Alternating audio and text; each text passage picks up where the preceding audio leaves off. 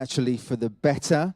Many things have changed, certainly in the right direction as well. So again, you'll see and you'll feel from the vibe we have this year, things are slightly different, slightly bigger, better, stronger, but many things will stay the same as well in terms of the speakers that we have, distinguished guest speakers sharing their insights, their ideas, their perspectives, their secrets as well, some of them sharing very good tips and secrets as well to help you move forward. Again, lots to look forward to. Again, really also to help you make sense of the landscape, where we are right now, but more importantly, how we're going to move forward, how you can make better decisions, certainly in the business as well. So again, lots to look forward to over the next 48 hours together. And remember, this evening, again, something quite special indeed. We have the CEE Gala Awards ceremony. Lots of people walking away winners. Some people won't walk away a winner, but that's okay, because together we're going to celebrate the industry, celebrate the achievements, the hard work, the team efforts, and individual efforts as well. And often highlighting, actually we're going to be highlighting a lot of people and teams that maybe don't always get the highlight and the distinction they deserve as well. So, ladies and gentlemen, we're going to kick off right now with our first session. Our first session giving us a kind of flavor of really what's to come and really a landscape of what's happening as well in the industry. Please welcome to the stage right now President of Infocons Association, the Organization for Consumer Protection, Mr. Sorin Mierle.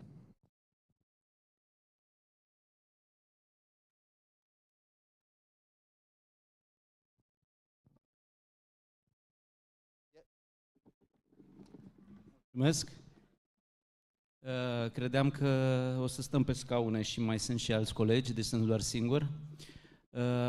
Ne-am văzut, cred că și anul trecut. Am mai văzut câteva evenimente în alte țări, mai ales în Dubai. Mă impresionează că sunt foarte mulți tineri și probabil exact cum am început și anul trecut, știți cine sunt eu? Sunt cetățean european și am drepturi. Mi s-a spus că în această sesiune pot să vorbesc în limba română și următoarea să vorbesc în limba engleză.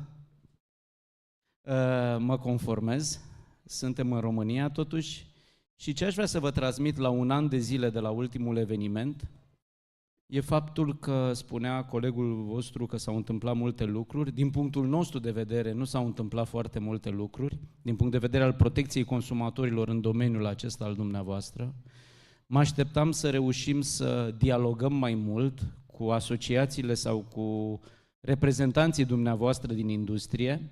Din păcate nu s-a întâmplat și atunci din această perspectivă, noi ca Mișcare de Protecție a Consumatorilor și la nivel european și la nivel național, și vă anunț aici în premieră, 15 martie fiind Ziua Mondială a Protecției Consumatorilor, vom lansa criteriile cu privire la industria dumneavoastră din punct de vedere al respectării protecției consumatorilor în tot ceea ce înseamnă industria dumneavoastră.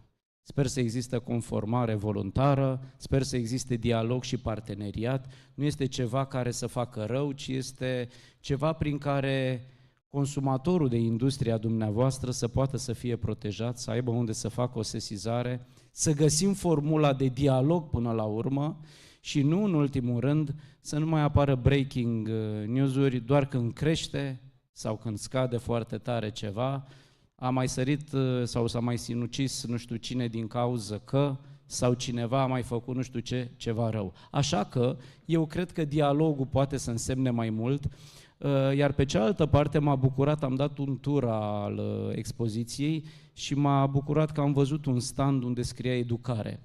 Cred că fiecare dintre dumneavoastră ar trebui să fiți mult mai preocupați pe segmentul de educație, fiindcă educația înseamnă înțelegere, fiindcă mulți dintre cei care sunt poate acum în sală nu înțeleg anumite terminologii și nici noi poate nu înțelegem anumite cuvinte pe care le utilizați, englezisme sau tot felul de lucruri care pot fi abracadabrante de cele mai multe ori.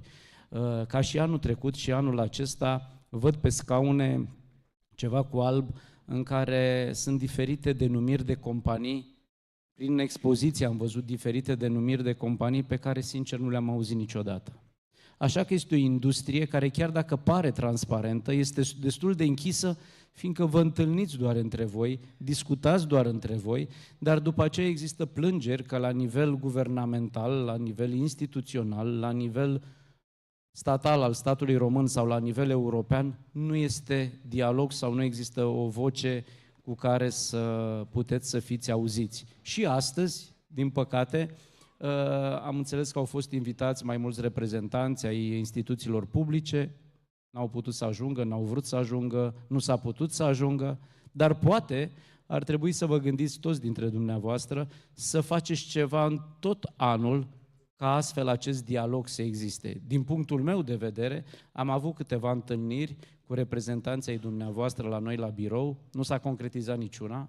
Singura, unica, cum a spus prezentatorul care parcă a prezentat o gală de box, este doamna care se ocupă, sau domnișoara care se ocupă de organizarea acestui eveniment, care, din punctul meu de vedere, face o treabă extraordinară, aș vrea să o felicit și haideți să o aplaudăm pe toți, uite cu toții că stă acolo și se chinuie mult pentru dumneavoastră, dar pe cealaltă parte, poate vă gândiți și dumneavoastră ca împreună cu ea să găsiți acest mecanism să se întâmple lucruri. Noi am lansat o aplicație de protecție a consumatorilor la nivelul Uniunii Europene și nu numai. Este un mijloc de supraveghere piață pe toate cele 26 de țări membre ale Uniunii Europene. Se numește Infocons. O puteți găsi și în App Store, și în Huawei, și în Google Play. Este gratuită. Este prima oară am introdus și la inițiativa organizatorului un dicționar de terminologie în industria dumneavoastră. Aveți în ea tot ceea ce vă poate ajuta ca să decideți ce cumpărați, cum cumpărați, toate alertele rapide ale produselor neconforme la nivelul Uniunii Europene și nu numai, și ceea ce cred că este cel mai important, vă dă orice informație în limba maternă. Că este în engleză, că este în ucraineană, că este în ungurește, în bulgară, în greacă, în franceză, în finlandeză sau în suedeză. Iar aici, când sunteți în cocktailurile din afară, dacă aveți orice problemă, faceți o reclamație. Faceți o sesizare, fiindcă o sesizare nu e ceva de rău. Este o îmbunătățire a serviciului prestat de către organizator, a serviciului prestat de către hotel și, nu în ultimul rând, o îmbunătățire și o educație a consumatorului pentru a vedea că ceea ce i s-a părut lui că nu este în regulă, poate li s-au părut și altora și astfel se îmbunătățește. De ce am spus asta? Fiindcă în domeniul dumneavoastră, neexistând niște criterii, neexistând chiar nici regulile minimale de protecție a consumatorilor legiferate la nivelul Uniunii Europene pe alte industrii, dar aplicabile și pe industria dumneavoastră, de cele mai multe ori nu sunt respectate. Și această nerespectare duce la tensiune, duce la credința că poate este ceva foarte ciudat, foarte ascuns acolo, ceva care nu se înțelege și cred că fiecare dintre dumneavoastră puteți face mai mult. M-a bucurat că am văzut în hall, erau niște tineri care purtau o cocardă tricoloră și mi s-a părut foarte interesantă inițiativa aceasta cu acea cocardă tricoloră. Cred că trebuie fiecare dintre noi poate să facem mai mult pe zona aceasta. Mă bucură când văd în alte țări că se poartă steagul mai bine, poate și voi îl veți purta mai bine. Nu știu dacă în sală sunt delegații din Bulgaria sau e cineva din Bulgaria. Azi e Ziua Națională a Bulgariei, vreau să le spun la mulți ani. Iar pe cealaltă parte, aștept de la dumneavoastră, începând cu 15 martie, adică mai este foarte, foarte puțin, un parteneriat real. Sper să nu ne înjurați și sper să înțelegeți că acel ghid, acea reglementare, acele măsuri de protecție a consumatorilor în industria dumneavoastră sunt ceva care să ne ajute reciproc și dacă aveți păreri, aveți opinii, le așteptăm într-un dialog. Că degeaba dumneavoastră ne înjurați într-un colț, noi spunem ceva în celălalt colț și nu ne auzim și nu ne vedem. Cred că împreună putem face mai mult și vă invit, având un translator bun și un organizator bun, prin doamna care organizează acest eveniment, putem dialoga oricând, suntem deschiși, avem ușa instituției deschise către dumneavoastră, iar această reglementare va fi la nivel european, va fi în 11 țări ca prim pilot începând cu 15 martie anul acesta, iar cu septembrie va fi în cele 26 de țări membre ale Uniunii Europene. Așteptăm atât aceste platforme de exchange, așteptăm operatorii, așteptăm consumatorii, așteptăm pe cei care operează direct sau indirect în industria aceasta să vină cu propuneri, să fie alături de noi în a îmbunătăți lucrurile. Nu spunem că pe 15 martie toate vor fi extraordinare, dar dacă considerați că ceva poate fi îmbunătățit, trimiteți-ne, ajutați-ne să vă ajutăm. Iar din această perspectivă, sper ca data viitoare să existe un stand aici și de protecția consumatorilor, în care cei care au o problemă, au o opinie și vor să facă o reclamație, să o poată fac și direct aici într-un stand, să existe și partea de curs de educație în domeniul dumneavoastră, fiindcă avem pe zona de educație financiar-bancară, non-bancară, de ce nu împreună cu dumneavoastră și partea aceasta de educație în segmentul dumneavoastră, care să meargă chiar și pe zona de licee, de universități. Iar nu în ultimul rând, mă bucură că sunteți destul de mulți și faptul că sunteți interesați de astfel de evenimente cred că este un plus. Nu înseamnă că nu existați, nu înseamnă că este o industrie care ar trebui să fie pusă undeva deoparte, cum mai spun unii, sau că se întâmplă lucruri care nu sunt la locul lor. În momentul în care nu ne înțelegem, în care nu dialogăm și în care fiecare vorbim în altă limbă decât cea pe care o înțelegem și nu avem un traducător, nu avem un translator, este clar că pot să apară monștri. Iar eu cred că acest traducător poate să fie organizatorul de evenimente. Vorbeam și înainte de eveniment că poate nu toate lucrurile sunt la așteptările pe care le-a avut și din partea celor care trebuiau să vină sau nu. Eu sunt convins că data viitoare vor fi mai mulți, mai bine. Dialogul, în schimb, trebuie să fie făcut. Și sper ca ultimul dialog pe care l-a facilitat-o doamna la noi la birou, cu mai mulți reprezentanți din partea dumneavoastră, nu s-a soldat cu nimic după. Și în momentul în care nu se întâmplă lucruri ulterior, ai așa un sentiment de mâhnire, să nu-i spunem mai mult. Eu vă mulțumesc tare, sper să descărcați aplicația Infocons, să vă ajute real, să și faceți o reclamație dacă aveți o problemă, să și utilizați mecanismele pe care le considerați pentru dumneavoastră, iar pentru 15 martie așteptăm păreri, opinii pe segmentul de reglementare și nu este o reglementare, că știu că în zona dumneavoastră când auziți cuvântul reglementare este ceva rău, sunt lucruri minimale de bun simț ca să poată să funcționeze un mecanism, să poată să funcționeze ca cei care sunt corecți, cei care sunt serioși, cei care nu vor să înșele, cei care nu vor să păcălească, să aibă o șansă clară și să nu fie perturbați de ceilalți. Cred că am vorbit deja prea mult, văd aici un cronometru care merge, bănuiesc că mi-a ajuns timpul, îi mulțumesc prezentatorului și cum îi spuneam, îmi place că vorbește așa ca la meciurile de box, mi se pare așa, și prezentările le face. Yes, it's about you. It's about you. It's congratulations. It's very nice what you are doing, and I like your voice and your energy and attitude. Thank you for everything. Și sper să ne vedem cât mai curând, iar pe 15 martie sper să ne înjurați cât mai puțin și sper să avem un dialog cât mai bun cu dumneavoastră. Așteptăm păreri, așteptăm opinii de îmbunătățire, vă invităm alături de grupurile de lucru în vederea îmbunătățirii segmentului de industrie și de reglementare la nivel european, vă așteptăm la Bruxelles, în comisii și vă așteptăm cu adevărat să facem lucruri, fiindcă nu se poate face nimic de unul singur și împreună ca să funcționăm trebuie să avem niște reglementări minimale. Și aici avem reglementări, ne-au pus brățări, ne-au băgat pe o intrare, ne scot pe altă intrare. Ca să funcționeze lucrurile, trebuie să avem niște reguli minimale, simple și până la urmă de bun simț. Eu vă mulțumesc, iar când sunteți în România, dacă sunteți străini sau dacă sunteți din România și sunteți la acest eveniment în aceste zile, nu uitați, dacă nu aveți aplicația, 021 9551, numărul unic de protecție a consumatorilor pe teritoriul României. Mulțumesc tare mult! Thank you so much, Sorin Miele. Wonderful. Right.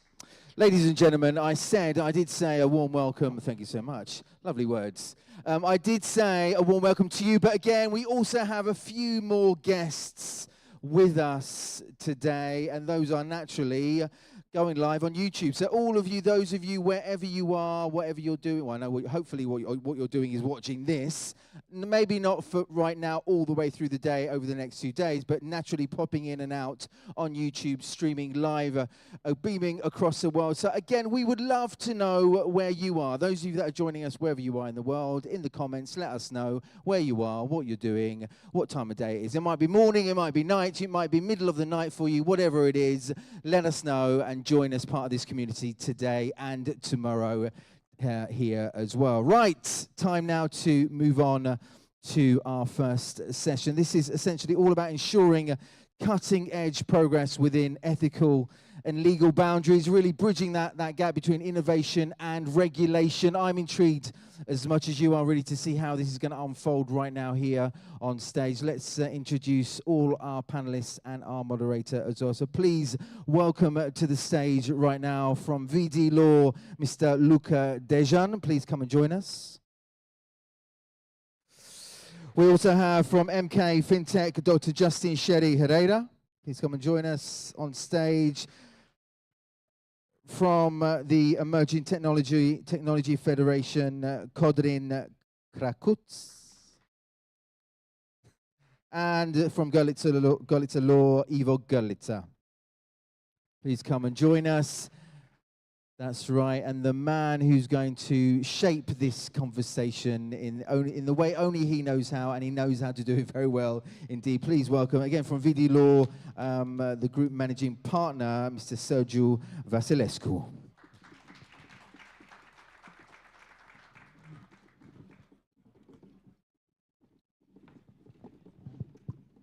I'll stay in the middle. So, good morning, everybody. Welcome to Bucharest. Welcome to the MICA panel. So we are now again in front of a dragon. As we were in front of the GDPR regulation, now we have the MICA regulation, and we have to fight with this new dragon that is going to regulate our lovely industry. So I suggest to the panelists that to start by briefly describing what's MICA and what's going on exactly. Who has to respect MICA and starting when? Because there are a lot of different stages that must be followed. Shall I take it? Yeah, sure. Hello? It's on. Okay, perfect. So basically, MICA applies to two main sectors. One is the crypto asset service providers. So any player in the market who's doing brokerage, custody, exchange, portfolio management, investment advisor. And on the other side of the coin, we have issuers. So anyone issuing a stable coin or a utility token will come under the scope of MICA. So if you're operating in Europe or you're targeting Europe, you must apply for a license. In terms of when does this kick off, quite soon. So for stablecoin issuers, so if you're an asset reference token or an e-money token, which are both stablecoins under MICA, you have till June 2024 to get authorized. And this is a fully fledged license. So if you're an e-money token, let's say Stasis, to give one example of a token in the market, you have till June to obtain this license, or else you need to cease operations. So it's quite serious that any stablecoin issuers who are operating in the market should have started the process to get authorized many months ago, because as a minimum for an e-money license, you need about a year.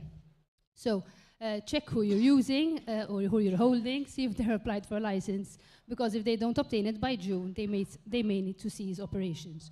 And then for crypto asset service providers, they have until December of this year to apply for a license, unless the member state they're operating in applies a transitionary period. So there are some transitionary periods depending on which member state you're operating in, which will allow you to continue operating for a further time beyond December 2024, in a nutshell.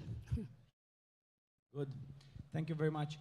So this industry was well known for being like Texas. A service provider used to perform a cappella without respecting many things because there was no regulation. But under MICA, I was wondering what will the white papers, roadmaps, and project launches look like, because now we need to do a lot of things. My purpose in this panel is to make you aware that we need to follow this regulation, because right now this industry is supervised by financial authorities, the same authorities that are supervising brokers, insurance companies, and so on. So we need to respect, because they were used to verify things very, very careful. So what's new in terms of white papers, roadmaps, and new projects that are going to be launched under MICA? So maybe I can take this, and I would maybe just reply to your first observation. I would not necessarily agree that MICA is some scary big dragon, but definitely it is an elephant in the room, and we should be aware of it. But we should not be scared about it, and MICA is bringing lots of opportunities as well. It's not only that there's new regulation. Why do we need to do this? Why do we need to comply with this? But let's also think positively. It's a role model on the global level, and something that also other jurisdictions can look up to. It's a challenge also for national competent authorities, which were used to dealing with traditional centralized players, and now they will need to deal with this new type of more decentralized players. And also, it's bridging the world of crypto companies to the traditional finance and integrating them into one comprehensive financial system.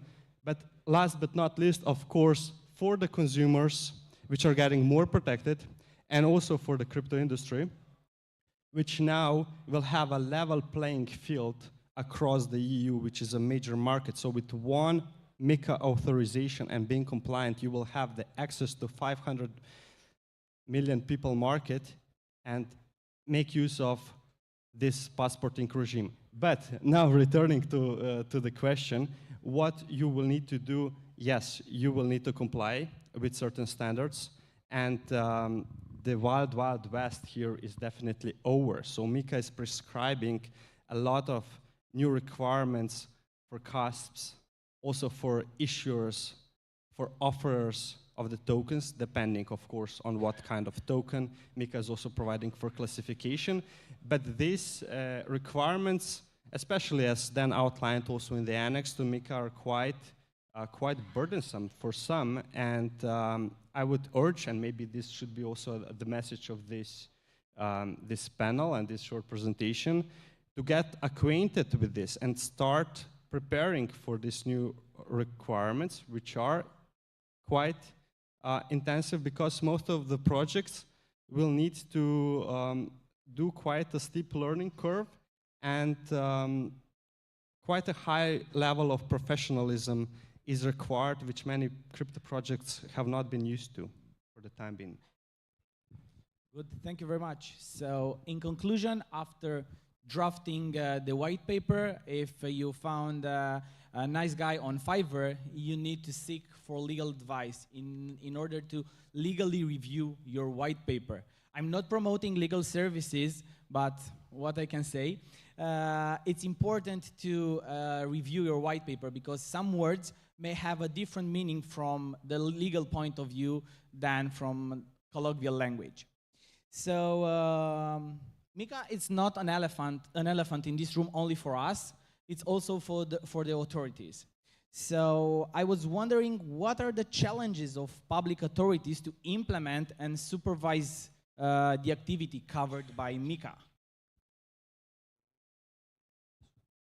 Thank you. Well, good morning, first of all. From my point of view, it's the biggest challenge is first and foremost the fast-paced development of technology, and that can represent a problem alongside with ensuring compliance, mitigating non-compliance risks, and managing cross-border operations. But from my point of view, the biggest problem that needs to be tackled is to have a very well prepared people in the state apparatus. And again, another major problem is the attempt by the stakeholders to disguise prohibited activities by MICA. For example, disguising the provision of interest in the form of staking. It is indeed a huge problem. And we know it. Everything we call staking, and it's not staking unless you don't have a layer 1 and a native token. So we call it correctly from the legal point of view, locking, not staking. So authorities will be focused on discovering those techniques. I was wondering, centralized exchanges are, I think, the biggest stakeholders in this industry. So how will centralized exchanges be affected by MICA? And is DeFi a magic solution for them, I mean, to avoid MICA regulation? I will get on that. Good morning, everyone. Before answering to your question, I want to add one more thing. What you said about buying the white paper on the internet, that you need legal compliance with respect to the white paper. We have performed an analysis of the top 10 cryptocurrencies, which are utility tokens by market cap. And we did an in-depth analysis of the white paper to find out if the white paper is compliant with MICA. And we found out that there's a lot of things missing from those white papers. So tomorrow morning we'll have a workshop on MICA regulation where you can join us. It's by invite only, and there you will see, you can see what we have found out with respect to the things missing from the white papers of the most popular cryptocurrencies. So now answering to your question, of course, yeah, the DeFi area, it's a place where MICA cannot reach. So it was interesting how the EU regulator has decided to keep the DeFi area out of MICA. It is only a provision in the recital of the regulation. There's actually no provision per se in the regulation. So we know that the DeFi area is not touched by MICA. That means that the centralized exchanges will still have to comply with a lot of things, and they have to perform all the internal and external requirements in order to be allowed to access the EU market, whereas the DeFi area can still perform staking and allow you to lock your USDT. And of course, there'll be a problem of understanding what DeFi is, and already the European Commission has started to try to find some criteria to understand what full decentralization means. Because if you're not meeting such criteria, otherwise you're a normal service provider which falls under MICA. So I think the challenge in here will be to keep the line as clear as possible between the centralized and decentralized, and to keep also to bear in mind that we still need to have the innovation in this industry. Maybe I would just add something. This is actually a very hard question. What is real decentralization? When the service is decentralized and when is it not? So we are waiting. I mean, MICA is out there, but we're still waiting for implementation packages, and we're also looking into how national competent authorities will then interpret that. Because the problem is, usually, when talking about crypto projects, part of the service might be decentralized and might be regarded as DeFi, and part is usually still, to some extent, centralized. So we have, in reality, a hybrid model, and we would need a bit more proper guidance on this. But I'm also scared that national competent authorities would take different approaches. So while MICA is a regulation, it should apply in Europe, it should create equal access to this market and level playing field. I'm still scared about this supervisory divergence between different states, and maybe some will have a bit more lax approach and some bit more strict. So I'm scared about this fragmentation of the market, and also what the technical progress will bring, and what kind of use cases and applications of DeFi versus a bit more centralized approach we'll see in the future, and how also European bodies and in combination with the national authorities will tackle this issue. So I think collaboration and communication is key to keep this level playing field. I know, and to add further on the point of DeFi, I would say that there's only 1 or 2 recitals in MICA which addresses DeFi, and so far the standpoint is if you're fully decentralized, so let's say MakerDAO, to give an example of a pure decentralized protocol, would be out of scope. If you're a centralized operator, but you have part of your services on DeFi, you would fall within scope. And then if you say you're decentralized, but in actual fact you're not, because once you look at the governance layer and the concentration of voting rights, there's a level of centralization, then you might fall under MICA and you might become in scope. So it's important to address the case and the protocol on a case-by-case basis, instead of just saying DeFi is excluded, because MICA 2.0 will come and will address DeFi on a greater scale and in more detail, looking at the level of voting rights and governance and control within the protocol. Good. Nobody asked me, but I want to highlight something. So please don't say we were in Romania and there were lawyers there saying that we can do whatever we want in DeFi because it's not covered by MICA. It's not covered by MICA, but you are still liable if you perform any unlawful activity.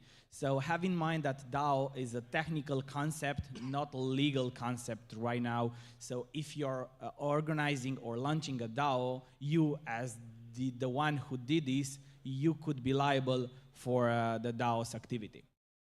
In my opinion, I think MICA was afraid actually to address this corner of the industry. And I think that's why I think what MICA says actually don't say DAO. I will have regulation for everything else, but don't say DAO. We'll come back on a later stage with respect to DAO. Good. Let's talk about the most hunted service providers. I think one of the biggest threats was related to stablecoins. So how will stablecoins survive under MICA, and what you have to do to operate in Romania as a stablecoin? I will answer that.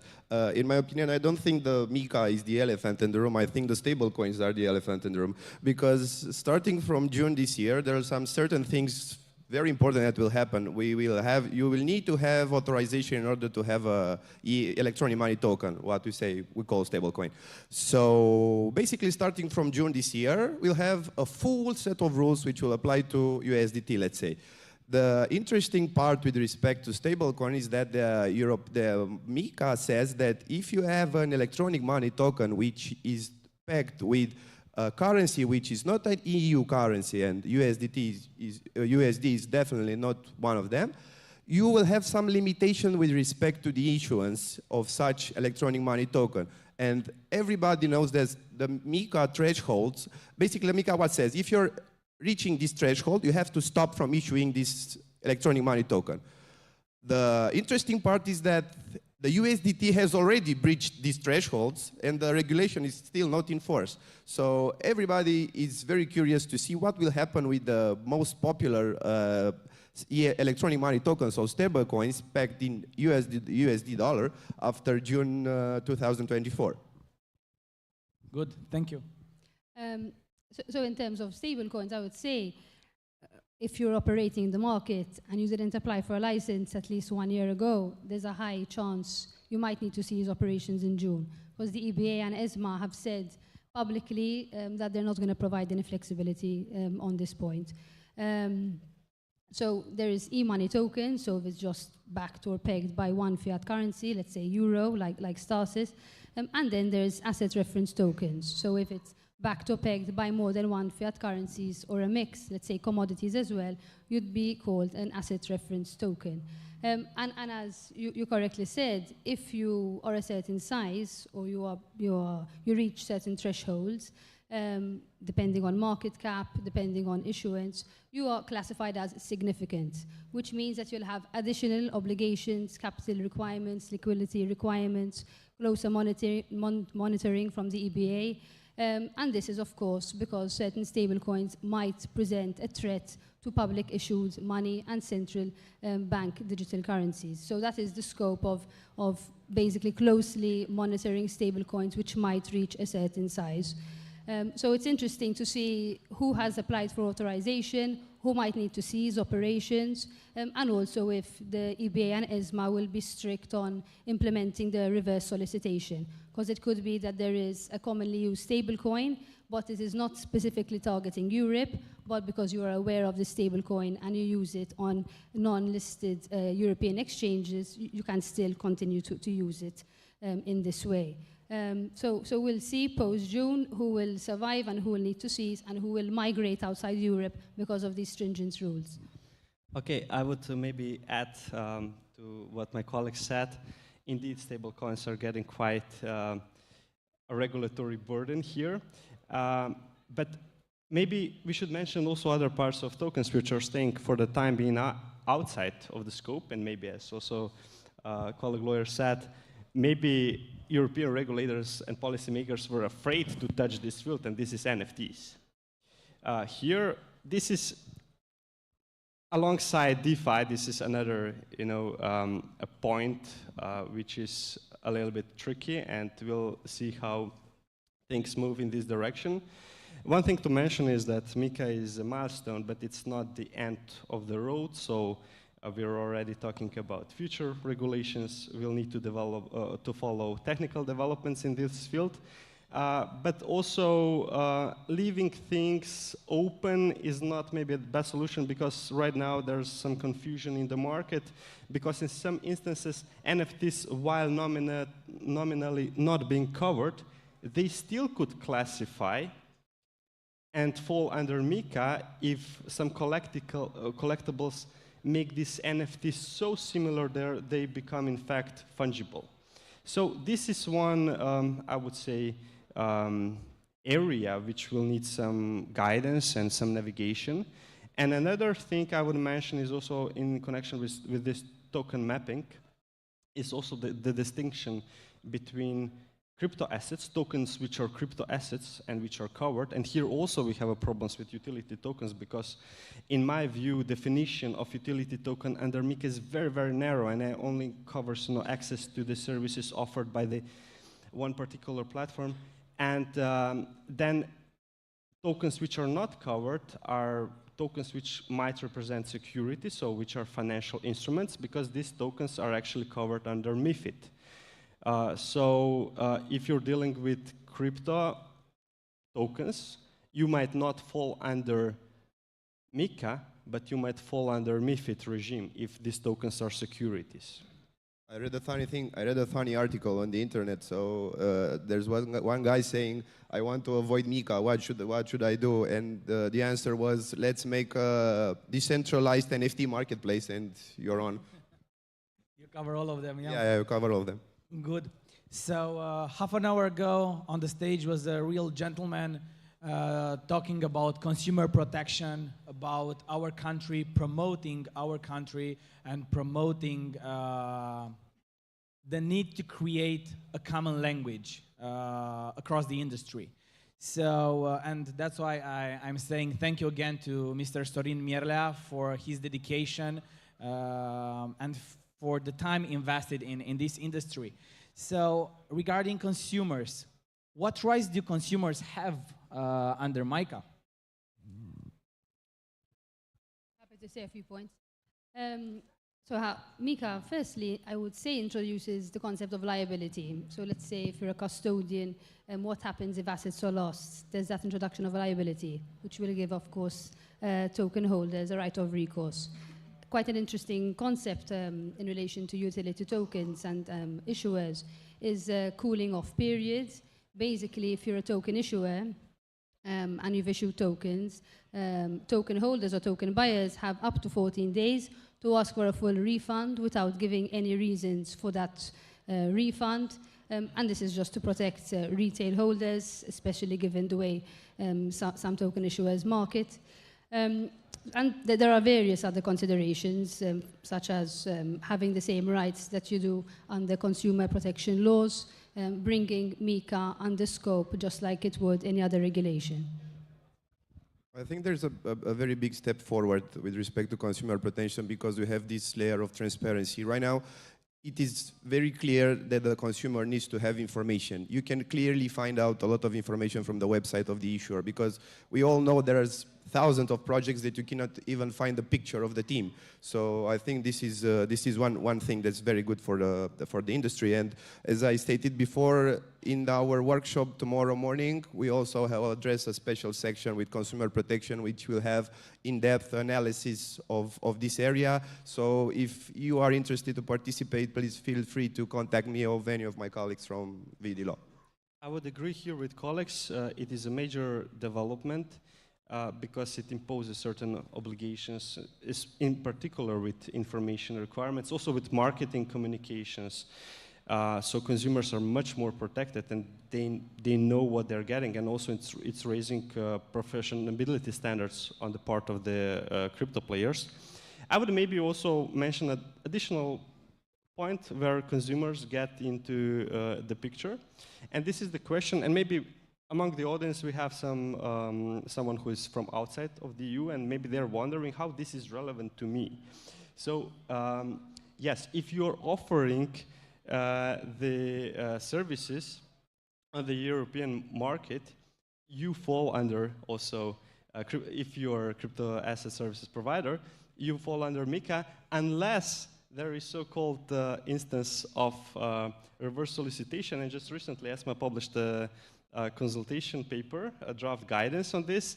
If the consumer is himself targeting certain service at his own initiative, and now we have, again, open discussion and consultation is open also with ESMA, what counts under this and what not, then, of course, providers from outside of the EU can stay outside of this. But here, you know, it's an example when consumers at their own will or can engage the third-party, third country service providers.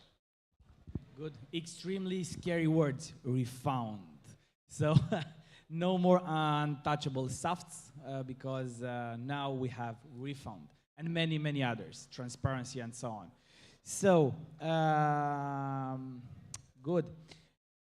We have, I think, this will be the last question, and we are very curious what's next after MICA. When MICA 2.0, and who can provide further clarifications where things are not clear? I will take this one, and I will say that if someone would have the answer to this question, probably this conference wouldn't have place. But after, I think the legal nature of NFTs is probably the next after MICA, because they can have the same role as a fungible token. Second, there needs to be clarity in the legal nature of stablecoins, referring to the statute of e-money and how they can be used in tandem with the local coins. We have the information that this is in the work, and we are in a very good dialogue with all the relevant authorities in the state and also at the European level, such as ESMA. And we encourage you to reach out to the Federation, and for sure the Federation will try to bridge you and help you with everything necessary, but first I will encourage you to reach out to your lawyers. Thank you. Good. So after this panel, I think things looks better. Even if it's a dragon, even if it's a pony, you need to learn how to ride it. So you have amazing lawyers here at this event. Don't hesitate to contact them. You can contact them later on LinkedIn, on Twitter. They're more than happy, I'm sure, to answer to your questions. And don't forget, the easiest way to avoid paying too many taxes is to pay them in time. And the easiest way to have a healthy company is to have next to you a smart lawyer.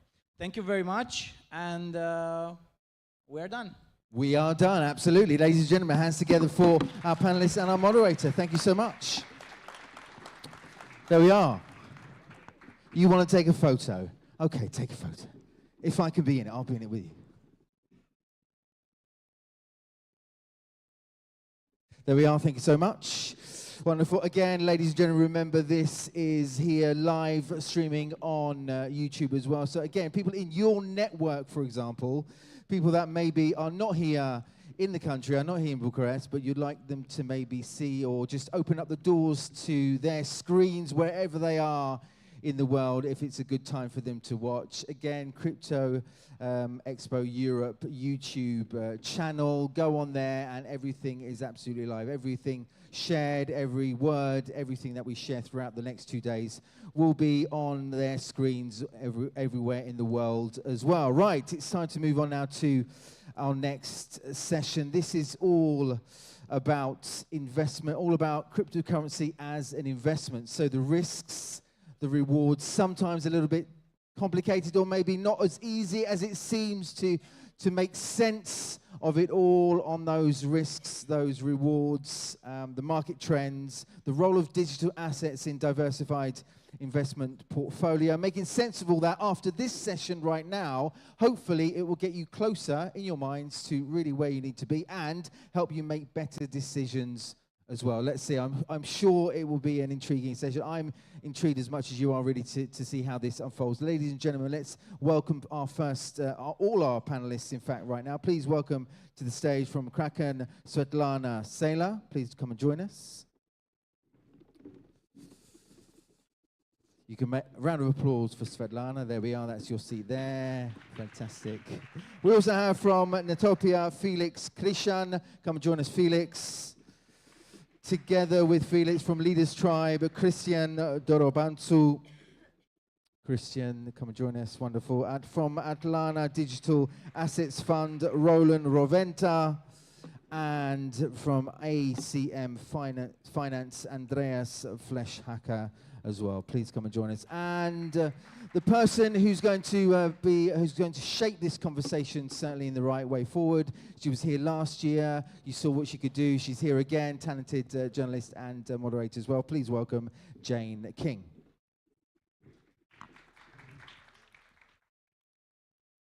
Oh, everybody got a mic? Okay. Hello. Two things. Since we only have a limited amount of time, all the panelists have agreed if you have follow-up questions, you can meet with them later. And I was having dinner last night with someone in Bucharest who said, why should I put $1 million in Bitcoin? And I was like, you should watch this panel today. So let's get started. And Svetlana, let's start with you. Of course, the big news, and globally, in the US for sure, was the approval of the Bitcoin ETF in January, and it's really changed the industry. How would you advise somebody about investing in Bitcoin ETF, Bitcoin itself, Ethereum? What would you say? The approval of ETFs is probably the most recent, most exciting narrative of this year. ETFs, exchange-traded funds, are regulated products, so cryptocurrency ETFs are traded as securities on traditional exchanges. Investors in cryptocurrency ETFs, they potentially look into the price movement of these ETFs, so they don't hold the physical Bitcoin or ETH, but what they hold is the share of the fund, and the fund itself, in turn, it holds the physical Bitcoin then, or underlying cryptocurrency. So this eliminates the necessity for self-storage, for management of the keys, And in turn, it attracts a totally new class of investors into the crypto space, like those who cannot or are not willing to touch physical cryptocurrency due to regulations or whatever reasons. So now the total global market for cryptocurrency ETFs, it reached basically the significant milestone. It amounts to 150 ETF products, and the volume is around 50 billion of US dollars asset under management.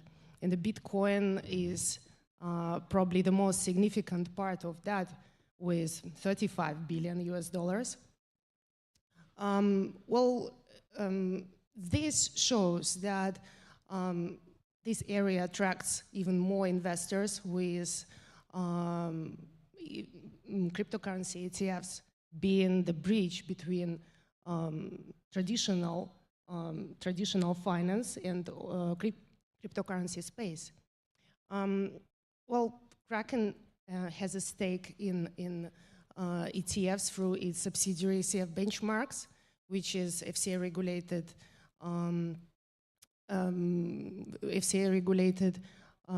tracker for index. With that, CF Benchmarks, it tracks records for BlackRock Bitcoin ETFs and many others as well. Yeah. No, it's certainly changed the industry. And Andy, let's talk about real estate and crypto and what you see in that space. Let me take it back a little bit in time. Couple years ago, I used to work in a family office, and I was talking to a lot of real estate developers and portfolio managers. And back in the days, after I got out of the meeting with the real estate developers, I knew a couple of things. I knew what sector to invest in, what prices, what houses are undervalued, and most importantly, real estate is the best asset class. After that, I was talking to fund managers. They told me exactly the same story, just in a different color. What stocks are undervalued, what stocks are overpriced, what's the best ratio between bonds and stocks is the best asset class. But everybody was focused just on their asset class, and nobody was talking to each other, and nobody was talking about crypto. In the last couple months, or in the last half of the year, they started to shift. They started to diversify their portfolios. Not only was real estate looking more into stocks, but everyone started to look into crypto. How to invest in crypto, what percentage of their portfolio to diversify into crypto. And I think that was a major change we could see over the last 2 years. And Christian, what do you see in terms of when that switch takes place? When somebody's like, okay, I get it, I want to invest in crypto. Well, it's like this. The best moment to invest in crypto was 10 years ago, but the second best moment is now.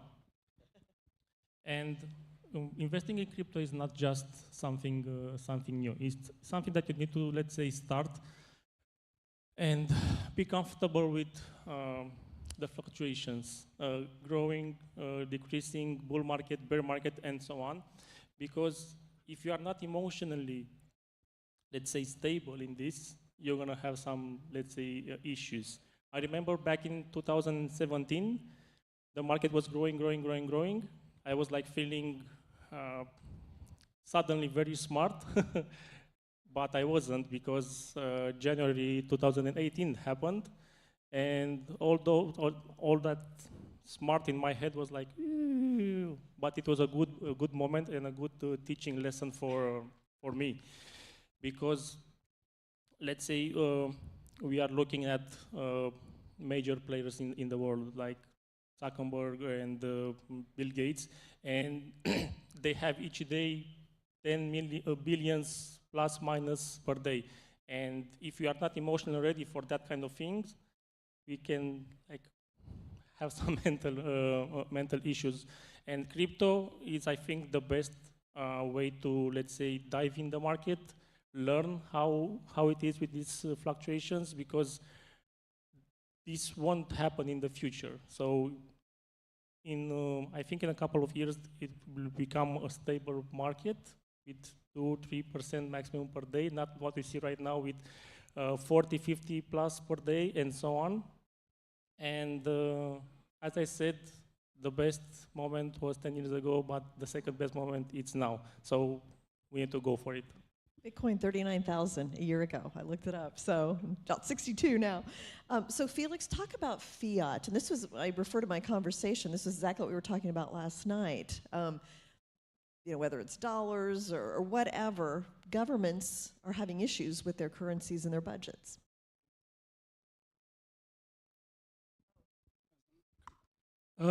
Yes, it's true. I will start by referring a very, I would say, famous meme.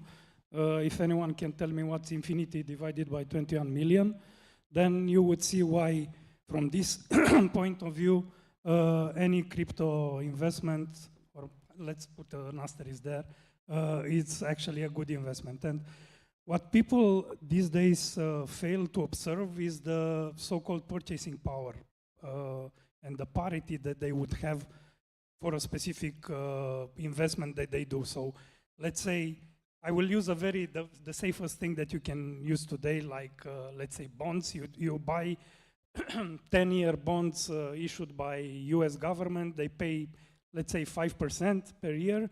The question is whether that 5% accumulated over 10 years, which will yield, I don't know, let's say that it's 200. I have no idea what it is, but the idea is that 200, will it give you the same purchasing power in 10 years as $100 gives you these days? And I'm pretty sure that the answer is no. And the way in which people will start perceiving more and more cryptocurrencies as an alternative to government-issued currencies, that's more important than the potential to be considered investment. So just by buying a bit of Bitcoin, a bit of other currencies that you are fond of, it's very likely to protect you from whatever would happen will happen with the dollar, with the euro, with the yen, with the sterling in 10, 20 years. And let's not forget that all these currencies are at most, let's say, roughly 100 years old, and they are mostly about 50 years old in the current format. I would wager a bet, probably I will not live to see it settled, but I will wager a bet that in at most 50 years, all these currencies that are in circulation today will not exist. And from this point of view, cryptocurrency seems like an interesting proposition. Very interesting. So, Roland, we talked a lot about Bitcoin. There are lots of other coins out there. Some of them backed by very great companies and businesses, some of them not so much. I mean, how does somebody put altcoins as a part of their mix? I just wanted to add something on top of what Felix just said about purchasing power. That Bitcoin's purchasing power last month, your purchasing power against Bitcoin went down by 45% last month, and I think that everyone should have a plan when allocating to this asset class. And regarding fiat currencies, historically there have been more than 650 fiat currencies, out of which less than 100 exist right now, and all of them are constantly devaluing themselves. So Bitcoin is an alternative. We'll be seeing whether it's the alternative. We believe so, but there'll be lots to discover in the future. Additionally, I think that the asset class is in a very transformative year. Probably the most transformative one because of BlackRock and the fact that 1 year ago, investing as an asset manager in digital assets posed a risk. You could get fired for it, but now you can get fired for not investing. So I think that the risk of not allocating and not investing to this asset class is much larger than investing in the asset class. And Fidelity recently, which is top 3 largest asset managers, changed their all-in-one conservative ETF that previously had an allocation to 60% equities, 40% bonds, to 60% equities, 39% bonds, and 1% Bitcoin. And I think that's transformative. And I think that regarding your question, the industry is very cyclical. What has happened now has happened before. The cycles do repeat. And historically, we've seen Bitcoin having a massive run-up, as we have seen in the last couple of months, as we have seen in 2020, 2021, 2017. And what typically tends to happen is that first Bitcoin outperforms, and then everyone else starts chasing other assets, which are mainly altcoins. Altcoins, for those of you who don't know, is pretty much any other token other than Bitcoin. And from the moment when the Bitcoin ETF was announced by BlackRock to the moment it was approved, Bitcoin went up 80%. And now we are waiting for the Ethereum ETF, which probably will be accepted sometime between June and August. And everyone who did the Bitcoin trade right is probably looking what the next best trade is, and it's, in my view, Ethereum, as you have a very significant catalyst coming up. And all the institutions who also missed out on the Bitcoin trade are now looking at the Ethereum trade because it's similar to what Bitcoin has done. And I think that when looking at the space, it's very important to look at it holistically.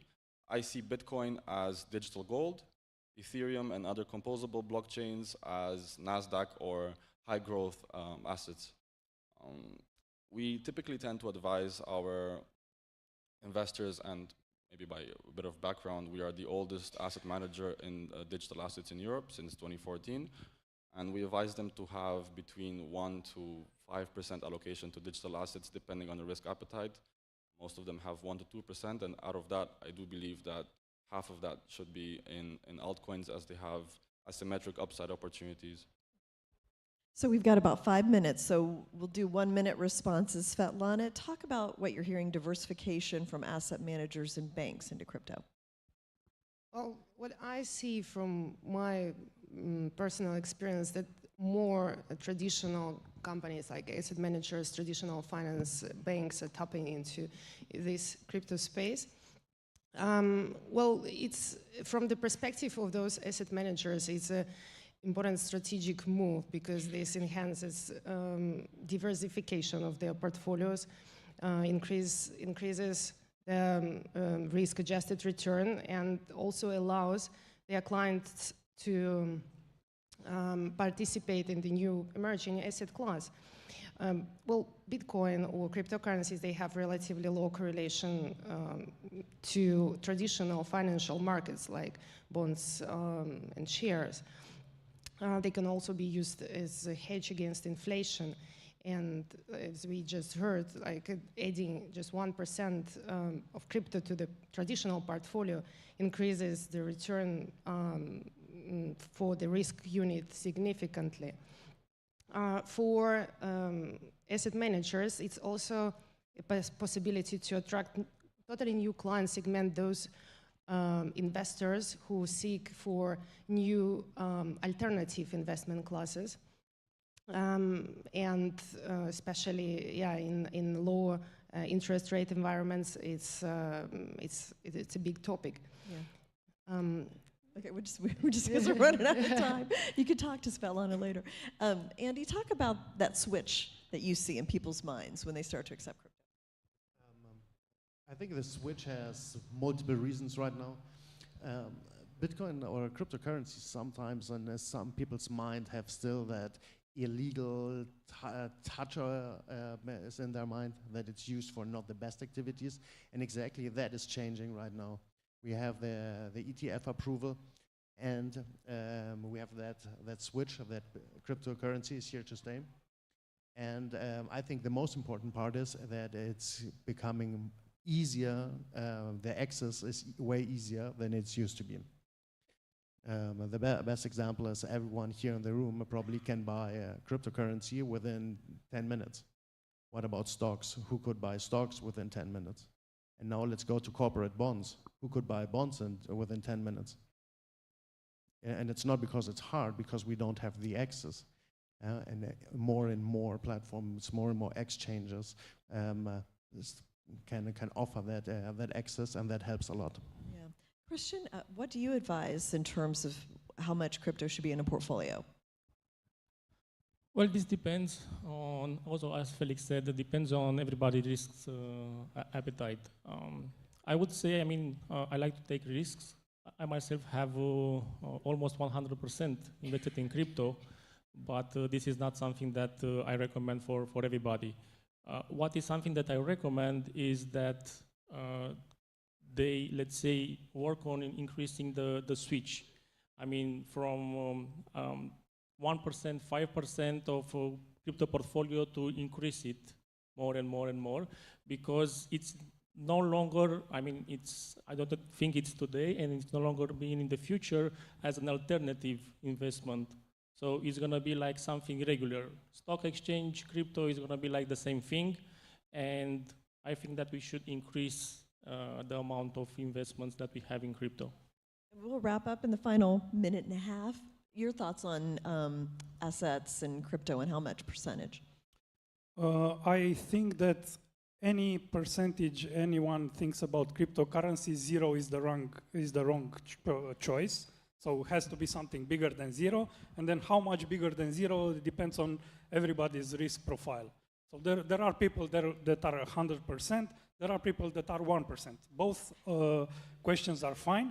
And just think about this. And if you've seen the news like the past couple of days, you've seen that the US has struggled again to pass bipartisan legislation to increase the debt spending. The US government goes into debts $25 billion per day. So just put this in perspective. Your advice on what percentage of an asset class should it be in a portfolio? I think that it depends who you speak to. If you speak, the more money people have or more assets they manage as an institution, the less they will allocate, because if they already have billions, you don't want to lose your billions. It doesn't make any sense. So as assets managed increase, probably you would go for 1 to 5%. But then the younger the audience, the retail audience, I would probably tell them to spend every single day they have in crypto and learn as much as possible, because it's a great opportunity for the next decade to come. So it really depends on your risk preference, but I think that, as Felix said, 0% is the wrong answer, whether you are young, old, rich, or not so rich. Anything is good above 0%. Personally, I'm also on the much higher percentage scale as well. Well, and as Bitcoin rises, it becomes more of a percentage of your portfolio as well. So, and my teenage kids have crypto, so we're believing. Thank you so much. Great insight, and thank you all for listening. Thank you so much. Round of applause for all our panelists and Jane, our moderator, as well. Thank you so much.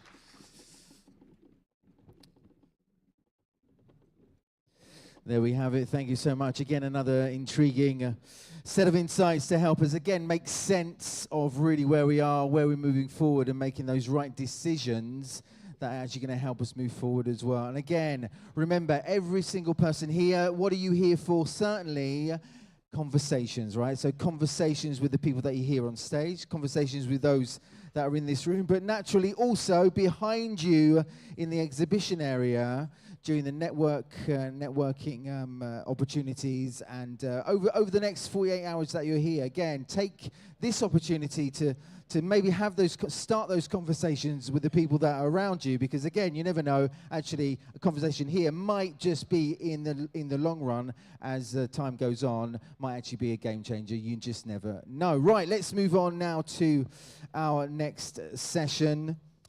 NFT marketplace. The NFT marketplace, looking at the first worldwide NFT marketplace for real-world solar panels. What's that all about? How can that be?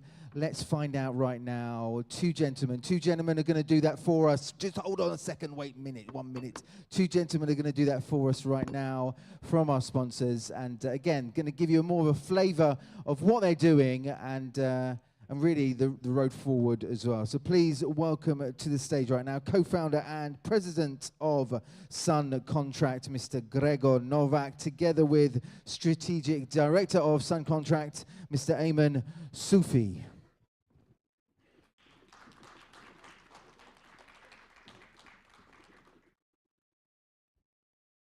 Hello. Hello, everybody. I would start with some questions for you, and that we maybe will little connect each other. So, first of all, how many of you have ever had and you own some crypto assets? Raise your hands. Of course, we are in a crypto conference. Yeah, of course, more or less a majority. Maybe I'm connecting now with the energy. I'm coming from the energy field. So, how many of you here are also paying electricity bill at home or in company? Okay, yeah, half. Okay. How many of you are owning or ever own some NFT? Oh, that's a good number. And next question is, so you actually owning NFT, you know crypto, you know everything about that, and about how many of you are energy self-sufficient? Maybe you own solar power plant. Oh yes, yeah. There is not so many, but some of them. So we have still a lot of room here. Can you see?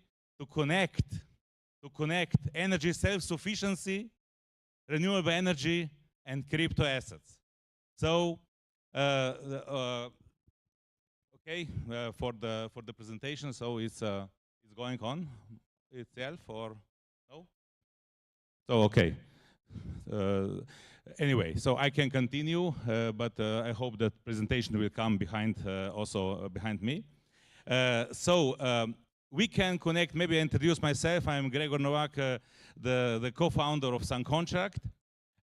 We are actually the first worldwide to introduce a peer-to-peer energy marketplace. Let me just a few words about us.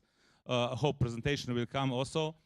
So we have started from the solar business in 2007, and then in 2008-9 we were starting in Slovenia to do a lot of solar installations, and still we are doing a lot of solar installations right now here.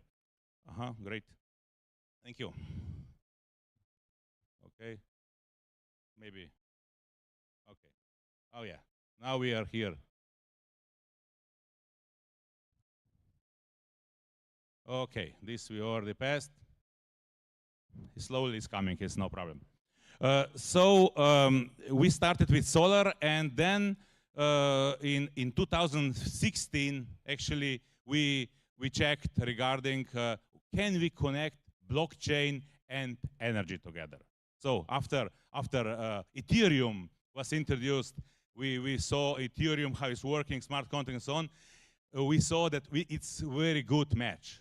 Actually, decentralization of the renewable energy and decentralization of the blockchain can match together, and we can build a new services of that. So that was actually our service, and we have done in 2017 a small ICO, and in 2018 we introduced, after 9 months of the ICO, we introduced a service, a peer-to-peer energy marketplace, which was run on the national scale already in 2018. So we wanted to connect renewable energy producers, solar, hydro, cogenerations, and on the other side, energy consumers. Everybody, households, businesses, and so on. They can deal directly each other without intermediate. Isn't this a game changer? Is this an aim of the blockchain? It is. So we wanted to do the same as in renewable energy. So we actually wanted to enable that you as an solar energy producer, for example, you can sell or you can share your energy whoever you want. Not just to sell to the energy supplier and then you buy back double price. No. I am owning the solar, I'm owning the energy production. I would like to sell directly to whoever, my neighbor, to my mom, or to whoever in the country. So, and we did it in 2018. So this is actually the peer-to-peer energy marketplace. Now it's working already almost 6 years on the national scale. Now we extend our service, of course, in Croatia, to Estonia, and we will also extend, I hope so, also to Romania and other European countries and some other countries as well. So this was our beginning, and this is actually our background, our base foundation, how we everything do. Of course, we are doing beside blockchain. Everything is in blockchain. The customers are buying and selling energy, and everything is our essence token, utility token. Of course, they can come with euros. Classical people, they like euros, they come paying bills with euros, but then everything is converted to essence token, everything is running on the platform, and the settlements, the payments are done daily. After each day, everything is settled on the platform. Energy consumers pay, and energy producers get paid in essence tokens daily. So this is the situation how we can already use blockchain. This is Ethereum blockchain. We use blockchain to actually do a peer-to-peer business between producers and consumers already. And these are even now these energy spikes and so on, people like it because they love it, because through us they can get direct access to the energy producers. They can deal, they can click, and they can get prices. They can deal the prices on the platform, and they can get to the energy market. So we heard before, it's hard to get, let's say, some securities to buy because you have no access. It's even worse in the energy sector. You have no access to the energy exchange as a consumer. So that's what we are doing now. So I hope that I will be able to go forward with the presentation. So here, actually, you can see our aim is to enable now. And I can see the energy consumers can do this now in, let's say, Slovenia and the countries we are getting into, but not in Romania, not in Germany, not in France, not in many countries. And our vision is that everybody can get connected, to get involved in the green transition, to maybe be self-sufficient, and to get some energy resources they can get, let's say, even through blockchain, through crypto assets. So, and this is our vision, how to access everybody to have easy access to the clean energy and become self-sufficient. Isn't this our goal? After 2050, we would like to be self-sufficient without fossil fuels and so on. Yes, but we and our company, our community has to be self-sufficient, then all we are self-sufficient. So this is the way, and we would like to help with this access to get this job to be done and to get a sustainable world and sustainable business as well. So, okay, always a problem to go on. If background can go on with the presentation, because this is not working. Okay, so actually the way how we wanted to do this is we want to first time ever to connect the real world solar panel with the NFT, so that we can put NFT a value which is connected to the real solar panel. So this is the way how we saw we can do this. And actually it's if I'm telling a little bit more deeply, it means that we actually certify with NFT a lease agreement you get from the when you buy NFT for the solar panel. So it means easy accessible. Solar panel is a not big price. Even this is part of the farm. Whole farm is expensive, but solar panel is easy to get. And you maybe need for your apartment, if you're living in an apartment somewhere here in Bucharest, maybe you need just 15 and you are self-sufficient. So it's easy, it's not a problem. You get it and you are self-sufficient. Of course, energy, let's say in Romania, we are not here yet. You cannot use, because we are not here yet with a peer-to-peer infrastructure, I said before.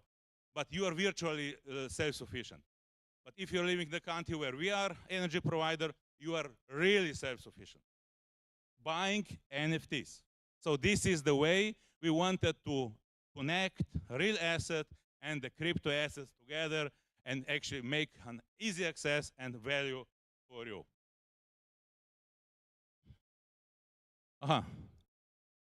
Okay, this way. Okay, so this is the first solar farm. This is in village Višnja in Slovenia, close to Aidoscina, which is 25 kilometers from the Italian border, to Gorica. This is the first farm is going to be tokenized today, now. So it's actually, this is 2,112 panels, which we produce 2,112 NFTs. The duration of these NFTs is 10 years. So you lease, you rent them for 10 years. And then you can use it for 10 years. And this is actually the first worldwide farm which is going to be tokenized. So, but we did a little bit more. Not just tokenize a panel, but we also tokenized that we wanted to inherit some heritage, some culture, some art, which is actually relating to the location when the solar power plant is being. And then so it means we wanted to do that we also to have some let's say some our heroes which are connected to this solar power plant. We created these from our artists and our AI solutions, that those heroes will help us this battle to get to the renewable energy, to win this and make this world sustainable. So these are our heroes, first time worldwide to be introduced, and you can see them. And these heroes will be also then coming in a new farms. We call them collections, which will be tokenized in the future. And these farms will have own story. I cannot tell you the story.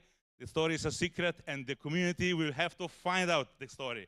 But if you're buying NFT, you own also part of the story. So you own the part from the comic book. So this way you can see we connected art, we connected heritage, culture, and energy, renewable energy together in one NFT. So, but now, yeah, just one thing more regarding the energy, and then we're going to open up our NFT platform. So by buying NFTs, actually you own your personal power plant. You have NFTs, we certified you, and we call it, you have your own personal power plant. So whether you have 1, 10, 20, in different collections, you can have it. Later on, it will be even different countries you can have, and you can use it wherever you are. You can use it in your home, you move another apartment, and your power plant is going with you.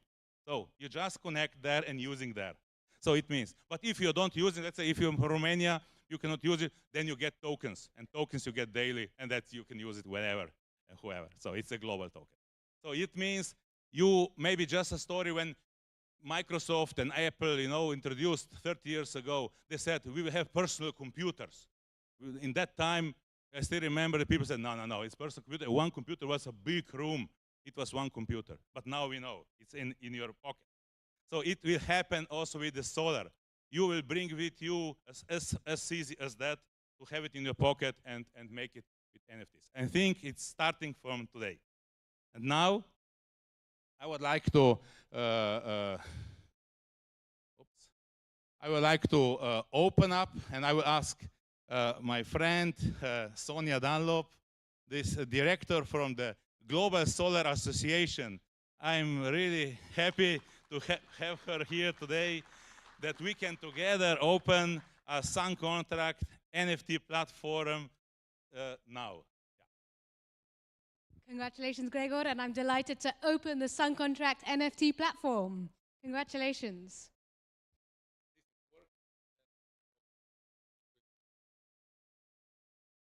Maybe somebody help me to go. Oh yeah. 5, okay, 5, 4, 3, 3, 2, 1. There we go. Congratulations. There we do our big like this. Super. Thank you very much. Thank you. Thank you very much. So I declare that NFT marketplace is live, is open now. So this is a little screenshot from the marketplace. You can look at it. So you can see there are NFTs already minted. It's there on the marketplace, and our heroes are also on the pictures, and NFTs are behind the picture. When you click it, you see exactly The one NFT actually represents 245 watt of solar panel. It's producing 270 kilowatt hour per year potentially. And this, of course, you can then see everything else on our platform. So of course, today for us is a special day. We have also some special offer for you, for everybody who is looking here and also worldwide now. You can join, you can see this our QR code and go to our NFT marketplace and enjoy a special offer for next 7 days. And of course, all of you, we would like to invite also to our event. We have today 8:30 event downstairs in the lobby where you are very welcome. We can go a little bit deeply into it, how everything works and other questions so maybe you have. And of course, and we give 6 NFTs for free today. So we have this big stuff together tonight, and you can have drink, eat together, and talk together, and get a little bit more deeply into NFTs. Thank you very much. This was this. Thank you.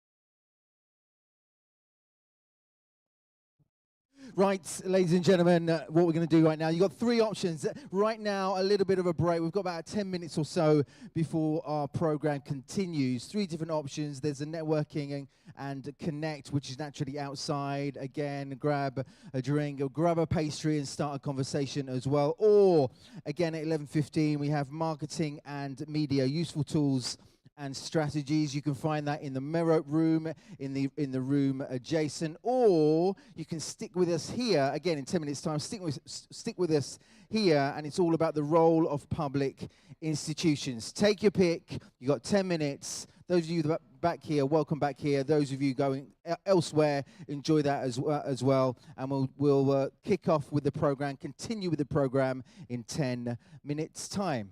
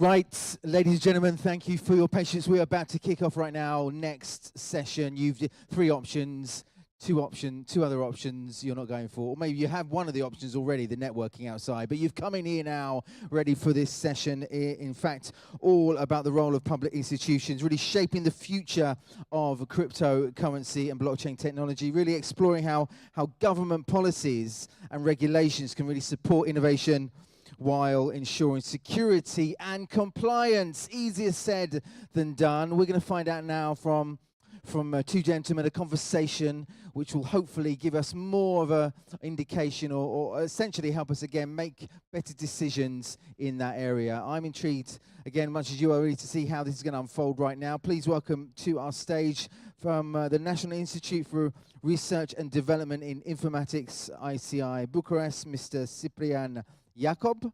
Please come and join us together. That's right, you can clap for him. Make you feel good.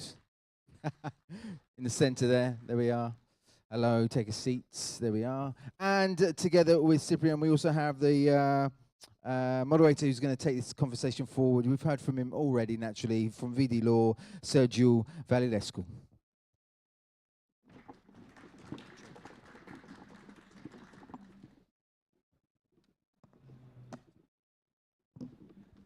Good. Hello, everybody, again. It's not comfortable next to me, right? Okay. I'm gonna look at you better now. Good. So, hello, everybody, again. We work globally. We work in 13 different jurisdictions, and we used to interact with many public authorities.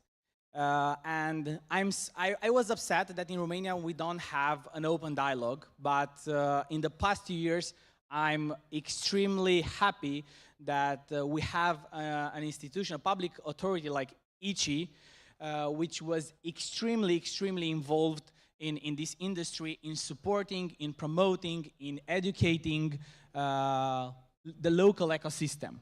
So considering that we have many foreign visitors, I suggest to briefly recap your activity in the past 2 years, because you have huge achievements and you helped a lot the public sector and the private sector to understand and to be onboarded.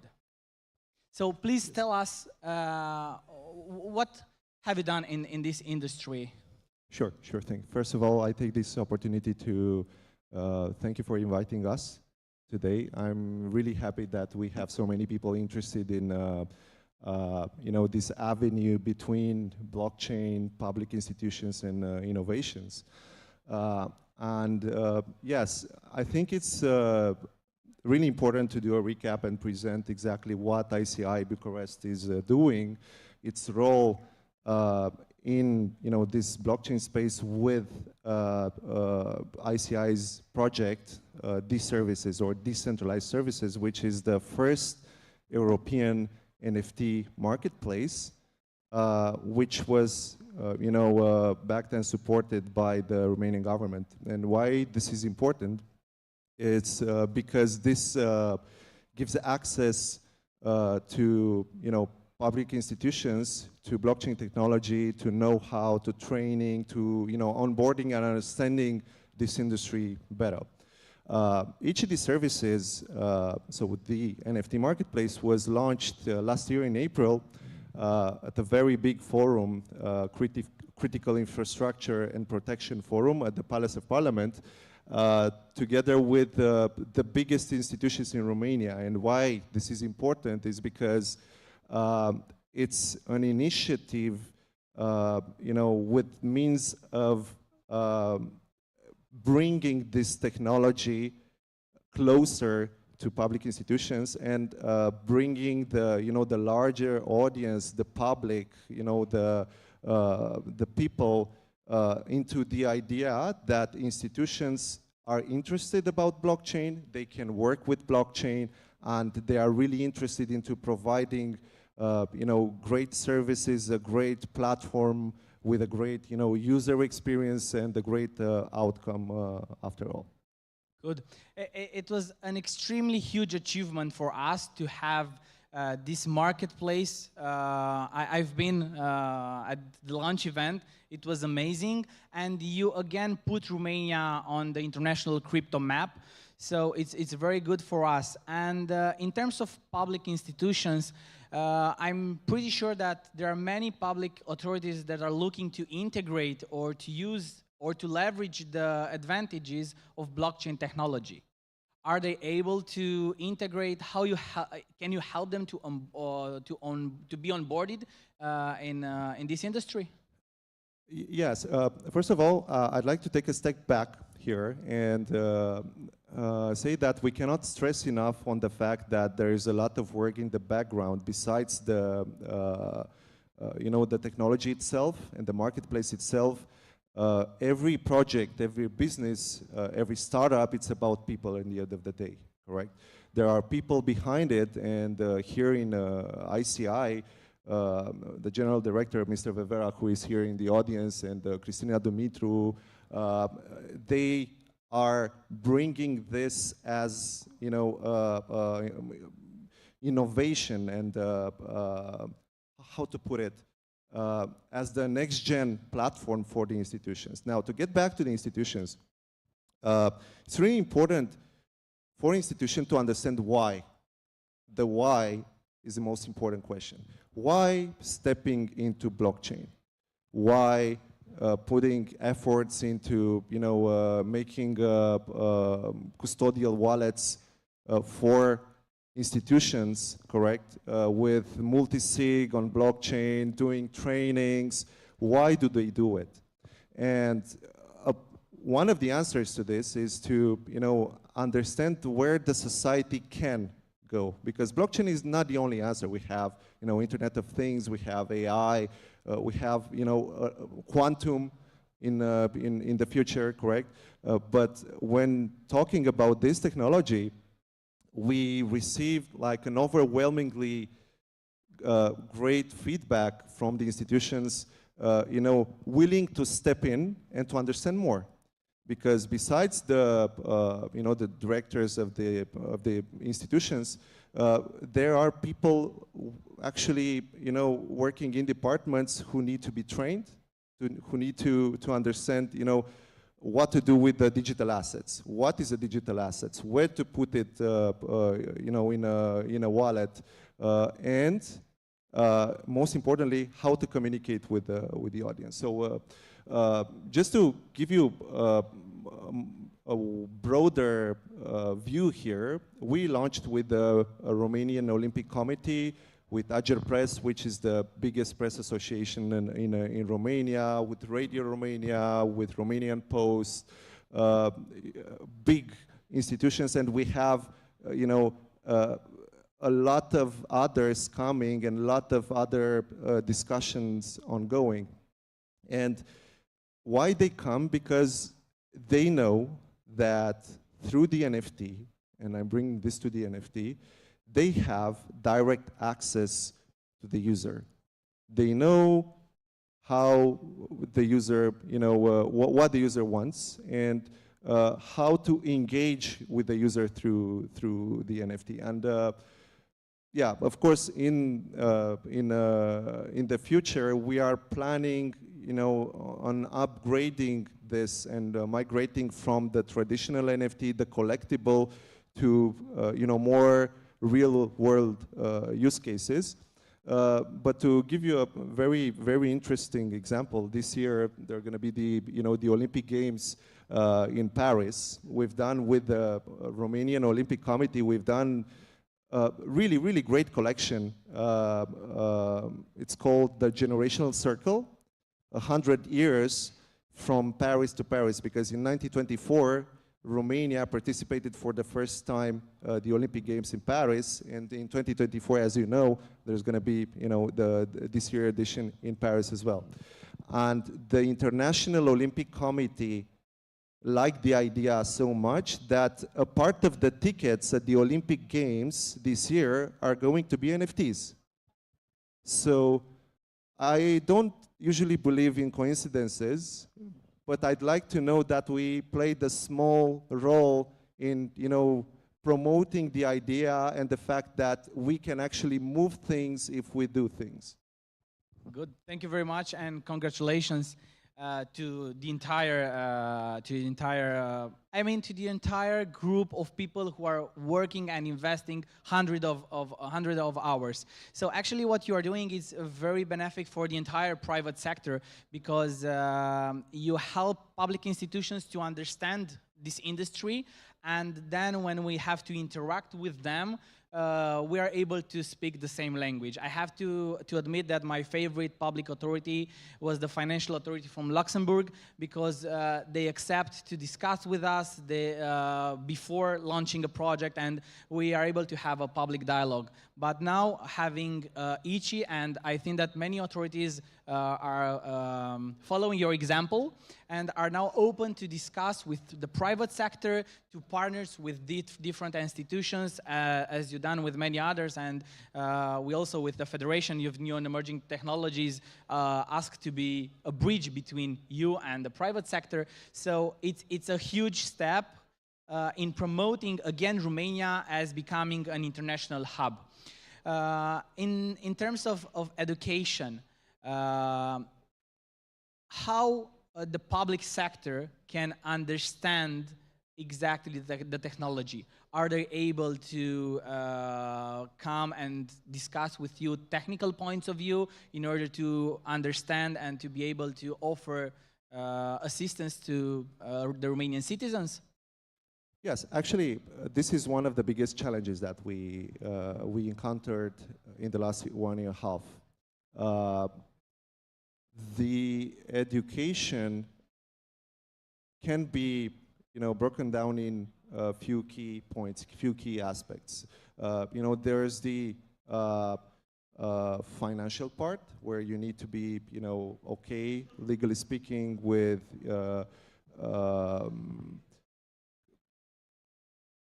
interpreting this digital asset, because this is a very new technology, and with this very new technology you need to make people understand in institutions how to treat it, how to work with it, how to bring it into the story of the institution. And at the same time, yes, we offer an onboarding process to every institution from a technical point of view, from a marketing point of view as well, because they need to understand that they need to communicate in a different way, because this is a new type of audience. You're not going to have like every people on the street buying an NFT or understanding what's an NFT, but the most important thing is make the people working in institutions understand why they have this NFT opportunity, what they can do with it in their particular case. And I'm going to get back to the example with the Olympic Committee, correct? They have like an amazing heritage with all the sportsmen and sportswomen, all the moments, the Nadia moment. You have David Popovich. We had a special NFT with David Popovich, the swimming world champion. And on the other hand, we had this launch with Agerpress, where we focused on the 90s in Romania, and the 90s in Romania were very turbulent, correct? And we tried to, to capture the way Romania was shaped by different frames and moments in time. Of course, with Agerpress, and talking about education and applying this technology, in their institution organically, you can do more and more and more stuff. You can tokenize their, database with millions and millions of photographs and help them elevate their service, and digitalize the institution, because this is a form of digitalization, and we're trying to, to use this technology, the NFT as a technology, to help them do that. Good. So discussing with our clients, I've heard many times that in Romania, institutions are not aware of the blockchain and crypto technology. And my purpose today in this panel is to destroy this myth. So imagine that there are many service providers without a multi-sig wallet, and thanks to each public institutions already have this. So it's amazing. It's a huge step. Can you share with us some insights regarding the things that you are going to do on the local market, or regarding the international market, if you have, I don't know, collaboration with international entities? Yeah, without getting very specific, because until launching, we are also binded to NDAs. I'm trying. Yeah, I know where you're going. Well, actually, we're not limiting ourselves to the marketplace. Okay, the marketplace was a success story built with a lot of work, 2 years in advance, just to get in that 10th of April moment last year. But right now, we're trying to elevate the game and step in new technologies, and also build around the marketplace with other blockchain technologies, such as DeFi and so on. So yeah, I'm not going to get very particular, because technology itself is borderless. You asked me a question before, correct? So being borderless means that it's very easy to navigate and to bring partners from abroad, both private partners and public partners. And just to give you an example, there are big countries, continents, I'm not going to name, who decided to go this avenue and launch institutional NFT marketplaces after our European initiative. And think about the fact that our phone didn't stop ringing, because from Cointelegraph to other like hundreds of publications, this initiative was received really well as a message of openness to building, openness to offering this to the public, openness to creating a framework together. Even we're a research institute, we're not going to touch other stuff, but we are open to build and to be here, to be present. This is the reason we are here as well. Good, amazing. So working with more than 250 blockchain-related companies in the past 2 years, I know very well that in Romania we have all that we need to develop the leading worldwide projects. And having with us public authorities like ICI and others that will follow your example is the perfect environment. So thank you again to you, to Mr. Vivera, for all the hours invested in supporting, promoting, and educating this ecosystem. Thank you very much. The merit is to them. We are part of the team. Sure. It's a pleasure to have you with us. Thank you very much. I want just to give you another insider. Yes, we start. Ciprian, tell you, last year in April we launched the marketplace, institutional marketplace. We are not authority, public authority. We are a National Institute for Research and Development in IT&C, and we launched last year. And we hope this year in April we have another big events. 7th edition of Critical Infrastructure Protection Forum and the 3rd edition of Cyber Security, Cyber Diplomacy Forum. And we launch 2 new ideas. We discussed with Agile Press, and we want to launch an NFT with the most important news of the day, and we give a collection for all the months. And when we have 1 year, we have another 12 collectible NFT for this collection with news.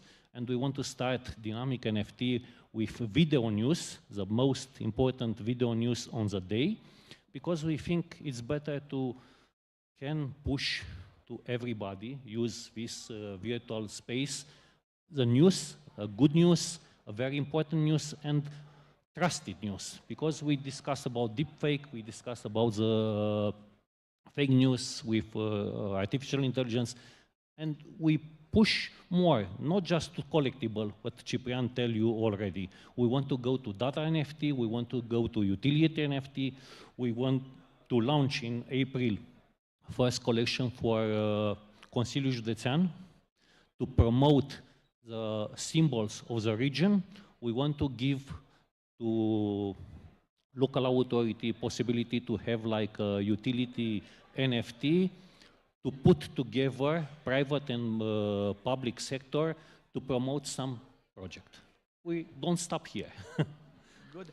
I perfectly understand, and to avoid any misunderstanding, yes, it's a research institute, but for us in this industry, ICI is an authority.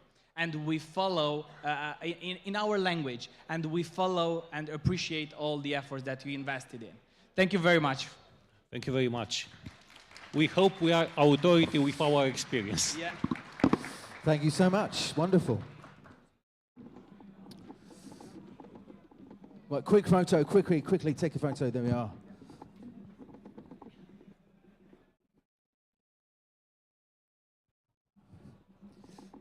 Wonderful. There we go. Thank you so much. Right, ladies and gentlemen, we move on now to the next session. If I were to tell you right now, the next gentleman here on the stage is going to share with you 5 undeniable facts that will make you rich in 2024, what would you say? Would you believe him? Many people wouldn't. Some people would, but probably most of us here are at least intrigued to find out what on earth is he going to share that's going to help me or help us become rich in 2024. Naturally, that's all. Well, I imagine most of us want that, potentially. We're going to find out now what that's all about. Ladies and gentlemen, please welcome to the stage from the Burb Nest founder and CEO, Adrian Zdunczyk.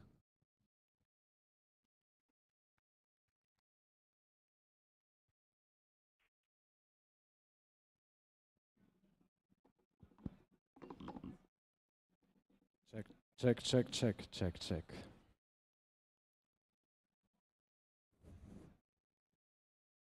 Bună ziua! My name is Adrian Zdunczyk. I am a CMT, Chartered Market Technician, and it's actually very sad because there is only one person with that title in Poland, where I come from. It sucks. There should be many more people who are professionally equipped to chart the markets. Charts tell you the story, and I'm here to tell you a story.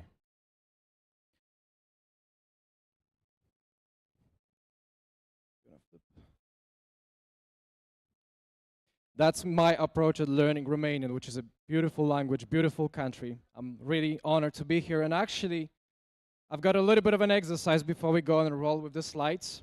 And I'd love you to put your left hand in front of you right now. Just put it right in front. Then do the same with the right hand. Then put them together. And put them again, and again, and again, and again. And this is for yourselves and for the excellent organizers at the Crypto Expo Europe. Huge shout out to Ruxandra, beautiful team, incredible event. I know how difficult it is to put it all together, so congratulations to you that you've made it. And before I ramble myself to death, I have a couple of points that may be worth your attention. And there's going to be a big announcement toward the end of the session, which perhaps may want you not run away before I end.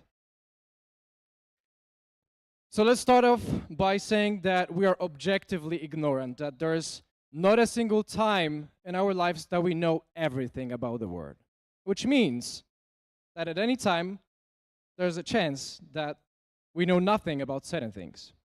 We have to acknowledge that we're objectively ignorant, that it's impossible to know everything, and because of that, it triggers uncertainty in us. And this uncertainty is a source of many irrational choices that are fairly described by a novelist, Daniel Kahneman, with his excellent book and works of the prospect theory and how we make choices in the perspective of the future. And the fact is that we are living in a world that is full of entropy, that is full of this inherent chaos that we cannot get rid of, that at times it shuffles and reshuffles all the variables and it makes it unpredictable. How many of you, raise your hand, how many of you did predict COVID crash? Look around you. Not a single hand. That's the point. We cannot use any fortune-telling crystal ball to predict the future because there is always going to be a thing that we are not ready for because it changes so fast and so much.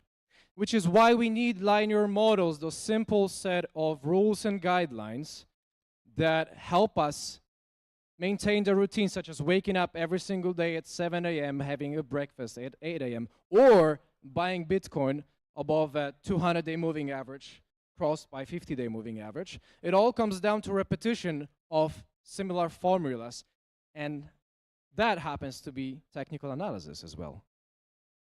It is nothing else than a toolkit to manage the risk. It is not a 100% guarantee win. It is not a crystal ball to predict the future. It is not a set of squiggle lines. It is also not supposed to be immune and resistant to manipulation. And when you think about that, it works. And there is proof, there is evidence. There is evidence on the scientific method. There are reasons why it works. And some of those reasons are correlated with the way we behave. And we do behave irrationally most of the time. And that can be explained with those anomalies, why we make irrational choices by the field of behavioral finance. That explains the biases, that explains the anomalies, and why we behave the way we do and why we lose so much money this way. And it all translates into positive feedback loop, into repetition, repeating the same actions. Imagine you knock your head on a door, it hurts. But you do it again, it hurts even more. But still you do it again and again and again. This is positive feedback loop. We do not take feedback. And this is exactly what happens if everyone in this room buys Bitcoin right now, and you go and tell your friends, they're gonna buy as well. And then they're gonna tell their friends, and they're gonna buy even more, right? So regardless of it makes sense, or whether or not it makes sense or not, they're gonna buy. So this is an example of the trends. The trends are those directional price movements that tend to persist, that tend to rally and extend in one direction longer than just for accident. And we can divide many categories, divide them into the primary trends, secondary trends, tertiary fluctuations that are practically meaningful, such as oscillations right now, what's happening with Bitcoin, 62,500, 39.5, 62 and 177, right? Those are all tiny minor fluctuations that are often source of noise. And this noise is pretty much random. However, what matters is that if you think about that, prices to the markets are what the temperature is to the weather. Which means if you decide whether you take a hot jacket, warm jacket, thin jacket, light clothes, when you go outside, well, you make a bet. You don't know what the future holds. You make a bet by taking a look at the past data. What's the average temperature I can expect on that week? What's the latest temperature it showed me? Which is exactly how we make choices in technical analysis and technical trading. So when you rely on facts, it makes you money. When you rely on opinions that change depending on your mood, on what you have eaten, on what movie you watched, or who you talk to, that's how you not make money. That's how you lose everything. So we need to keep that in mind as we go.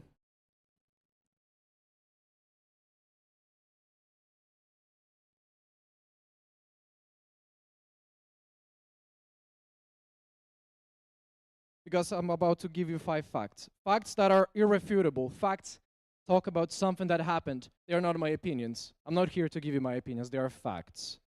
They cannot be refuted. If facts are refuted, it's inside our head. It doesn't change the reality.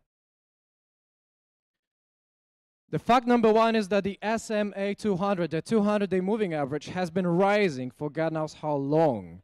This is a chart, and this 200-day moving average is a trend of Bitcoin. It's a long-term trend defining a bull market or a bear market. A bull market if it rises consequently, which it does so from early 2023, or a bear market if it falls like it did for 2022. The line is up, the trend is up, the bull market cannot be refuted. It's as simple as that, and there are still many people who say it's a bear market.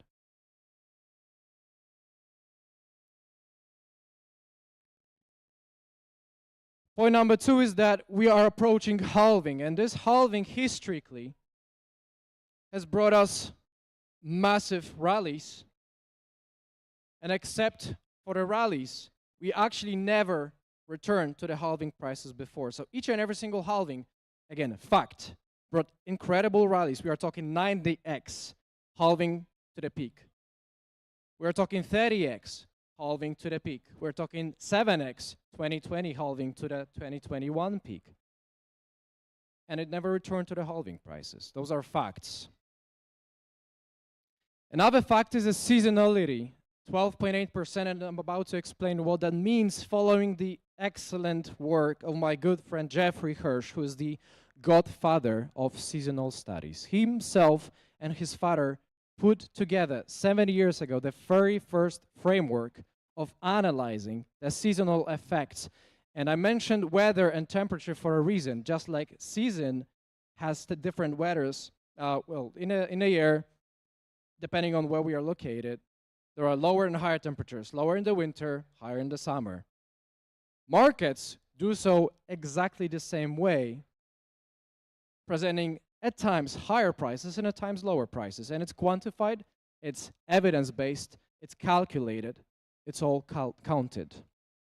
And 2024 comes out as an election year setup that translates very interestingly to 12.8% expected annualized return set up for the S&P 500. And I'm bringing S&P 500 for a reason, because typically an aggregated return, annualized average return for S&P 500 is about 10%.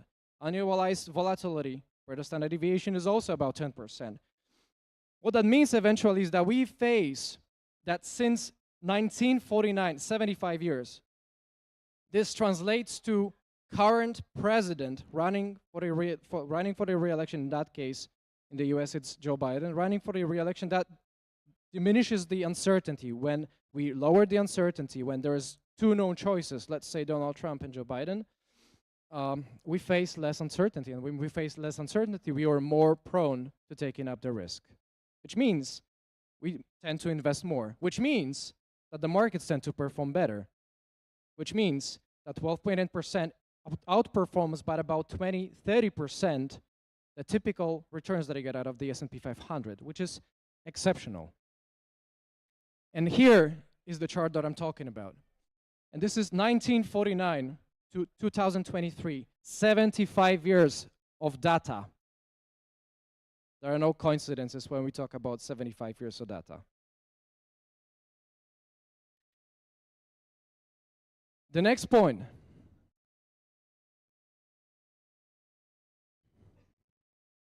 that I brought for why it's important is that the correlation of Bitcoin to traditional market, to stocks, to NASDAQ is higher. It grows over the time, and it grows significantly. I'm just taking a look at the slides. So correlation is defined as a ratio of covariance how Bitcoin and S&P 500 or NASDAQ covary together, how they change together versus the product of the standard deviations. That's a statistical formula. However, what it translates in that particular picture is representing the long-term Bitcoin chart with the correlation of Bitcoin to S&P 500 in the upper tab, and on the lower tab below the Bitcoin chart, there is a correlation chart, long-term correlations, 52-week correlation of Bitcoin to NASDAQ.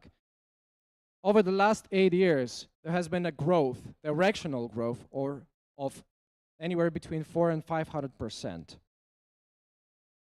The correlation has grown by 400 to 500% over the last 8 years. In the long term, Bitcoin is becoming slowly a Nasdaq stock. And it means that it's going to face similarities for the seasonal tendencies that the Nasdaq does. And that takes us to the next point, because when we analyze the market choices, when we decide what to invest in, we not only have to acknowledge for the absolute returns, we have to acknowledge for the relative returns. What performs better? If I invest in Bitcoin and Bitcoin rallies 500%, but I see a shitcoin rallying 50,000%, I'm actually losing on that bet if I stay with Bitcoin. Because relatively, on a relative basis, Bitcoin performs worse. And the momentum principle and the persistence of trends, which is why technical analysis explains and exists, so many factors, is that the outperforming assets will continue to outperform and the underperforming assets will continue to underperform, more likely than not. Those trends tend to persist. And the relative strength comparison of ratio one security to the another for the XLY, which is consumer discretionary sector, cyclical stocks, versus XLP, which is consumer staples. So the risk on to risk off ratio on the traditional market has been rising substantially on the long-term basis. And so has Bitcoin.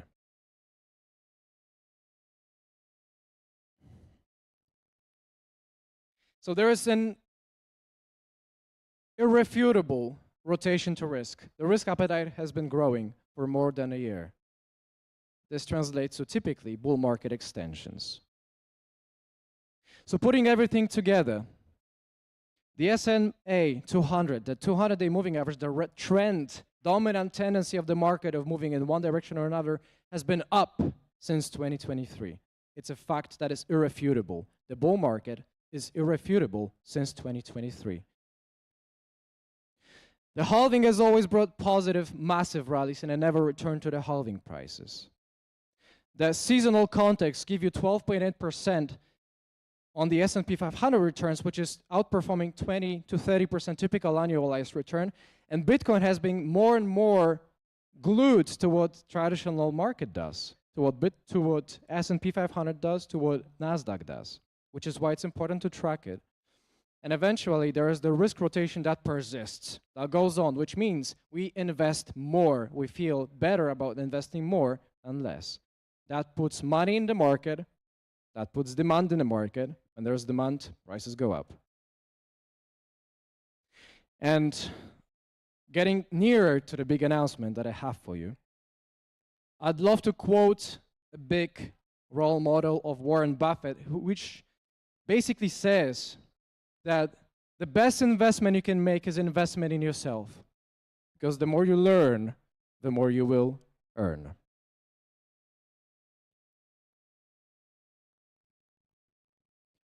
Which is why I'd love to invite you to consider investing in yourself. Perhaps not even in Bitcoin, perhaps not in Shiba Inu, whatever skyrocket coin that is. Perhaps investing in your own knowledge actually serves the better purpose. And I told you about the announcement.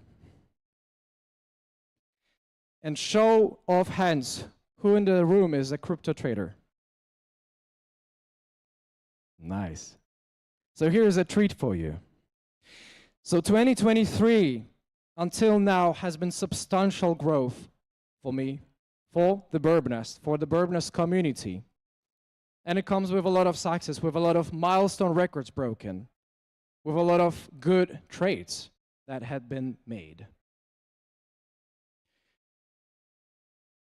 And I told you about the proof. There's evidence. It's February 2023, the February 21st, which is where I made the statement, the bold call, saying that a trend and not a correction, that from a technical standpoint, the bear market is over. The early signals were there. It was public. It was called multiple times. No one believed me. And it's okay. Which is backed by the evidence. I put out an article with Jeff Hirsch about the Bitcoin seasonality, and we communicated, which is right where the orange arrow points. So Bitcoin at $26,000 at that time, 60% year-to-date return, which is where we communicated, remember to buy in September. That was the communique we did to give to the institutions, to everybody who got free access to this PDF article, and it's still free, it's still floating on the internet. It can be read anytime. That was one of the boldest calls for the institutions. Ever since Bitcoin has grown, well, more than 140%. So there's a lot of proof, there's a lot of backup, there's a lot of track record. Those are the private call signals, updates, if you will, that I often share. And even though being in the market since 2017 on an active basis, I've put a lot of challenge to build an incredible community that I invite you to be in, what a part of. And even though I do it non-profit, even though I take no money from my own company, I do it non-profit because I'm on a mission to educate others in a reliable and credited manner. And it comes with good results. I'd love to,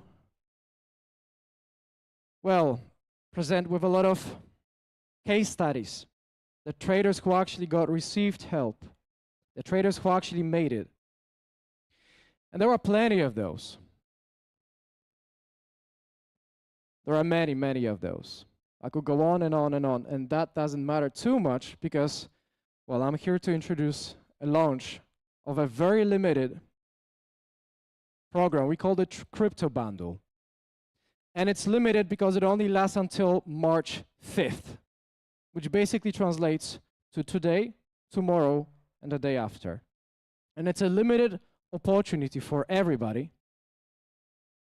to come and learn behind closed doors with a special guarantee money-back program, to come and claim 24/7 trade help from me or from my team, to get free access to Barbicator Pro, which is the private strategy that made me 500,000, $500,000 in just 2 trades. That's the strategy that put me at 48,100, which is the slide that I showed in a moment ago, and it's still running. This is the money-making thing that I've been sticking in no matter what for years. This is what generates a lot of money.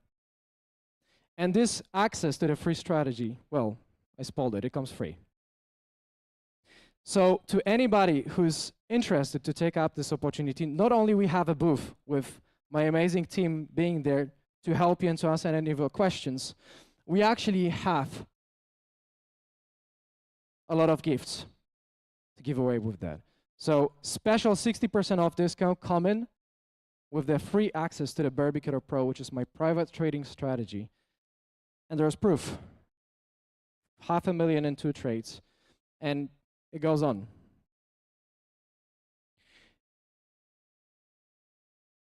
It comes with the courses, it comes with education, comes with learning materials, without trolls, without all the bullshit that you see all over the Twitter, without all of these scammers that are gonna sell you stuff that doesn't work.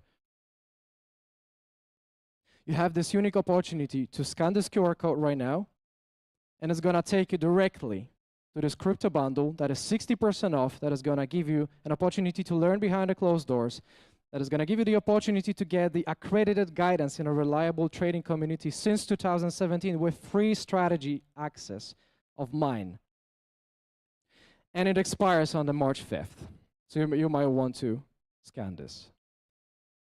Otherwise, if you've missed the QR code, you're gonna find us at the booth right next to the entrance. And show of hands for the final announcement is, who of you are running crypto business? Raise your hand. That's amazing because I have one treat for you as well. And that treat comes, again, with a lot of track record. And for years, we've been helping projects with the guidance, with influencer marketing as well, because, well, that's what the market wants. We've been helping with the project advisory, with the legal help, with the blockchain professional guidance as well from our side. And we've been doing that to many projects in separate fashion for years. And the case is that we've got enough evidence, we've got enough track record, we've got evident proof that cannot be refuted, that it works, that it generates returns, that it generates results, the positive outcomes. So we decided it's time to package it all together, and which is why I'm introducing to you that TBN incubator. This is the Burbiness incubator that is putting it all together and basically giving you this optimal growth advisory for your crypto project. And there is a special treat to it because, well, timing is everything. Professionalism is very scarce because this space is filled with so many scammers. It's filled with people who are unqualified, unlicensed. The people who are gonna stab you in the back, who are gonna steal your money and run away. I've lost millions of dollars on cash grab projects that scammed me, the best friend stabbed me in the back. This is the reality, which is why we have to rely on the right people, which is why the Burbinist for years has been your reliable crypto partner. And just to put it all together, I asked before the presentation, Midjourney, the AI engine, to generate a picture for what the Burbiness incubator may look like. This is what it gave me, and it kind of like looks like this cozy nest that I could spend some time and help many of you grow, just like our team does right now at the exhibition booth, which is also taking me to the final QR code for the businesses, and this is businesses only. And this is 10 seats. Again, I make no money on it. 10 seats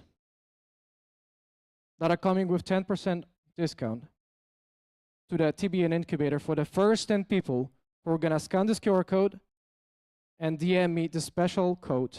DM me, this is a QR code to my Telegram. We're gonna DM me the code TBN Romania. First 10 people, then it's off. And this is where I shut my mouth before I stop rambling too much.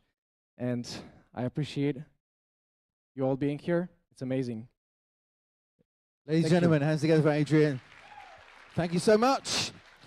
Right, there we have it. We have, guess what? I'm sorry to disappoint, no more QR codes. What a presentation. I don't know how many QR codes there were, but it was good, wasn't it? Ladies and gentlemen, guess what? He mentioned there were treats, many treats through the QR codes. Another treat coming up, lunch, right? Lunch is almost served outside, but remember, coming back at 2 o'clock, different options in here, different options outside. But again, if you decide to come back here, it's all about AI agents, the future of the AI economy. So make your choice, make the wise choice, and then we'll join you back for more Crypto Expo Europe 2024 here at 2 p.m.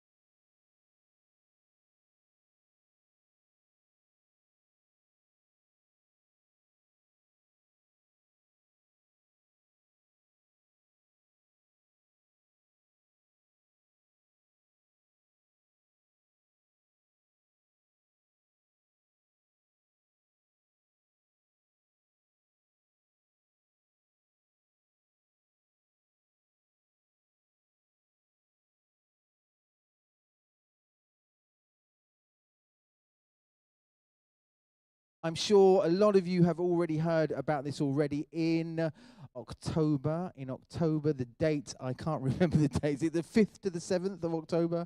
About that. You don't know either. Right, okay, anyway, in October, we have AI Europe conference kicking off right here. So the organizers of this, with many other conferences and events, talented group of event organizers, we're actually doing AI Europe. It's in October. Is it in October? It should be in October. It is in October, I've been told. It's in October. I'm hosting it. I should know. So it's in October. We're doing it here. So everything to do with AI, you name it, it's there. And it's kicking off in October. And again, right now, actually at the booth, there's a booth, AI Europe booth in the exhibition area just behind you. And at the moment, I've been told 80% off the tickets in terms of how much they cost for that conference. So you're intrigued, you're curious, you'd like to know more, hop on over there, pop over there, get some more information, and then hopefully see you here, same place, not the same time, but same place, doing everything we can possibly do in terms of really pushing forward that community, that AI community right here in Bucharest and beyond. Right, let's move on. So AI agents, the future of AI economy, another session that's going to help us make sense of it all, get closer to making better decisions, isn't it? It's all about those decisions that we're making, hopefully better decisions by listening to others perhaps who have got different perspectives, not always the right perspectives, but again, that's up to you to decide as you listen to our panelists here on stage. Let's introduce them one by one right now. Please put your hands together for our first panelist from Humans AI, Vali Milinoiu. Together with Vali, we are just here, my friend. Together with Vali, we have a professor from the Faculty of Mathematics and Computer Science from the University of Bucharest, Radu Ionescu. Join us. Again, another colleague from Humans, Dragoș Coste. And from Cluster Power, Radu Tsonscu. And the man who's going to shape it all, he does this very well. Back again on the stage, it's from Humans once again, Bogdan Filip.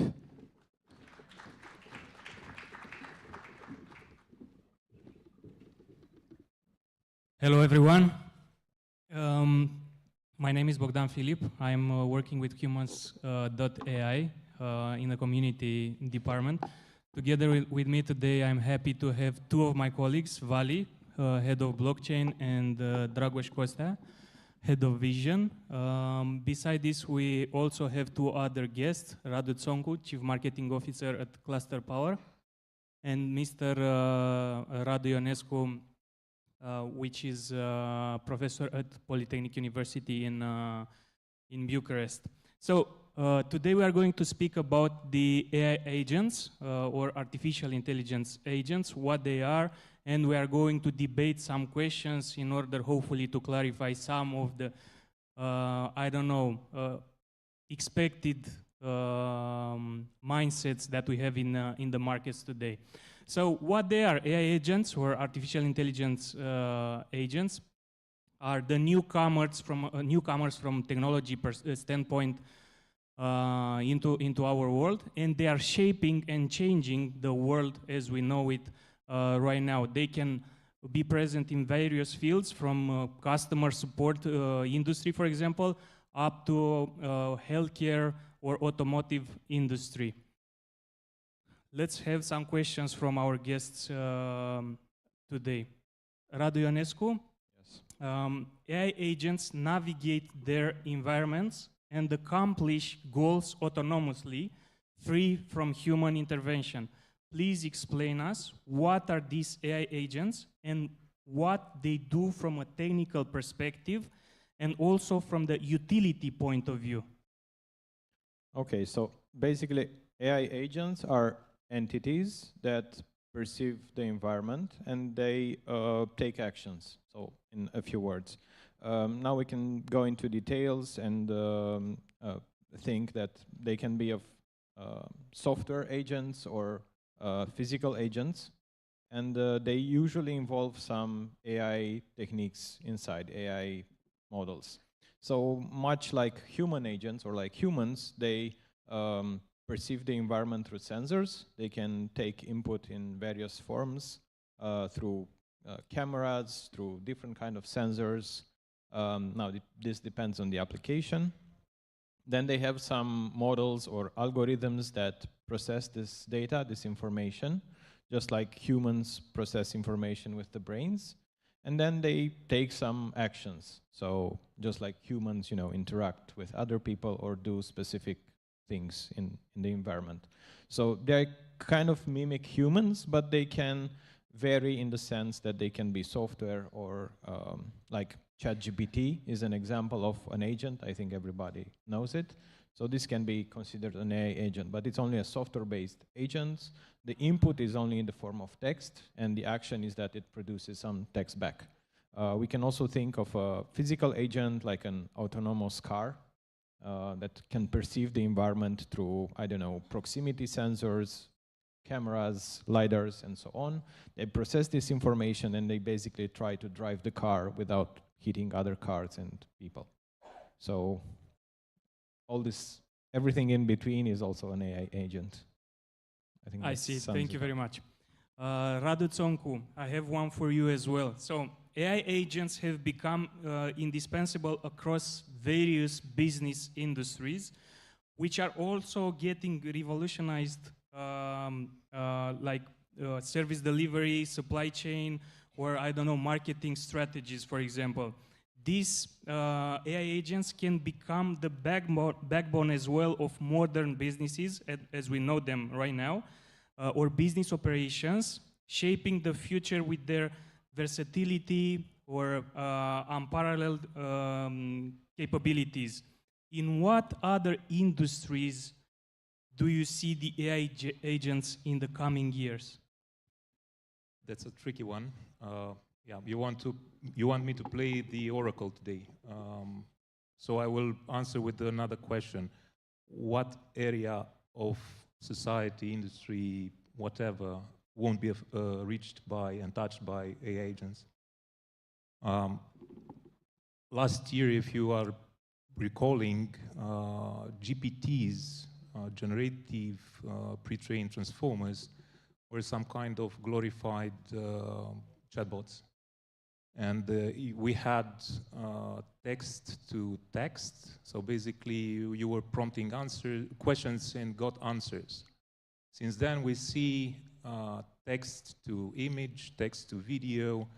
All of a sudden, the large language models have become multimodal. So basically, you take a picture, you take a video, you take a sound, and generate some new content.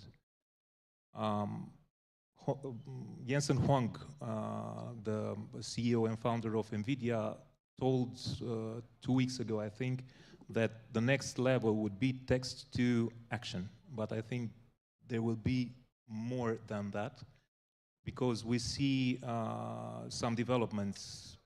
This week, Figure, which are developing some robots, have been founded by Bezos, by NVIDIA, by Microsoft and OpenAI with 2.6 billion. They are putting in their robots some AI algorithms to train on the way they are stepping in real life. So basically, no longer LLMs are predicting the next word, but they are predicting the next move, depending on the information that they get from real life.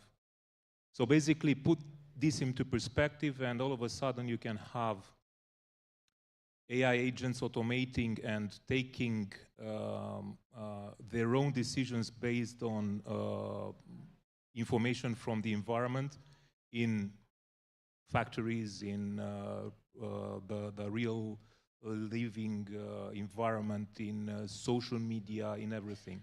Yeah, first you will have it in research, in e-commerce with recommendations.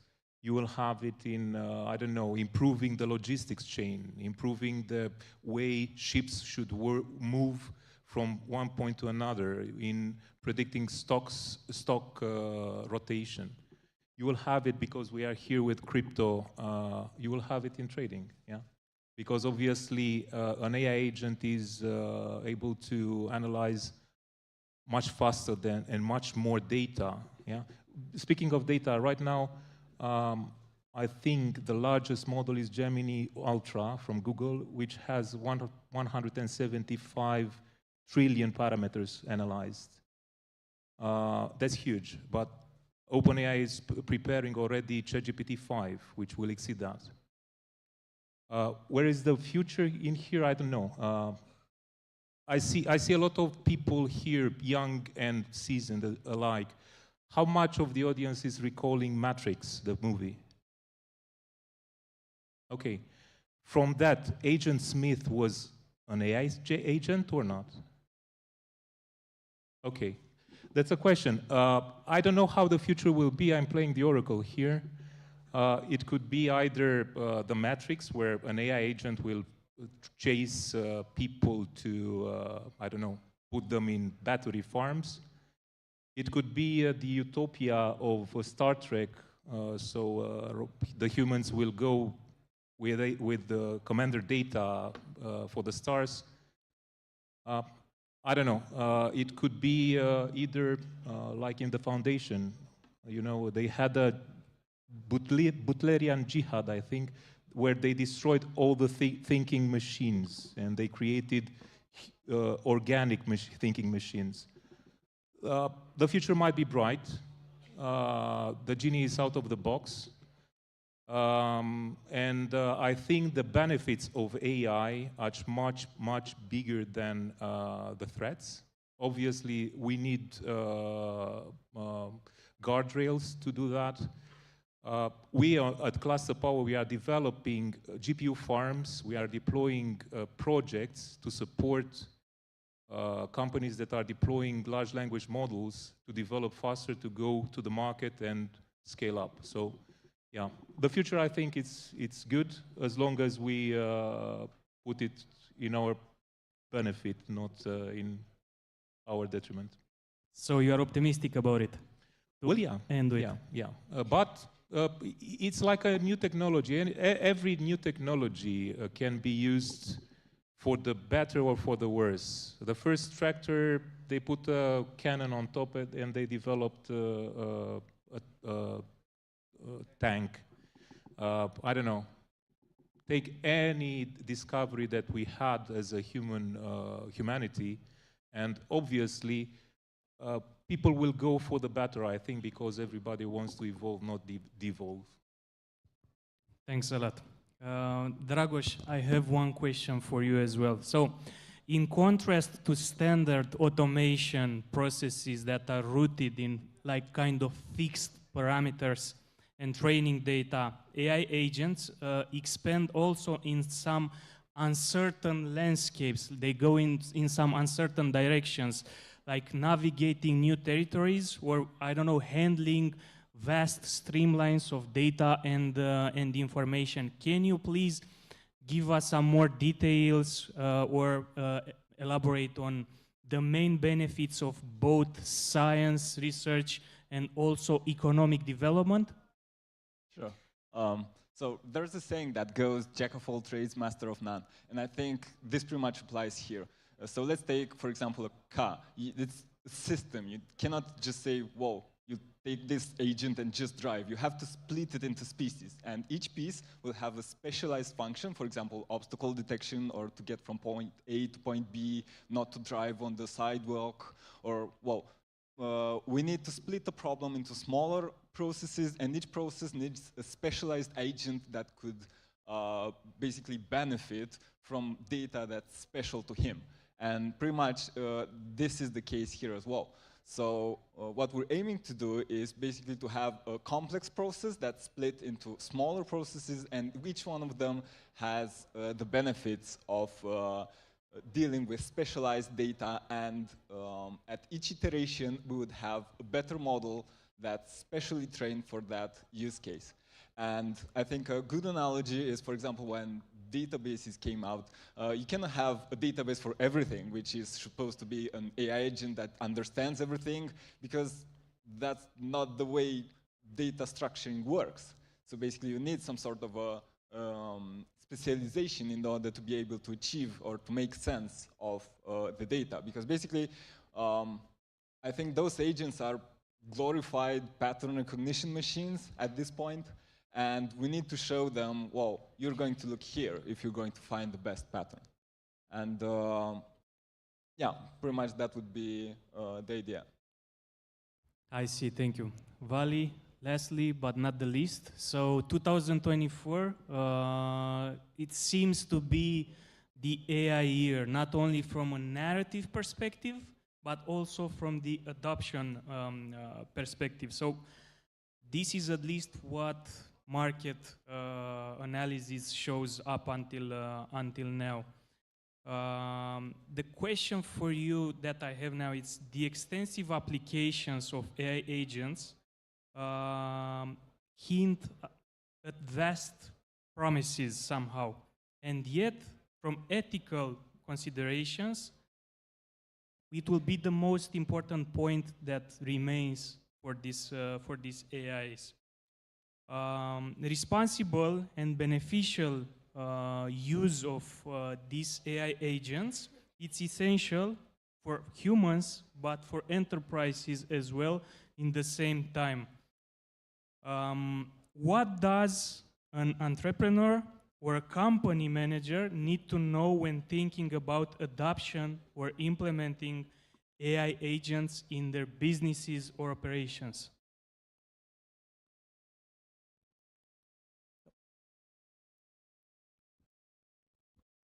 Mine doesn't work. So first of all, when developing technology and looking back at history, ethics has always fallen behind technology. Technology has evolved a lot faster than ethics in general. So regulation has come always after technology. So we had ChatGPT, we saw Gemini, we saw Stable Diffusion and things like that. But the regulation right now, it's only coming to catch up with that technology. And technology is going to keep evolving. So an entrepreneur that starts, or an enterprise that starts, first of all, I would look more at the opportunity. And the opportunity is like this. Every decade, when it came to technology, there was something really important. So for example, you are a successful company 10 years ago, if you have 10,000 programmers that would work on 100 projects, you would develop 50 of them and hit the market. Right now, you're going to be irrelevant if you don't get on this AI train. Because it's very simple. Developers will get more and more focused on processes and understanding processes so they can develop better and better agents. So what will happen in the near future is that we will see agents that are specialized for everything. Either cooking, designing websites and things like that. There won't be a jack of all trades like Dragos mentioned. But what I imagine that will be, and it's very important to understand as an enterprise or an entrepreneur, focus on one thing, do it perfectly, then move on to the next other. Because eventually in this world of AI agents, what I imagine is that, and it comes really tied up with ethics and regulation, these AI agents, one, they will need to be paid, right? And they will not have social security numbers, they won't have bank accounts and things like that. They will need some kind of form of payment. And the closest thing in order to have an AI agent that's distributed around the world right now is the blockchain, right? You make a token, the token carries value, the agent can actually get paid, right? It's really hard to register an agent like an LLC and say, okay, so the agent did that. Well, obviously, you can register as software. But right now, I think we're at the beginning of regulation. We see more and more involvement from the authorities. For example, the scandal in Italy with ChatGPT, when it was banned for a while, guardrails, Google battling racism with Gemini recently, and things like that. So from my point of view, AI agents will change everything. We're at the beginning. I don't really believe that we saw even 10% of the full potential of what's going to change. It will be implemented in every piece of technology that we currently have. Right now, our keyboards on the phone will get better and better at understanding us, and they will know beforehand what we want to speak, how we can speak it by looking into your conversation and things like that. We will see academia, schools, education getting impacted, right? It will start like a huge revolution in that area because summarization and old methods of learning will need to be improved. So that's another AI agent going there. But at the end of the day, I think they will find a way in order to get paid between themselves and communicate between themselves. So AI agents will be the next infrastructure for technology. And they will need infrastructure for payments and a way to communicate themselves. So once you understand that, the technology will come. For example, one of the greatest companies out there, Apple, didn't invent the display, the touchscreen display, not even the OS and things like that.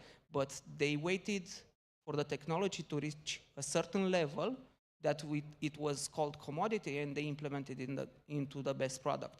So this is what will happen to AI agents. There will be companies, academia, and researchers that will create the best AI agent for something, but there will be entrepreneurs and enterprises who will take that something and implement it into products. And when you get that, you get the infrastructure between the AI agents that they need to run somewhere, need to get paid, and need to communicate with other things and access data and things like that. That is the place where we need to look at ethics and regulations. Because right now, if, the AI agent is a little bit biased, that will get fixed. People are already working on that. They need better and better data sets, they need more training data, and everything will get fixed. But the huge challenge will be when they need to get paid, need to communicate between themselves, and there's a concept in the market right now which is called explainable AI, right? AI, it's not a deterministic piece of software. AI uses something called a seed, which is a random number that instructs the AI to generate another sequence of words based, at least in the generative AI model, generates another sequence of words based on a random number. If you put that same number into the AI, it will give you the same text. But right now, if you ask ChatGPT the same question 10 times, you'll get 10 different answers. And the reason for that, it's one seed number, which is a random number. Once we understand that, given that number, we will create an outcome that we desire, that in that moment, we will reach explainable AI. In that moment, we will be more ethically involved and capable of solving these kind of issues. Because right now, most of the AIs that are in the market are still a black box. So I think it's better to understand where we want to be in like 10 years and look for some things, and only after that. Thank you very much, and thank you everyone for listening. Unfortunately, our time is gone, because I will have some more questions for the team here. Thank you so much. Ladies and gentlemen, hands together for Bogdan and our panelists. Thank you so much. No, you can go. I mean, you can sit there if you want to. However, we have got another session to go through. Thank you so much. What we're doing now, as you can see, we are taking away everything here on the stage. And let me tell you, this next session is going to be a little bit different, in fact. So we take everything away. You can see this here, and you can see this here. And you're wondering, what on earth has this got to do with our conference, our session? You'll find out very, very shortly. Ladies and gentlemen, I can see more people coming in, which is fantastic, but also I can see lots of chairs, lots of empty chairs. So in fact, most rows, there's a couple of chairs free. So come on in, come forward. Here at the front, there's quite a few. On my right, there's quite a few there as well. So get comfy, sit down, and that saves you having to stand if you don't want to stand for this next session. There we are. Everything's away. You going to keep this? Yes. Right. Believe me, I have less of an idea than you as to what is going to happen next. You might be thinking this is maybe a lecture, maybe taking you back to university days. You might be thinking it's pretending to be the president. I don't know. Something similar. Right. We're going to find out. But all I can say is what we're going to do now is sort of delve into or unpack the idea of cryptocurrencies and financial education, and how the two are very, very closely linked. Certainly here in Romania, but also beyond as well. Ladies and gentlemen, please put your hands together for Marius Mora.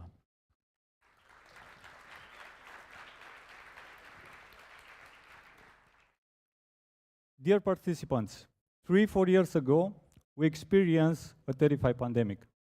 Thousands of people died. Thousands of others suffered, lost their businesses and jobs, and ended up on the streets. It was horrible, and nobody would want to go through something like that ever again. But what if I tell you that these images are not from the COVID-19 pandemic, but from another pandemic, one that is longer and more painful, and that is getting worse with each passing day, the pandemic of poverty caused by the lack of financial education. 24% of the world's population, 1.9 billion people, live in poverty. The number one cause of poverty, the lack of financial education. If we place a frog in a pot of boiling water, it will immediately react and make a supreme effort to jump out to save itself from death. However, if the frog is placed in a pot with cold water and the water's temperature is slowly and steadily increased, the frog will not jump out. It will make a continuous adaptive effort and gradually get used to the excessive heat until it reaches the point where it will die boiled. Often, we experience the same thing. If they are sudden and violent, external aggressions mobilize us, while excessive demands that come slowly tend to be neglected. We give them less significance, marginalize them, hide them, or lie to ourselves. We deny them, trying heroically to endure. The COVID-19 pandemic was sudden and violent. It scared us, and we did everything possible to get rid of it as quickly as we could. The pandemic of poverty has been going on for hundreds of years. In many families, it is passed down from generation to generation, and some don't even resist anymore. Thus, the pandemic of poverty has become one of the most underestimated pandemics, even through its global effect are among the most severe. When we are children, a great emphasis is placed on education. To be as educated as possible, to behave nicely, to speak nicely, to eat nicely. Emphasis is placed on general education, but very little or not at all on financial education. How to make a budget, how to save, and very, very important, how to invest.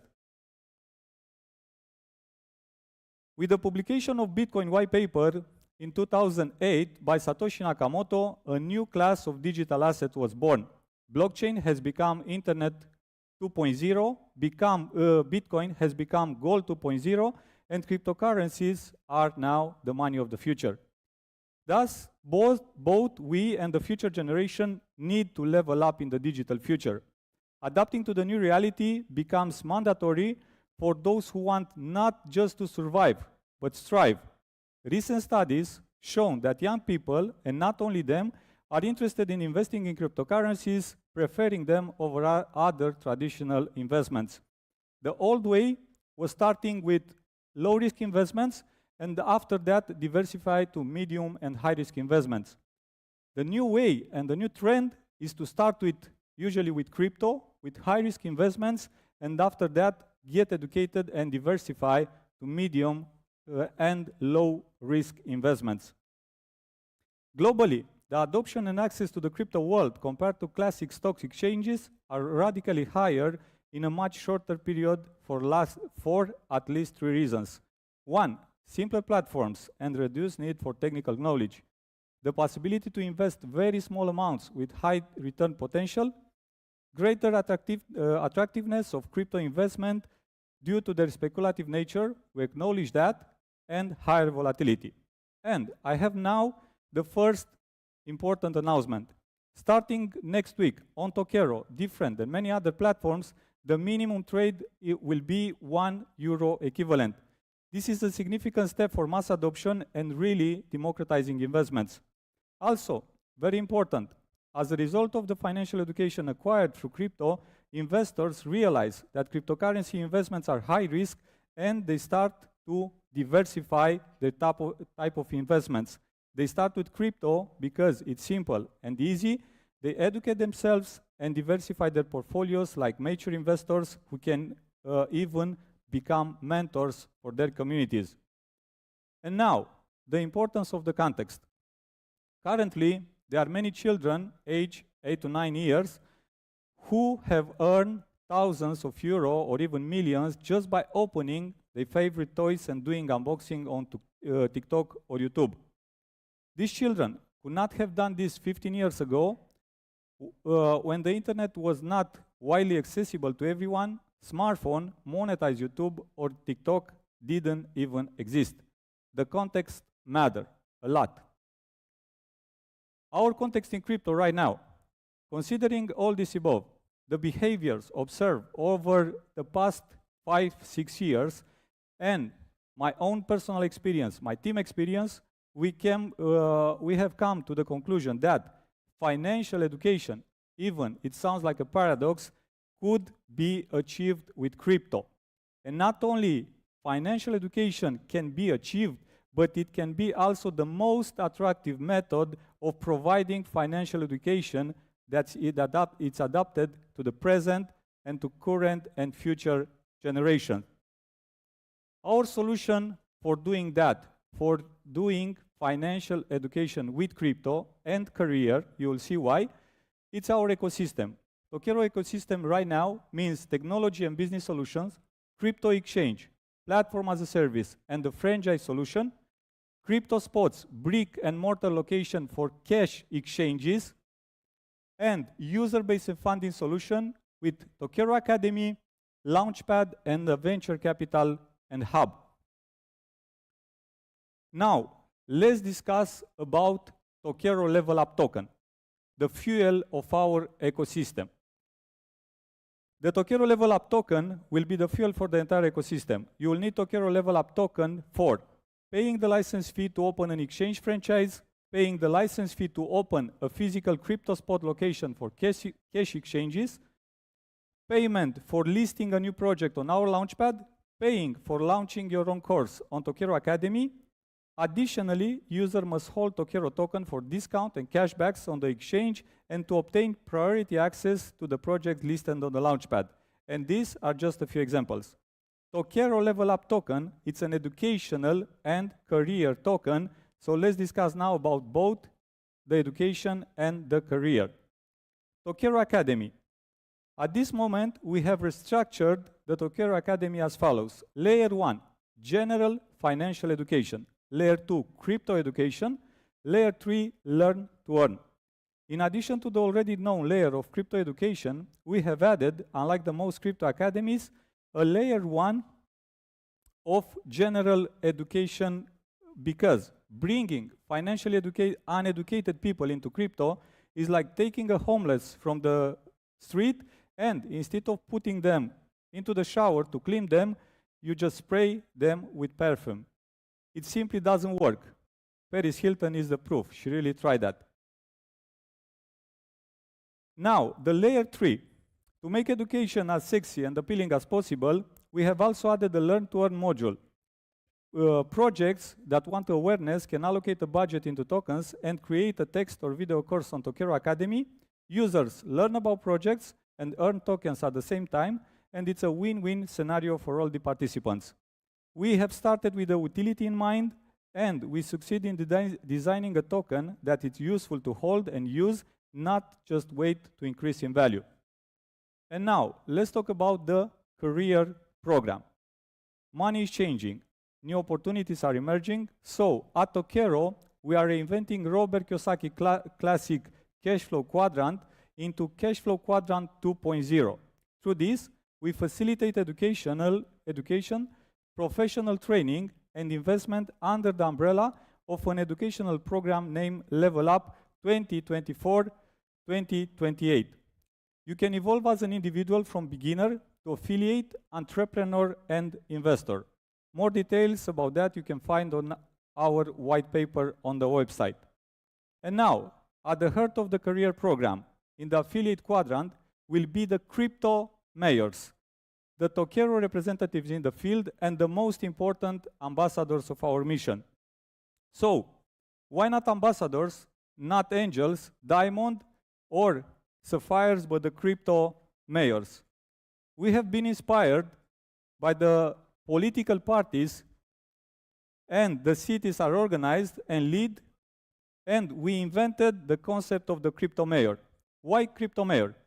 Let's see, good or bad, usually the mayor is the most important person in a city.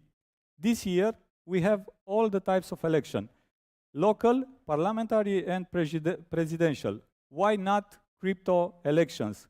So, mark my words, crypto mayors will be the next buzzword in the crypto, and the crypto mayors will be the coolest program ambassadors in this bull run.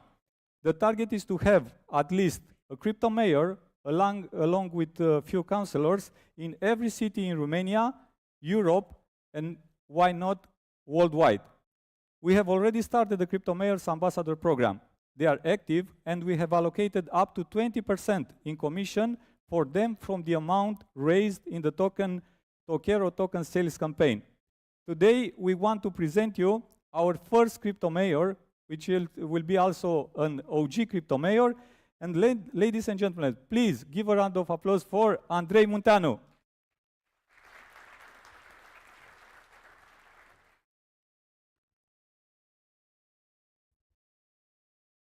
One moment, Andrei, because it's an official moment.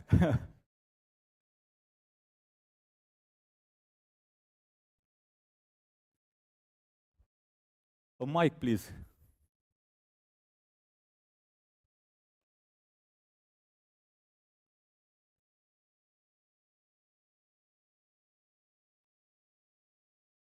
Because what a mayor do? Crypto mayor. No.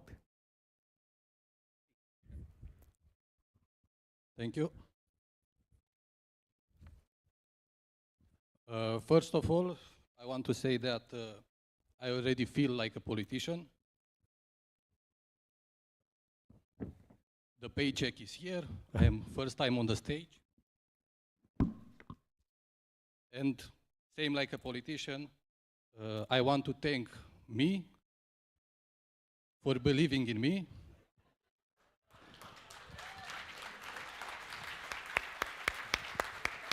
I'm joking. I want to thank Marius for believing in me. So, I, Andrei Munteanu, newly appointed crypto mayor of Constanța City, I swear to respect the Constitution, the laws of the country, the Tokero Code Conduct, and the Bitcoin white paper. I swear to act ethically and to support along the Tokero team, financial education, and crypto worldwide. So, help us God and Satoshi Nakamoto. And now, a picture with the check. It's his first check, his first salary. My first paycheck. One more question for the public I have. So, why a crypto investor go to the zoo? Somebody knows? To the zoo. Zoo? Okay. Nobody. Okay. He go to see the bull run. Thank you very much. Thank you, Andrei. Your check. So, starting now, I invite you all to our booth, number 9, Tokero booth, to submit your application for Crypto Mayor, the coolest ambassador program. And now, announcement number 2. Thus, the Level Up educational program 2024-2028 was born aiming to be the most comprehensive program of its kind, to become a global network of crypto professionals, and to distribute the best project in the crypto ecosystem. While Level Up 2024-2028, everyone avoids usually KPIs and most mission, vision, and value statements are generic, not smart, and not time-framed. We are not afraid of this, and we want to announce a big, hairy, audacious goal. 10 million people enrolled in the program, and with an average impact of 1 to 10, this aiming to financially educate in this way 100 million people in the next 5 years. The announcement number 3, the roadmap for our token sale. We have started in February and will continue in March with our private sale. In April, we'll have the launchpad on Tokero. From May to August, we'll have the community sale through our ambassadors, the crypto mayors. In September, an international launchpad. And starting with October, we'll have the first centralized exchange listing. We also have democratized the private sale because we have packages starting from 1,000 from shrimp to 250K to whale. And the roadmap for the educational program will be this year in Romania, next year Europe, and from 2026 worldwide. And right now what I have prepared for you, a special offer valid only today, 24 hours, with an extra bonus of 25% for acquisition of the Tokero token with the code CE25. And announcement number 4, the very first Tokero airdrop. Our surprise for all of you today is the first Tokero airdrop in a lottery system with prizes worth 25,000 USDT in Tokero token. The big prize will be 10,000 USDT valuable USDT in Tokero token, and you can apply here with this QR code. Ladies and gentlemen, esteemed guests, and all those who have gathered here today with a shared vision and a common goal. Financial education is not only about learning to budget or invest wisely, it is about empowering individuals with the knowledge to make informed decisions, to navigate the complexities of economic system, and to secure their own future while contributing to the well-being of their communities. So, it's the time to make financial education accessible to all, to serve others with a heart full of generosity. Education is the best gift to offer. Ladies and gentlemen, let's stop the financial illiteracy pandemic because it's time to level up.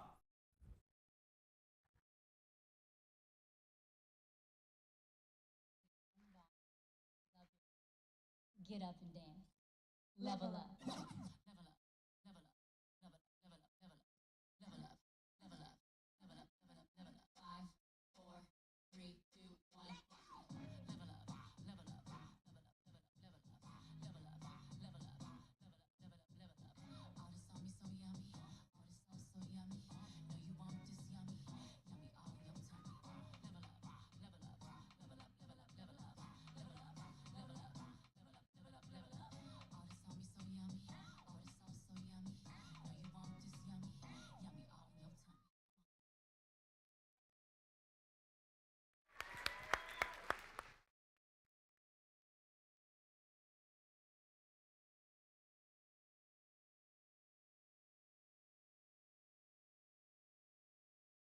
Propose vă rog. One picture and we go. Hi. I think the mayor, what does the mayor want to get involved with this? What do you think of that, mayor? Impressed? He's impressed. Level up, that's right.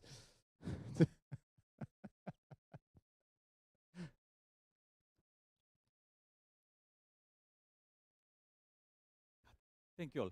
There we are. Fantastic. Although I know you are a mayor, but I'm so sorry. When I see you with that, you just look like Miss Romania. That's the only thing I'm thinking when I see you with that. Anyway, ladies and gentlemen, what we're going to do now, we're going to have a short, very, very short break, couple of minutes. Guys, the guys who took the chairs, can you please bring them back? Because we need to have this stage up and running again. So if we can bring back the chairs, the tables, in a few minutes' time, we'll continue with our next session right here on the stage.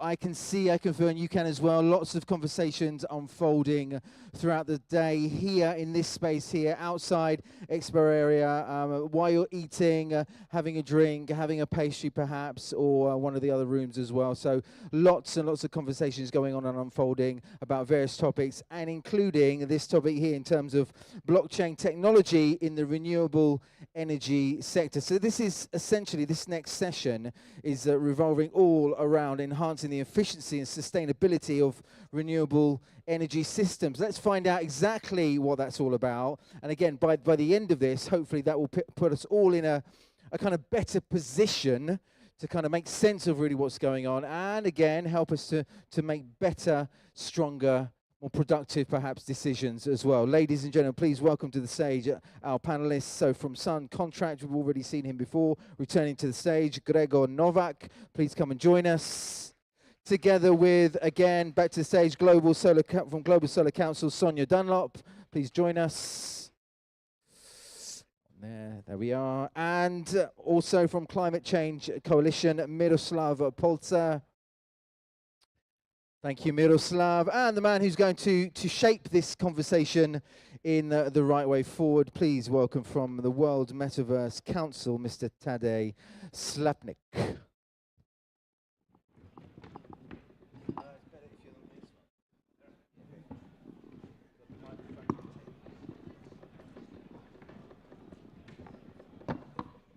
Thank you.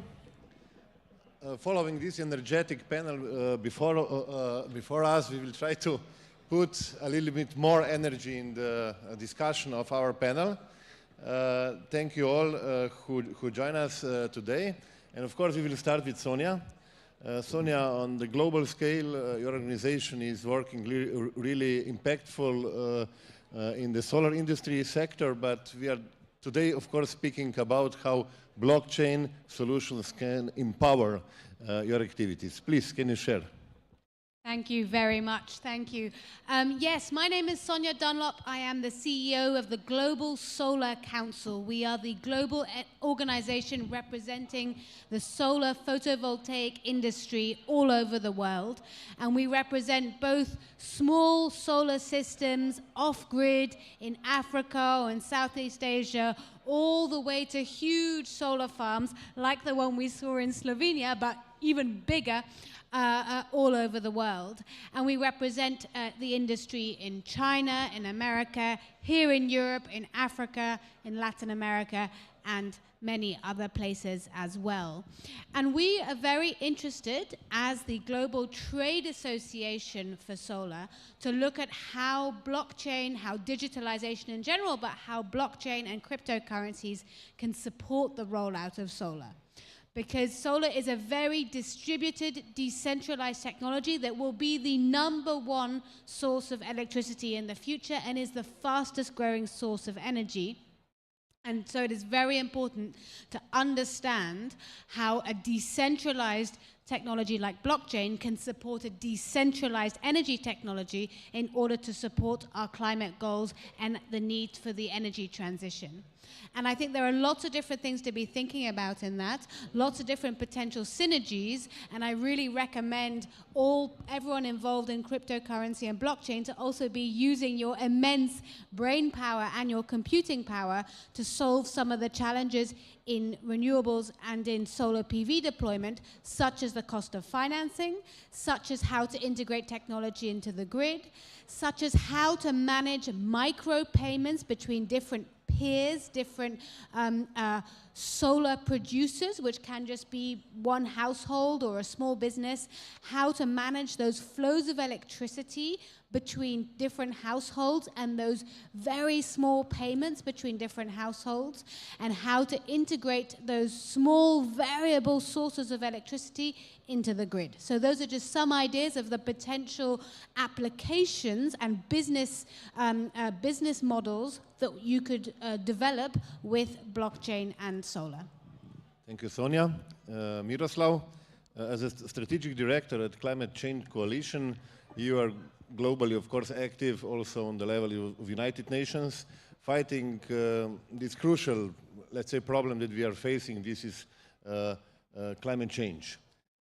How you can broaden a little bit the potential of blockchain technologies? We see the use case of sun contract with the renewables, NFTizing the energy source, but how you could broaden the examples of using blockchain technologies to fight this crucial problem, climate change? Please. Thank you very much, Tadej. Thanks everyone for the invitation, and also to Sun Contract for this great use case on how to use blockchain. So as an introduction a little bit about the broader picture. According to the World Economic Forum, the climate crisis, climate-induced extreme events are in the mid and long term the biggest threat to the world, to humanity in general. And the world is really not effectively addressing these global challenges, the climate crisis. We have the Paris Agreement, we have on the European Union level, we have the Green Deal, but all these existing structures are lagging behind the commitments. Implementation is not on the level, and we've had these extreme events last year. In Slovenia, 2/3 of the country have been flooded. In my neighborhood, there have been storms where 90% of forests have been cut down by the wind, and there was drought and everything. And we are really very, very deep in the climate crisis already. And blockchain solutions can help now with transformative change. Blockchain solutions, self-sovereign identity, new governance models, digital finance. There are very many areas in which blockchain solution providers can help the fight against the climate crisis. And the UN system has recognized this. And already back in the year 2017, there was a conference in Paris, the One Planet Summit of President Macron. And on the fringes of that summit, the UN Climate Change Secretariat has set up with 15 blockchain leaders the Climate Chain Coalition, in which I am now the strategic director. And we are bringing together those blockchain solution providers who want to add to the solution. And we had a flagship initiative, our Digital Innovation Pavilion last year at the World Climate Conference in Dubai, and this year in Baku, and several other activities, but not taking too much time, giving back to you. Thank you, Miroslav. Gregor, I will take you some years behind in year 2018, when Sun Contract was introducing the first peer-to-peer blockchain-based platform, Sun Contract. It was at Bled, Slovenia. I think 2 European commissioners and few members of European Parliament witnessed this progressive step. What is the reason, and can you explain a little bit more what is behind your peer-to-peer energy trading Sun Contract platform, please? Yeah, thank you very much, all guests, all colleagues here. Yeah, that's correct. In 2018, when we set up Sun Contract, we were really pleased to have 2 commissioners and some members of the European Parliament, Slovenian government, and so on. It's very important that people see that actually we can work together. So it means, like we heard today, that the governments are doing progress, doing green deals, doing supporting, let's say, renewables and so on. And what Sun Contract wanted to do is actually also to engage everybody, everybody from you, that you can be engaged as well. So it's good what governments are doing, but we are still behind the schedule. We see we are already overheated 1.5 degree on the global level. In Slovenia, we are already more than 2 degrees centigrade overheated. That's why those floods, those extreme weather is coming. That's why actually we say, okay, super, what governments are doing is great, but we can do more. We can do ourselves, we can engage everybody who can, let's say, do something and who can actually take advantage of that. Green transition is also a business. It's not just we have to do this, we have to do this because of the future. We have to do it because of our children, that they will have a sustainable world, that we will not destroy it and then die. So, but when we are doing this, it's not just a cost, it's advantage. Because, you know, sunshine, Sun is signing for free. I mean, we don't need to pay unless now, maybe I have to be quiet because the Sun government will do the taxes on that. But up to now, Sun shines for free. And so the source of the energy is for free. Sun is running solar, Sun is running wind, Sun is running hydro. Everything is run by Sun if we are talking about renewables. And that's why we wanted to take advantage that everybody can be involved, can take part of it, and the easiest, the best part is that you become self-sufficient and sustainable. If you become self-sufficient and sustainable, then community is more self-sufficient and sustainable. And we are here just to providing tools for that. And blockchain here is a great tool. So to use this, it's a global tool. We can give this tool to you, and you can make yourself, your community, your family, your town, your village, your country self-sufficient, sustainable, and then we help governments, we help our nature to become more sustainable, and we keep something for the future, also for our children, our grandchildren, and maybe they will be proud of us sometime. Sonia, please compliment. I feel like there is a double, because it's such an honor here to be sitting next to Gregor, one of our members of Sun Contract, and I feel like there is almost a double democratization effect that we can achieve here. Because solar is already democratizing the energy system, right? Instead of having to buy electricity from a big utility, you can now put some solar panels on your roof, if that's possible to you, and generate it yourself and save money by doing that. But with Sun Contract's model of being able to buy an NFT in a solar panel in some other bigger installation, it is almost re-democratizing the access to being able to own that solar and benefit from the generation from it. And I think it's really important to understand that the cost of solar panels has come down 90% over the last 10 years, and that we can now benefit from that because, as we say, the fuel, the sunlight, the daylight, is free. And so we are talking about electricity that has almost no operating expenditure, no marginal cost, right? It's just the cost of installing the solar, and then you can almost fit and forget for 25 years, and you will have dependable, reliable electricity during the daytime peak. And that is what we need to be thinking about. How can we monetize that through blockchain? How can we make sure that it is properly distributed? And how can everybody, including people who live in apartments, including people who are renting, including people who may not have the financial means for something bigger, to invest in that solar and get the benefits of that as well. Thank you, Sonia. Miroslav, you already mentioned some areas of blockchain application fighting climate change. We have now one concrete of them, because what actually we are lacking if we are trying to achieve also global sustainable development goals, we are trying to fight concretely against climate change, we need concrete useful applications. Can you share some additional that they are really promising, that they are really engaging also citizens and having really effects fighting climate change?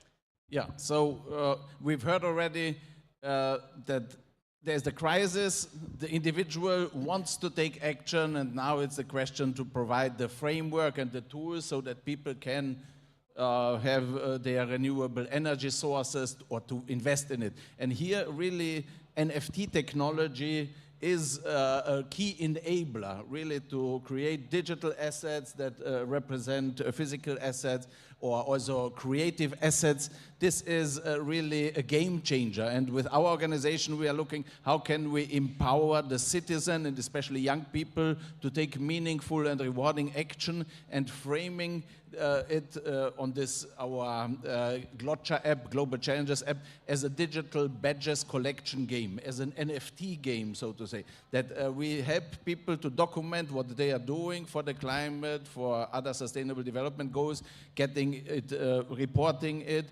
getting it verified, certified, and then turned into a digital asset, into an NFT. And then it's some kind of legacy building for the people, that they can at the end of the life say, here's my NFT collection about certified contributions to the fight against the climate crisis or other efforts for the local and global common good. And on the other hand, it's also a basis for micro-entrepreneurship models.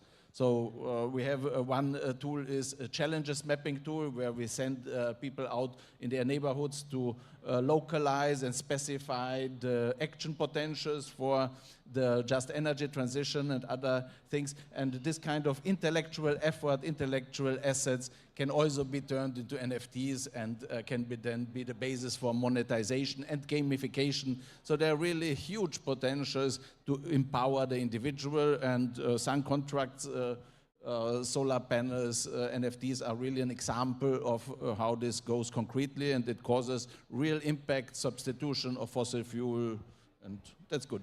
Thank you, Miroslav. The last question, Sonia, a little bit ahead to the future and also potential, what classical solar industry stakeholders should do to embrace such solutions? I think, for example, they need to be, so at the moment in solar, we're working a lot on traceability, on how to trace where a solar panel and where all the components inside it have come from. I think classical solar industry players need to be embracing blockchain technology, and I know we have a member, GCL, a big solar manufacturer in China that's already doing this, where you have a barcode on the back or a QR code on the back of each panel, you scan it, and there you can see exactly where every single component in that panel was made, verified using blockchain technology. Or we need to be building mini grids in Africa and other places that don't have access to electricity, where we need to be managing the flows of electricity in the village and managing the payments for that electricity as well. There too, I see a huge potential for cryptocurrency, for blockchain technology, and giving people the microfinance they need in order to invest in those kinds of projects. And then I also see opportunities in terms of more peer-to-peer exchanges of excess solar electricity, because when you have solar, you always have a bit that you're not using. And in many countries, you either have to give it to the grid for free, or you have to give it at a very bad price, or you just waste it. And we can use blockchain and cryptocurrency to give that a value, electricity that doesn't currently have a value, to give that a value and to incentivize people even more to make the energy transition happen and to choose solar as their primary source of electricity, often combined with batteries as well. Thank you. Gregor, if you can conclude with the short explanation, what actually this revolutionary step that we witnessed today mean? Actually, what it means in reality that we will be able to be owners of personal power plant. Yeah, that's actually awesome because we always laughed that we can connect a real asset to the digital asset, to the blockchain asset. That's because we heard also today that's really hard to actually get some, let's say, financial instruments to buy it. Yeah, you can, but you need to do something. You have to register. In energy sector, it's even much harder. You cannot even do it. To be, let's say, part of the European Energy Exchange, that's just 5, 6 companies from whole country, our country. And we are one of them, of course. So you as a person, you cannot participate because this market is so closed. We open it. We said, okay, we are in this case as a broker. We are as your guy who helping you, you come through us on the market. So not just to using solar energy or hydro energy, also you can participate, you can benefit on the market. So, and with NFTs and the personal power plants, we would like to do it that this is, that the personal power plant is a flexible, like your phone. You have it with you, you have your panels, you buy them on a few clicks, and then you, if you don't need it, let's say you, I don't know, you move somewhere else, you sell, you need some money, you go back on the secondary market, we provide, and you sell it. So you're not stick there for 10 years. That's an instrument, let's say 10 years, or some others maybe 15 years. But you are flexible. You can use it, you can sell it, you can make, you use it as an investment. But anyway, whatever you do with that, you help the nature. How much energy is produced from solar, less is produced from fossil fuel. That's done. So it means you're helping yourself, you're helping the nature. Otherwise, you are flexible. You are moving this with you. Even let's say for EV charger, if you're going to the EV charger supported by some contract, you charge your own energy from your phone, I would say, from your personal power plant, and you charge your car. You charge your home, you charge your mother's home, so you do whatever you want to do, it's your source, and you bring it with you flexibly. So this actually we wanted to do with a few clicks. And it's now. From today, it's open, it's now, it's possible, and we love it. And we need to make sure that this model is available all over the world. So we need to know if there are any regulatory barriers in particular markets that we can then work on with our association members and to make this possible in every market around the world. Thank you. Maybe just additionally, Gregor, now it's able, of course, we in Slovenia, we are able to use its full potential. Croatia, Estonia is coming, but also participants here from Romania, but also wider, they can also participate already now. Now, yes, everybody actually, more or less, but USA can participate in this way. USA has some special regulation. That's why we would love to have USA, that we are clear. But it's a regulation concern. But all around the world, which more or less, they can participate. And also now people from Romania can go and see if they like it, they can participate. They cannot maybe use this at home, this energy right now, but they can participate, they can invest, and they get benefits from this on their wallet each day. So this is open now worldwide, and we like it and we love it that we can offer this as a global solution. We need global services in energy sector. All sectors, they have global services, but energy was very strong, strict, and now I think we open it, finally. Gregor, thank you. Thank you to all panelists. I would like, of course, to invite you all today, 15 minutes to 9, for the Sun Contract side event and the marketplace lunch party, where we'll be able to mingle a little bit, network, and of course, to plan some future activities together. Thank you all. Thank you.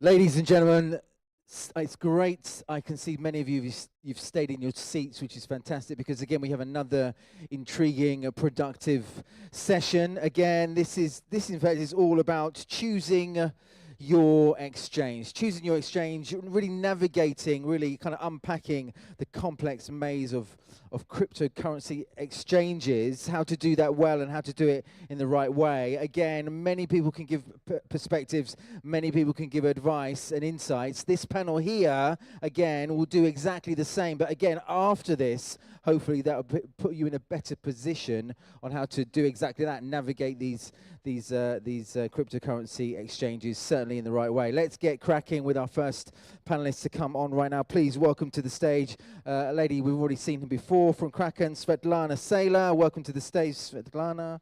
Take a seat. There we are. Also, we have from Gate.io, Nelson Lopez. Please come and join us.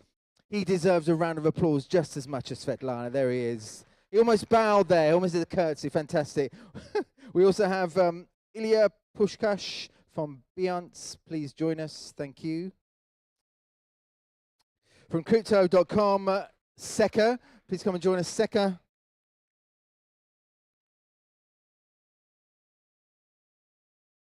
From KuCoin, Dorian Vicencio. That's wrong, I'm sure that's wrong. Tokoro, already heard from him before. Marcus Mora, please come back to the stage. Thank you. And also from BitGets, Vuga Ushizaden. Vusha Ushi, I love the way you clap for yourself. That's fantastic. Just claps for himself. Because no one else is, but that's okay, that's all good. Absolutely. Absolutely. And the man who's going to put this all together, there's one man left, there's one seat left. Here he comes. He's been on the stage already. From VD Law, Sergiu Vasilescu.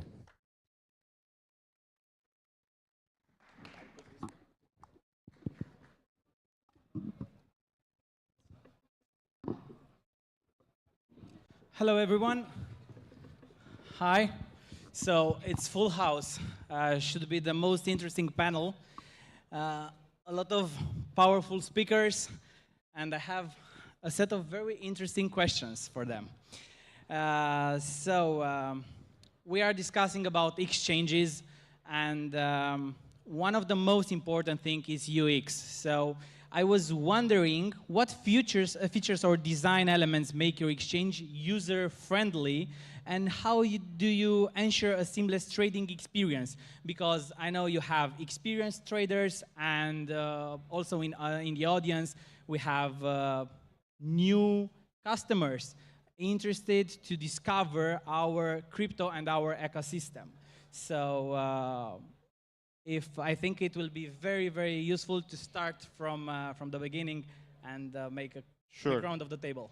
I believe the very important action when it comes to the building great user experience is understanding how experienced the user itself, as you mentioned. Like if someone is a no-coiner and they're just starting their crypto journey, it's very important for them to have a very easy or one-click setup. And I think centralized exchanges overall play a great role in onboarding the users with the social logins, and all this advancement has been done through the time that no one needs to remember 12 passwords or write it down and do all the other aspects. That was a kind of a huge barrier. And I think at BitGet what we try to do is to make sure that every user journey is equipped with the tools that they really need. For example, if you're an advanced trader, then you will be served with the tools that can help you to make the better trade. But if you're just starting trading, for example, we are number one in a copy trading, it means the user who starts the journey or at the beginning of their journey, they can easily copy other advanced traders trading and portfolio instead of setting up their own. Therefore, I believe focusing on every segment of the users, how advanced they are, makes us one of the best platforms in terms of starting the journey in a very early stage. Good, thank you. So is there anything to be added from other exchanges? Because we have here on the stage exchanges that are covering the entire world.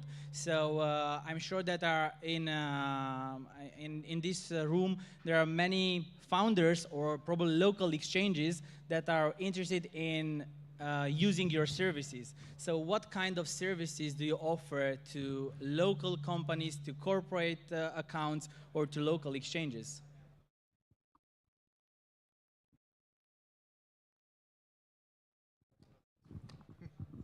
Okay, yes. Just to close with the introductory question for new users, because if you are a new user, let's be real, you're not interested in the same tools and functionalities as traders who have been with us for a long time, who will be more like looking at, I don't know, having the night vision, night screen for their trading interface because they are spending their whole night there. One of the things that you should be looking at if you're a new investor joining one of us large exchanges, like large global exchanges, what you should be looking for is a direct link to your bank account, to your direct spendings, because that's kind of the way to be reassured about the fact that you can use this money, this crypto, as fast as you can. And if you're a new investor, it's kind of the thing that you want to be reassured about firsthand. So in the same line, to be able to deposit and withdraw very fast and on many chains, as many blockchains integrated on your exchange as possible, that's also a way that you'll feel more reassured. So welcome to us. Don't hesitate, give us a try and assess. Yeah, from us at Crypto.com, I think we focus on three things, right? So there's product variation, there is interface complexity, and there is information, the level of information that's available with every landing page. So if you look at the apps that we have on the App Store, for example, we have a main app, which is the brokerage model, and it's meant for the retail market. We have the exchange, and then we have the DeFi app. Each of them have a different layout.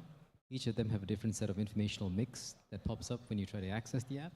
And each of them have a different interface complexity. The reason for that is, what the data tells us is, unless you create products that are really custom-made for a particular customer segment, you're going to lose traction, right? You're going to lose. One of the things we track is how many people download the app and then never use them, or how many people get to page 3 of a particular flow and then drop off. And that tells us a lot about why they drop off and when they drop off. So what we've learned is, in order to make the user experience really seamless, you've got to build products, landing pages, and have pop-ups or information that comes up depending on the sophistication of the user. The traders do not want pop-ups to come up with information, right? They just want to move through the actual pages. And they can handle a lot more data feed on a single interface than a retail user can. So I think that's been sort of the secret sauce for us. Okay, thank you. Maybe to add to that, basically the complexity of cryptocurrency trading makes it vital for exchanges to provide user-friendly interfaces, excellent user experience, and client support. Well, Kraken is quite famous for its highly intuitive user interface. And we have both Kraken and Kraken Pro for sophisticated clients, for experienced users. We have highly responsive client engagement service, support service, and learning center for all levels of users. And maybe the biggest news of this week is that Kraken launched Kraken Institutional, and that is where we united under one umbrella the services and products for institutional clients.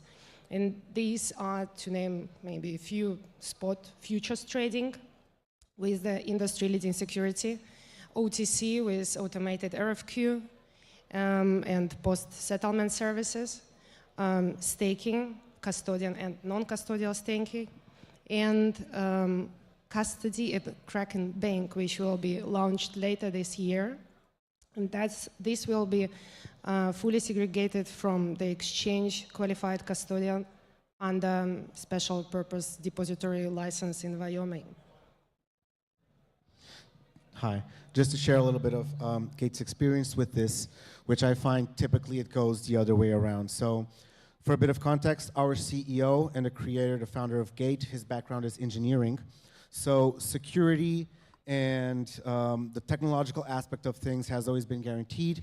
The UX side of things came in later. So from the beginning, we've been known as an exchange that's a bit more friendly to experienced users rather than initiated or uninitiated users. A lot of the feedback we get is that our UX could be a lot better for the experience of those who are just now starting to trade.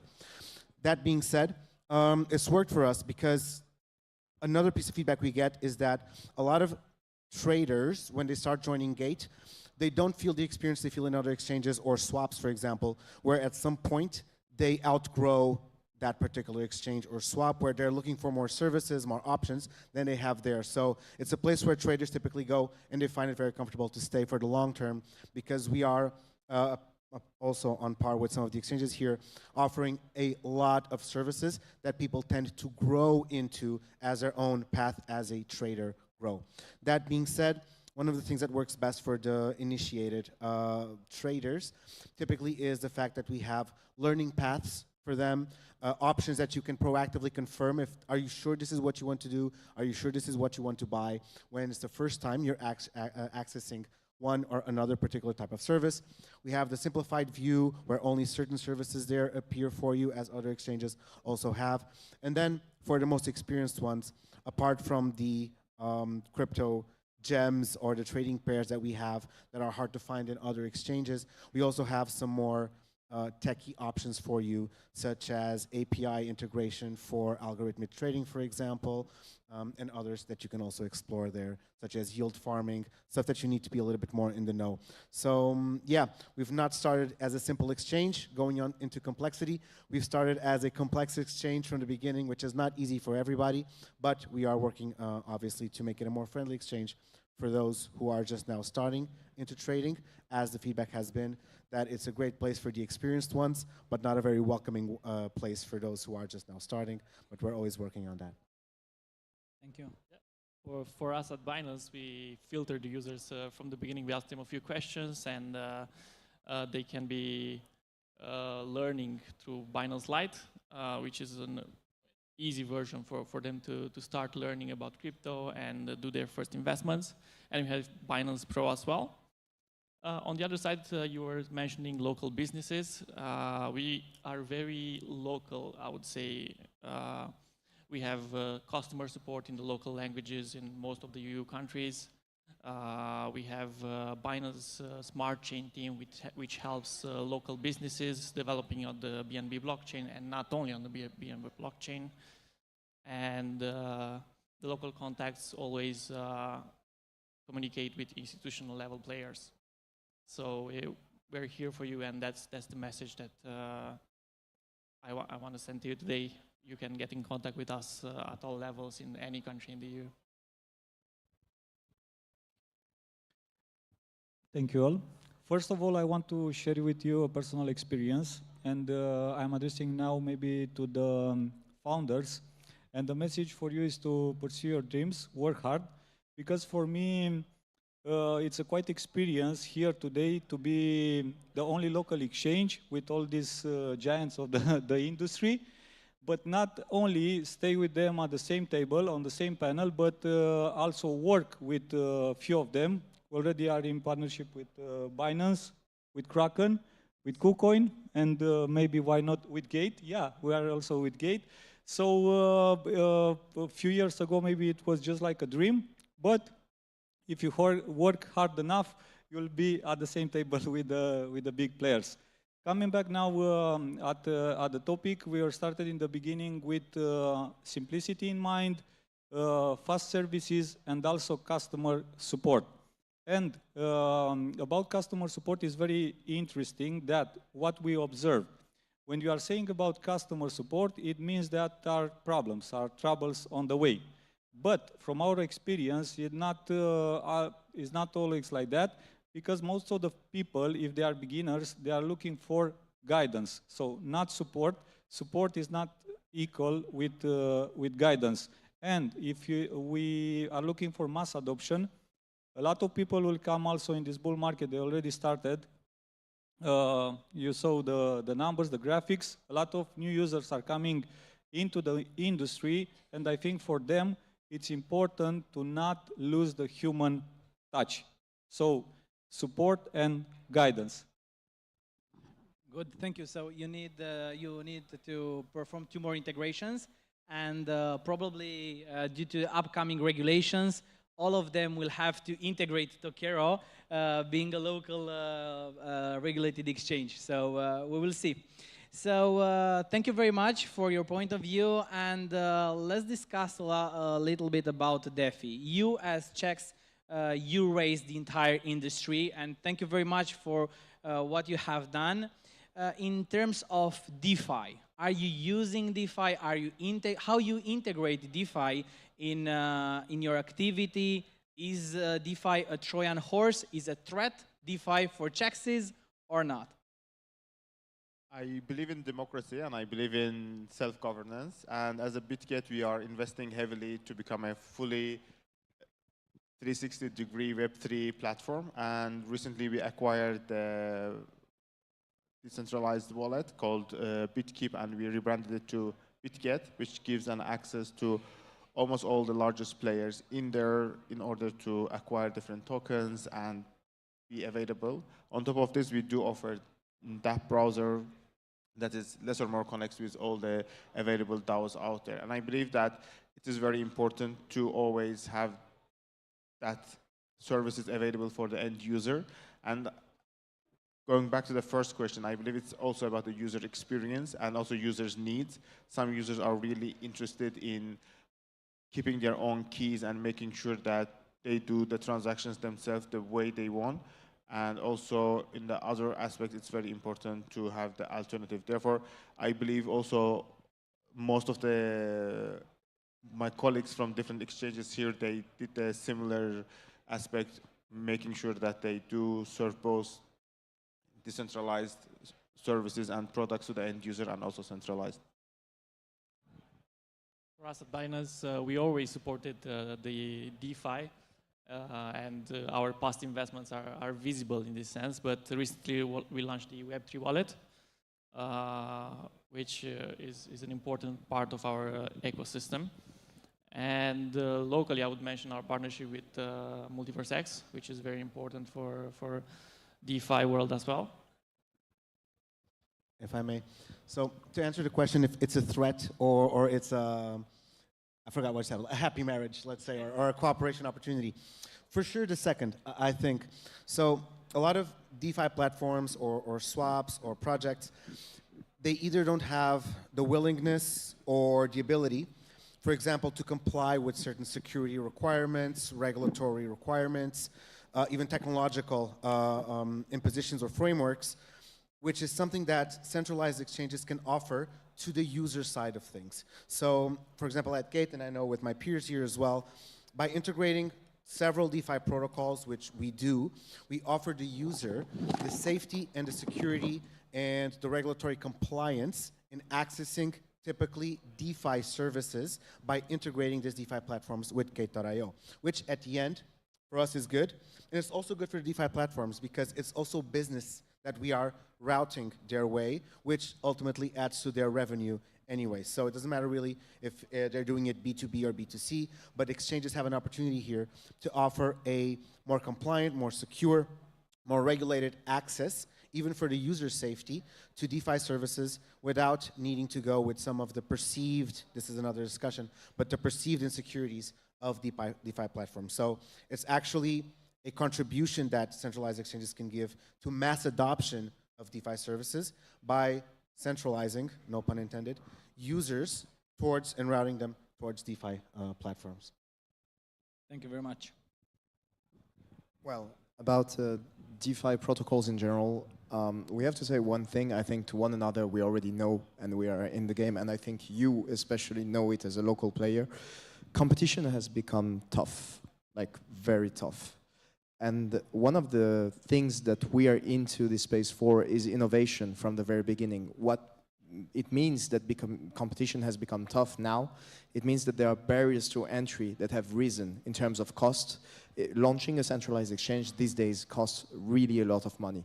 Well, with DeFi, with DEXs in general, they can actually do that without the cost, and they can innovate in ways that we are actually looking closely at, because sometimes they might go in ways that we would not have foreseen, not even thought to be possible, and in the end it works. And so it's also a call back to reality for us, to always be attentive to the market and not consider ourselves like in this fly mode, safe mode, and just enjoy the ride. We need to be like, we need to remain attentive.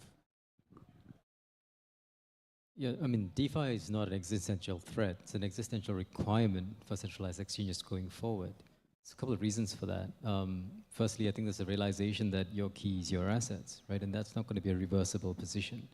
That's a position I think all of my esteemed colleagues on this stage will frankly support. The reason why I think neither can exist in isolation is because when you come at it from the DeFi angle, it's wonderful for you know, blockchain address transfers. But if you had an intention to trade, you could use a DEX, but DEXs come with none of the securities, guarantees, compliances that centralized exchanges come with. So what we see is, you know, people will use non-custodial wallets in DeFi for actual asset holding, but will come back into a centralized exchange environment for the actual trading activities. Now, when you come at it from a centralized exchange perspective, DeFi gives you options that wouldn't exist in the CeFi world. Staking is a great example. One of the things I have the luxury and the joy of doing is reading legal opinions from all over the world about staking. And uniformly, it tells us that regulations on staking typically, you know, limit us, because if you go through a wallet structure that's a pooled wallet structure, it automatically falls into a collective investment scheme or a managed investment scheme, which is a securities licensable activity. DeFi offers a solution, because when you do staking from a DeFi wallet, it moves from the customer's wallet straight to the locking mechanism or the staking mechanism or the protocol, right? So it doesn't actually flow through a aggregating wallet in the hands of the centralized exchanges. So from a product perspective and from a customer experience perspective, there are reasons why each of these vertical centralized exchanges in DeFi are valuable and need to coexist. So it's not an existential threat. As I said, it's an existential necessity for them to coexist.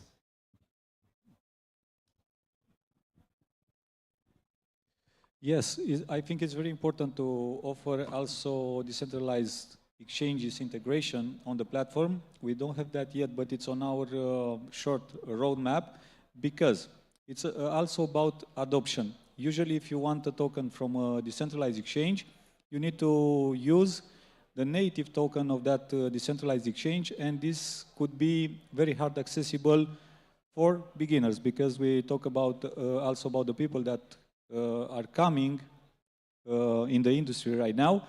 And what we can do, for example, at Okero, is the same thing that we did with the centralized exchanges here integration. It means that we can offer pairs with Euro or USDT, but mostly I think it's very important with Euro for the tokens that are listed on decentralized exchanges. And this means that we'll give them more awareness and more exposure for the buyers. And I think this is very important to assure the demand with the supply. And that's why I think it's very important. We acknowledge that, and we'll have that very soon. Thank you very much. So this panel is about how to choose your exchange. And we think about choosing an exchange when we want to trade or when we want to list our token. So how does your exchange vet and select cryptocurrencies listed on your platform? And what criteria are used to ensure the quality and the legitimacy of listed assets? I believe because all exchanges make their money through the commissions and transactions, it's very important to have a healthy amount of the listed tokens, but also make sure that these projects are valid. The first initial way we look at the project that apply to be listed in the exchange is to understand their product, their community base, and their on-chain transactions to make sure that the project is valid and has enough interest and enough potential. And today at BitGet, we listed around 650 tokens that are traded in different pairs. And again, the most key point that we are looking for is the project, what they are offering, what kind of product it is, and who are the founders, and all the other due diligence aspects. And then we try to list. And also, not all the projects make the cut. Some projects, they are not big enough, or we do still believe in their potential, then we offer the launchpad solution for them. And also, if not, then definitely they can be integrated to the BitGet wallet instead of being listed in the exchange. And I think it's like three aspects we are looking into. And the most important reason we do so, because at BitGet we also offer two solutions for our users. First is the proof of reserves, that all the assets are within the exchange, and also we have the customer protection fund. Therefore, we have a huge responsibility to make sure that all the customers' assets are safe and they're invested well. Therefore, we take a huge responsibility to make sure that we do the right due diligence before listing any token. Thank you. Maybe from Kraken point of view, we have a dedicated listing team, and they conduct the due diligence of every project. We don't list and unlist tokens, so we look at the value. Kraken is not the easy place to list. It's more about what the future of the project is. So for now, we have around 250 projects listed, and that is the state for now. Well, I would advise you to look at the profile of the exchange you're targeting, because, so for example, Kraken will have a point of view about the legitimacy of your project and if it has already a history somewhere else, etc. And this somewhere else would definitely be places like KuCoin. So we are more into the exchanges that give their chances to smaller, younger projects, but it doesn't mean that the requirements will be degraded. In many ways, you have to kind of come with a value proposition for the exchange specifically. And that's something that some projects tend to forget. But you need to align with the interest of the exchange you're looking for. Also look at the type of profiles of tokens that were listed previously. And yeah, try to collect as much information this way, even before you make your own selection. Hi, we're Gate. It's easy to list with us. So actually, over time, we've built a profile and we've built a reputation of having our fruit hang a little bit lower. So we're definitely on the side of, as you were saying, giving an opportunity to projects who've not yet been listed elsewhere to be listed within Gate. And this goes beyond just the philosophical, democratic access to listing. It also has to do with becoming attractive to our customers. And also what happened as a consequence of that is that we also have a reputation to be one of the exchanges where people go to find those gems and those projects before they are listed with some other major exchanges and go 50, 60, 100x, yes? Which also ties into what I was saying, where we're sought after by a little bit more experienced traders in this sense. So this being said, it is typically easier to list with Gate than it is with other projects. We also, however, have our own internal due diligence, looking into what was already shared, the community, the white paper, the founders, or the advisory team. I sit on a couple of advisory boards as well. We have a very active part in defending our projects. And then obviously the technical side of things with the liquidity, also with the proof of reserves that a project can give or provide.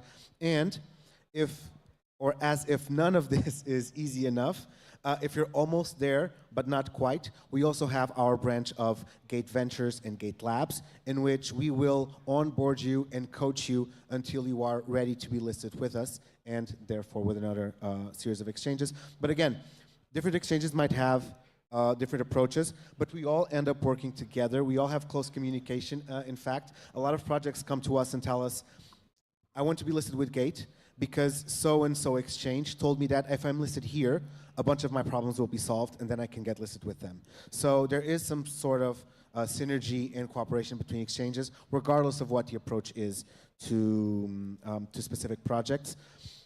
Gate is a Chinese founded exchange. I find the Chinese corporate culture fascinating. One of the things they say is that the rising tide lifts all ships. And I definitely like to see the work in between exchanges helping all projects like that in this particular matter. With so many excellent panelists, what I can say is yes, yes, yes, yes, yeah, we all have right. And I think this is very important for the founders out there with projects, with ideas in their mind. What we did in the past on our launchpad, it was that we curated a lot of projects, but I feel right now that this policy could be very prohibitive for the newest guys, the one that have a very good idea. They already started to implement it yet, but maybe they don't have yet the best team, the best investors. Maybe they are not so experienced with growing a community.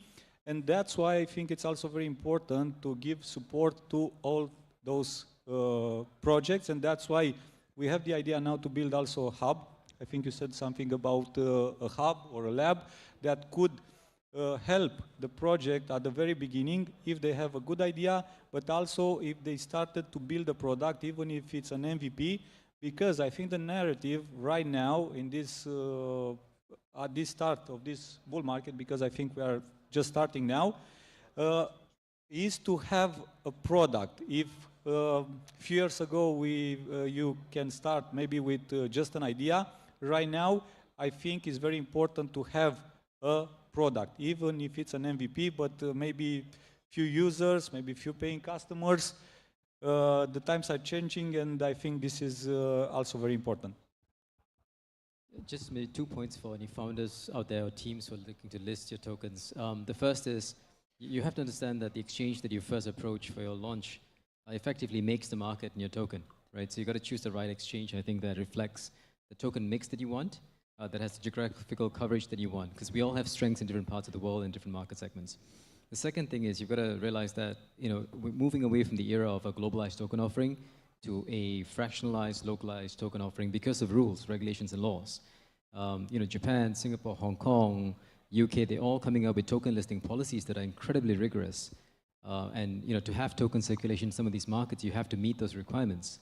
Those requirements reflect total circulation, volumes, stability, right? So when you're launching a token, you also have to ask yourself, which of these markets are truly important to me? Where am I going to not meet the bar, realistically speaking? So I think that's something that's important for teams that are launching tokens to understand that you can't do a one-size-fits-all anymore. And a lot of these tier one financial services jurisdictions are starting to really raise the bar on the tokens they want circulating in the environment. And that's something that we have to cope with. And therefore, we have to make it applicable to our customer base. Good, thank you. So unfortunately, more and more people are being scammed daily, and hopefully on-chain activity is traceable. But what can a user do who sees that his funds have ended up in a centralized exchanges? I mean, from a practical point of view, what a user is able to do to, let's say, freeze or to cover his assets that ended in a centralized exchange? Honestly, all transactions, because they're on-chain, we can trace them, but it's very hard to understand who got scammed or who actually made a transaction, especially if it doesn't happen through an escrow or different accounts.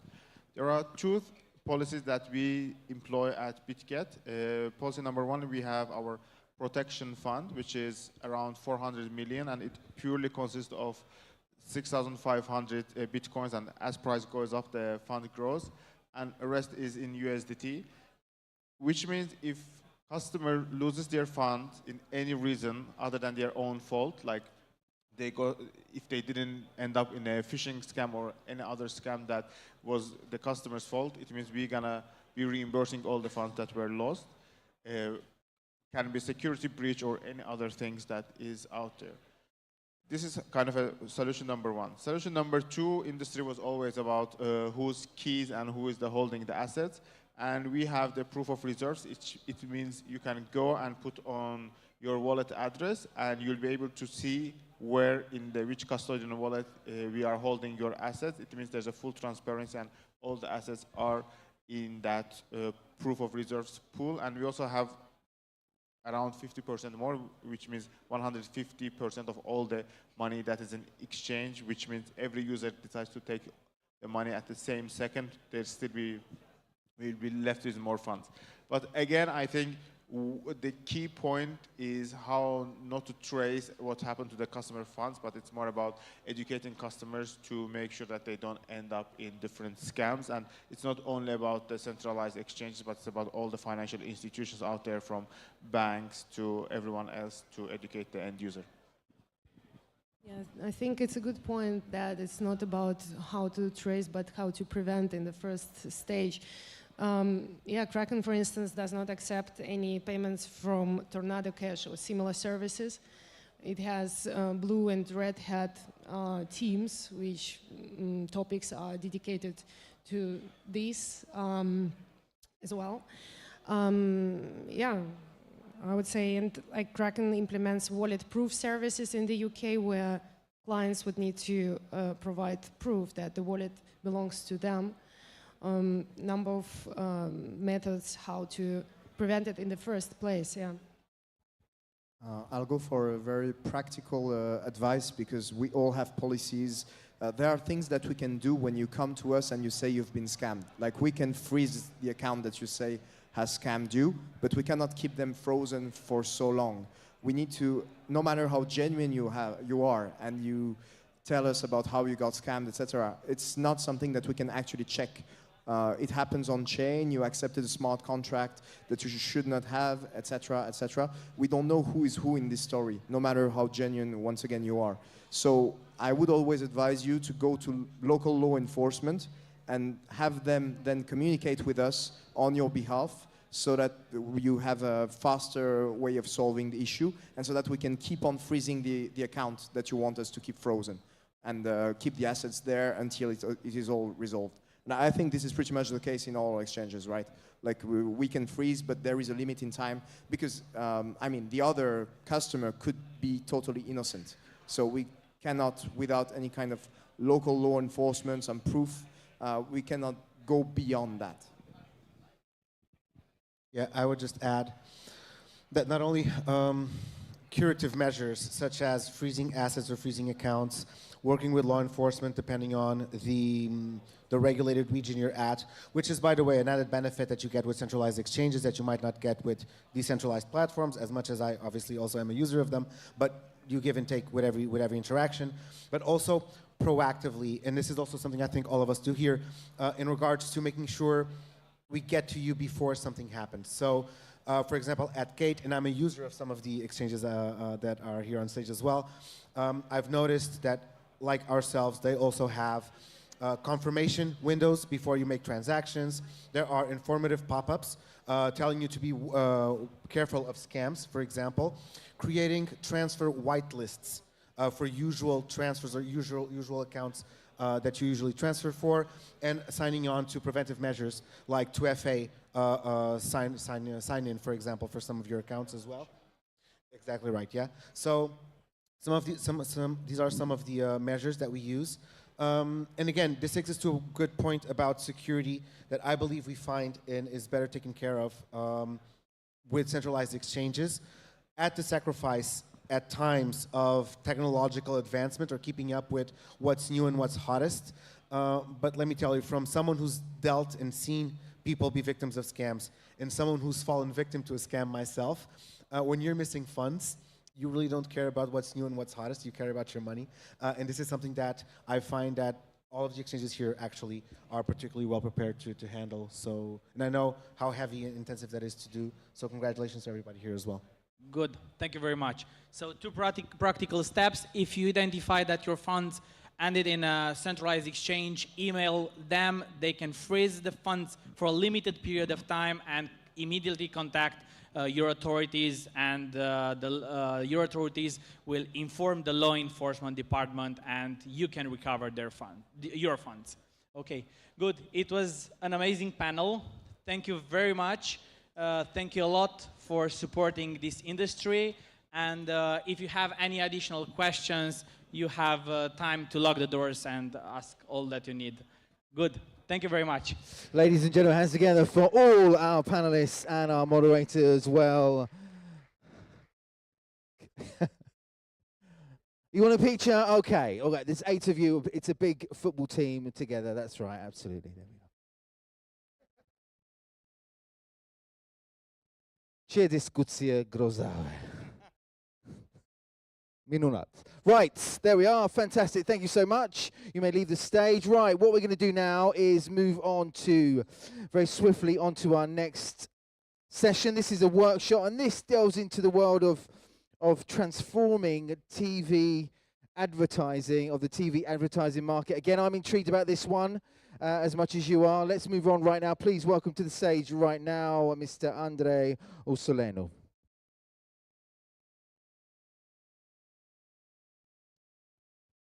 Thank you. Thank you. Close enough. Hello. So my name is Andrei Ursuleanu, and I'm the head of sales of S&P Ad. And today I'm going to talk about a phenomenon that is about to happen in the near future.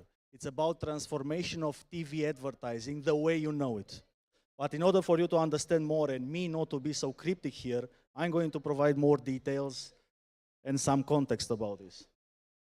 So basically, in the last 60 years, the TV market remained largely unchanged. The broadcasters send classical and targeted ads to all the audiences, right? And this is happening in a world that is dominated by targeting and micro-targeting, the way international large platforms like Google and Facebook has pushed it as a standard. Moreover, and maybe paradoxically, right, TV market takes about 50% of the total media spend because they need large volume of people to get to that audience that a client is looking for. Now, forget about the 50-50 rule, right, where you don't know which 50 of the market is spent is right and which one is wasted. In TV advertising, we got 70-30. Right? You need to burn 70% of your money to get to that 20-30% audience that client is looking for. Now picture this, 0-100%, the perfect ratio. What if 0 waste, 100% reaching target? What if we could deliver ads in the broadcaster feed that are aligned with your profile and your personality, your preference and interest, right? Sorry. Just a second. It skipped so many slides.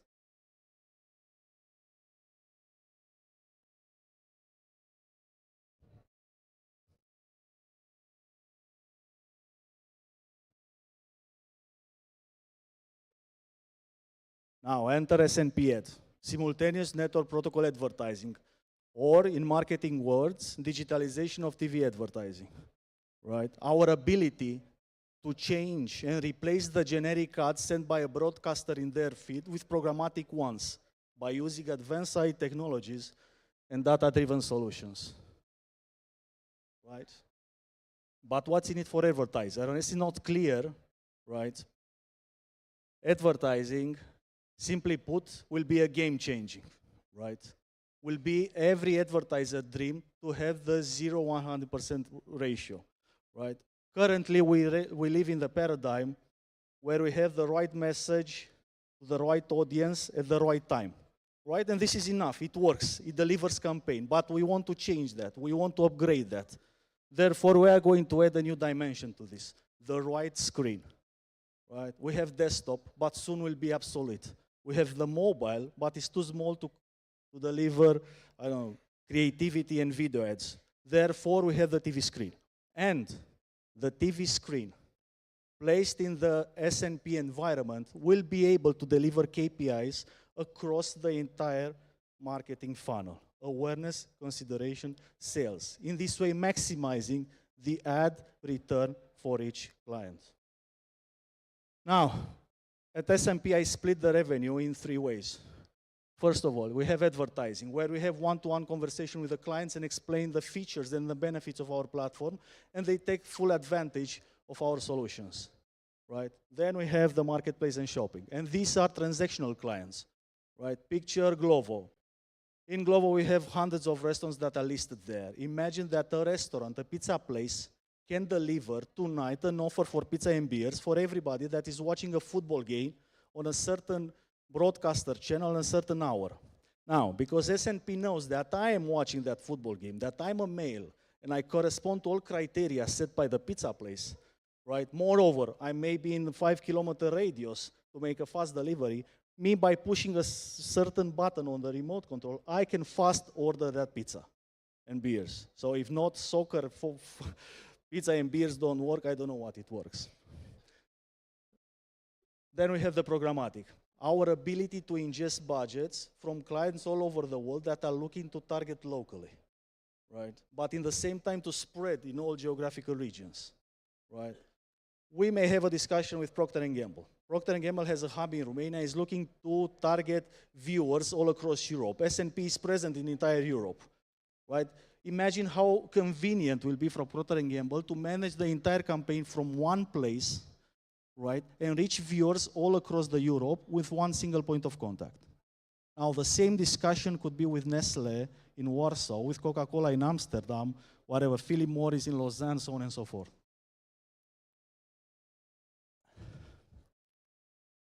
And from technical standpoint, in order for us to do this, we needed to integrate the S&P TV ecosystem with an ad serving solution.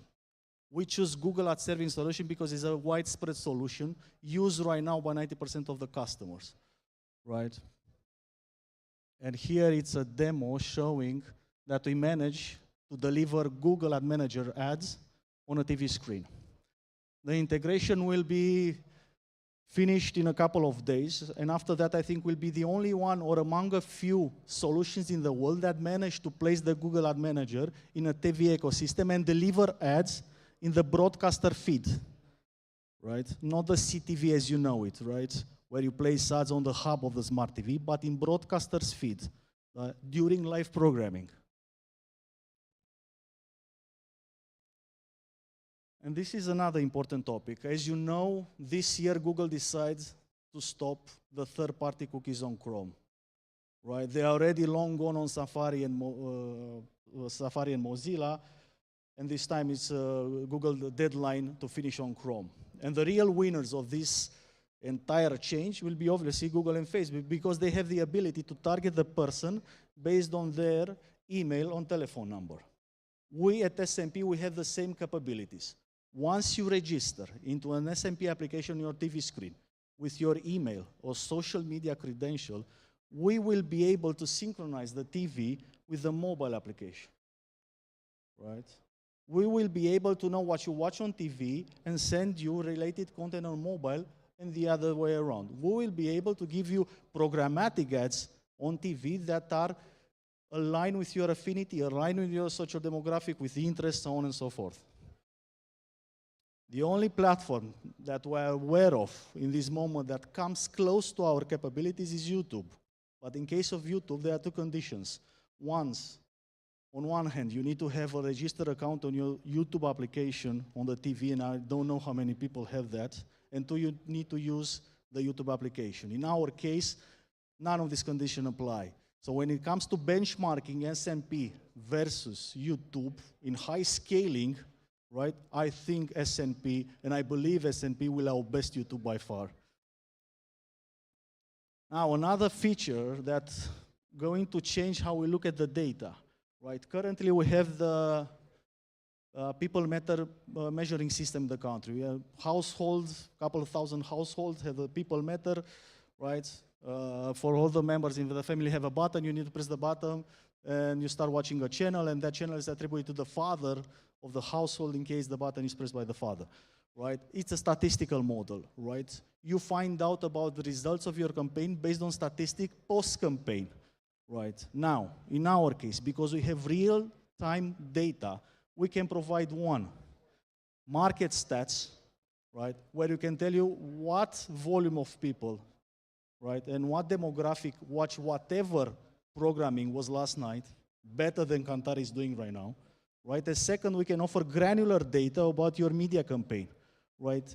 Showing you very precise, right? What you target in campaign and what you got after the campaign. And because we talked a little about interactivity, here are two videos that are showing how we can engage with the ads in the TV ecosystem, right?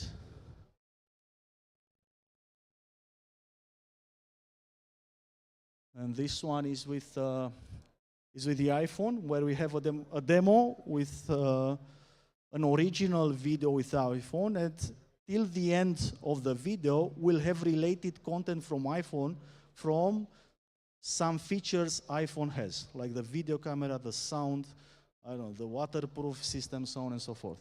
At the end of the video, you'll be able to interact from the remote with the related content shown on the original video.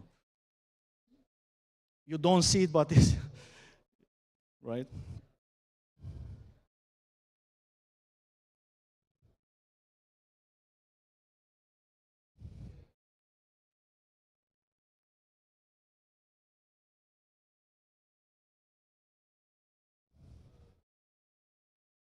Now, this is another video with Volkswagen. Now, the same happens here. You are able to interact with Volkswagen right? So we have two interactions here with the Volkswagen video. Once is during the campaign when you can press a button in your remote, you can find out more about a discount that Volkswagen is offering, right? Or at the end of the campaign where you can scan a code and be scheduled for a drive test, right? Again, two methods among many how you can interact with a TV ad.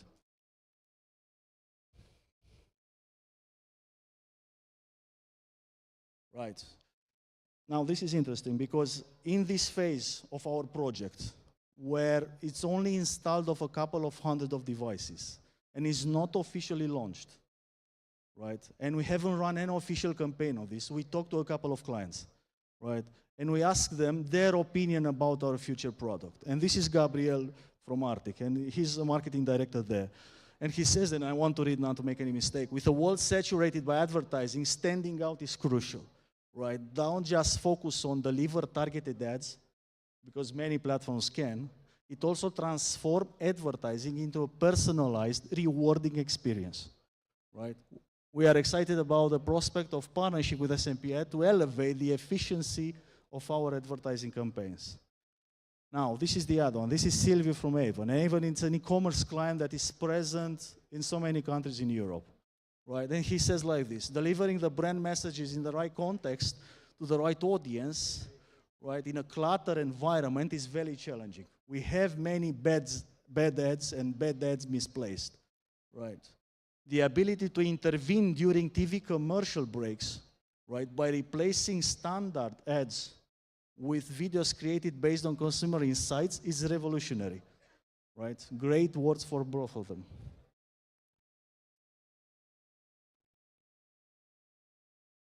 Now, but what's in it for the viewers? And the discussion here is split in three. On one hand, we have better ad experience right now. So in this moment, a broadcaster doesn't know if I'm a male, I'm a female, I'm interested in sports, fashion, or beauty. A broadcaster delivers the same ads to everybody, right? That's why I said in the beginning that we have the 70-30% with 70% waste of the money, right? Second one, interactivity.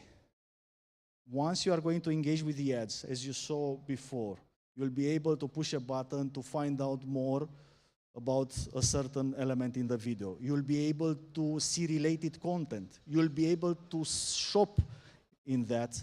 These are engagement rules that will change the TV advertising forever. Once you engage with this kind of elements, you're never going to go back and watch classical generic TV ads, right? And what's in it for broadcasters? Now, just to be clear from the beginning, broadcasters are a very important part of our ecosystem, right? We don't want to avoid them. We don't want to bypass them.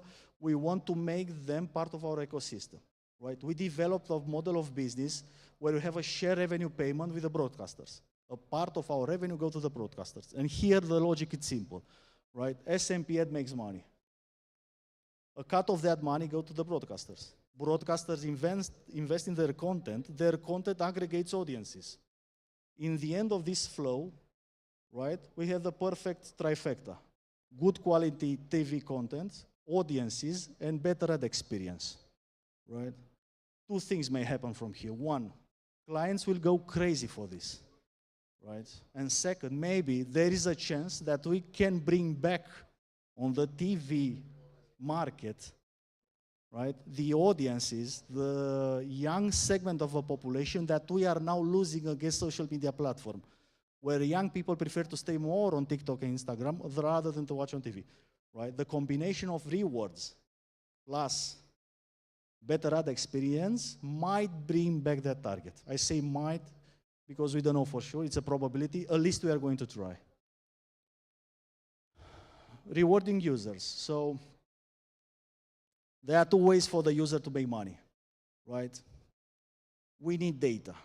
The more data and the more precise data the users offer to us, right, the better the targeting. The better the targeting, the higher the prices of the ads. The higher the prices of the ads, the higher the share revenue, right? This is one. Second is view time. The more you watch TV, the more ads are likely to be shown, right? And for every ad shown on your TV, a transaction is happening. right? That's why we build an SMP token application on blockchain that is synchronized with a TV that has a Web3 Ethereum address. So for every ad, there is a reward in tokens in your application. You see here, you don't. Now, these are 2 live demos, right, where we sync the application with the TV, right, and each time you earn SMP tokens, right, you get the rewards in the application.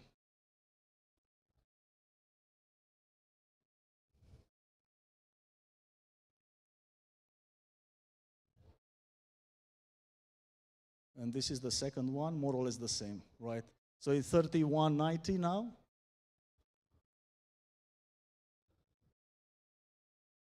$32.40 and so on. And I want to stop here for a moment because I have to announce a partnership. So the partnership with LiraPay, and LiraPay issued a debit card for this.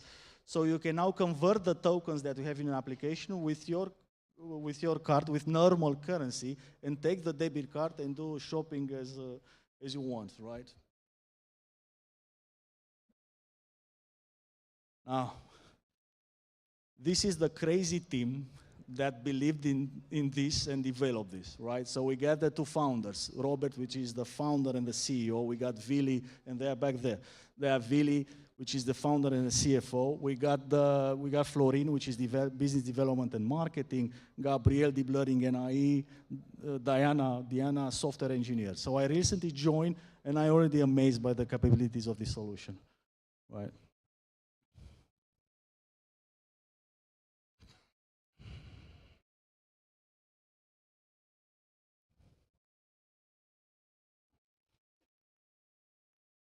So, yeah, I just want to sing my words with the slides, and I don't know why it works. So, just to summarize what I said before, right? So we want to build a perfect ecosystem, right? So, where everybody wins. Broadcasters win, viewers wins, clients win, right? Only this way, with all the parties that have a stake are involved, only this way we can push the product forward. Only in this way we can fulfill our dreams, right? And now to be a little less philosophical and more practical, right? Where we stand right now from the financial status. So we had a seed sale 1.5 years ago where we raised approximately 400,000 USDs. Now the private sale will start after this conference, and our aim is to get close to 1 million. Right, and the public sale will be later this year announced, right? But just to put in a business perspective, our aim for this year, for the end of this year, is to raise approximately 250,000 active viewers per day. In TV advertising, this means that we are going to be larger than 90% of the TV station in Romania, right? So this is, if we are a television, right? Very important. So this was my presentation for today. I think I'm exactly on time. We have a booth, we have a stand, right? So if you have questions in terms of advertising, crypto application on how to get money on the LiraPay, we are there ready to take your questions. Ladies and gentlemen, hands together for Andrei. Thank you so much. Wonderful. Excellent. Fantastic. Minunat once again. Right, we continue now on to our next session, NFTs, right? NFTs, understanding them, unpacking them in a way we can all understand and we can all make sense as well after this session. And believe me, this again, once again, all these seats, majority of these seats behind me will be filled with people giving their perspective, their ideas, their insights on helping you kind of make sense of things and taking that forward and making better decisions as well. Let's get cracking with our panelists right now. So please welcome to the stage, firstly, Ivan Luthra. Ivan, come and join us. Fantastic. Together with, that's right. Together with Ivan, we have Adam Noaf. Adam, come and join us. Ika Selim Zologlu, come and join us. I love the way you take your time. That's right. Take it easy. We've got all the time in the world. No, it's good. It's good. Everybody walks in their own way, naturally. Right, we move on. We also have from NFT Factory, Ethan Pierce. Come and join us, Ethan. Adrian Posteka. There we are. Hands up in the air. There we are. It's yours there. Well done. And finally, not finally, we also have Catalin Barasco. There we are. Actually, if I can ask you, no, it's okay, stay there, it's fine. And finally, the man, once again, you are on this stage more than I am. Welcome back. Please, a round of applause for the one, the only, Mr. Sergiu Valirescu.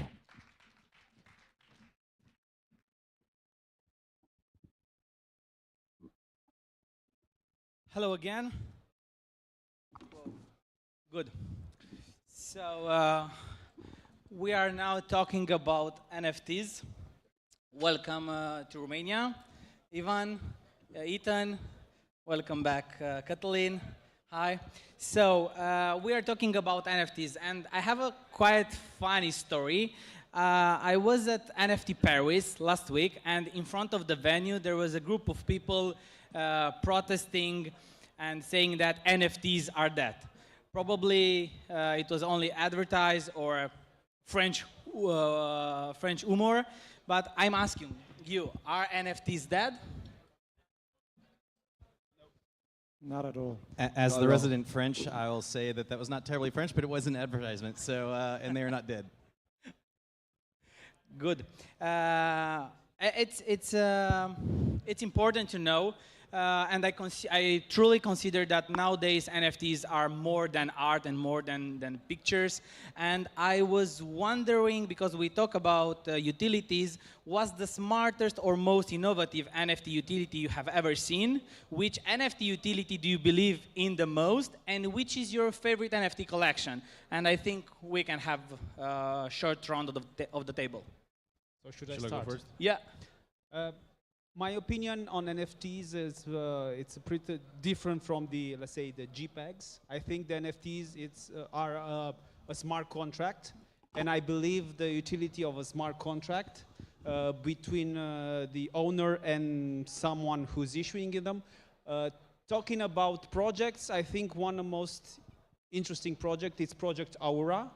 It's project by Levemehash, who's trying to trace the products with the help of NFT and blockchain.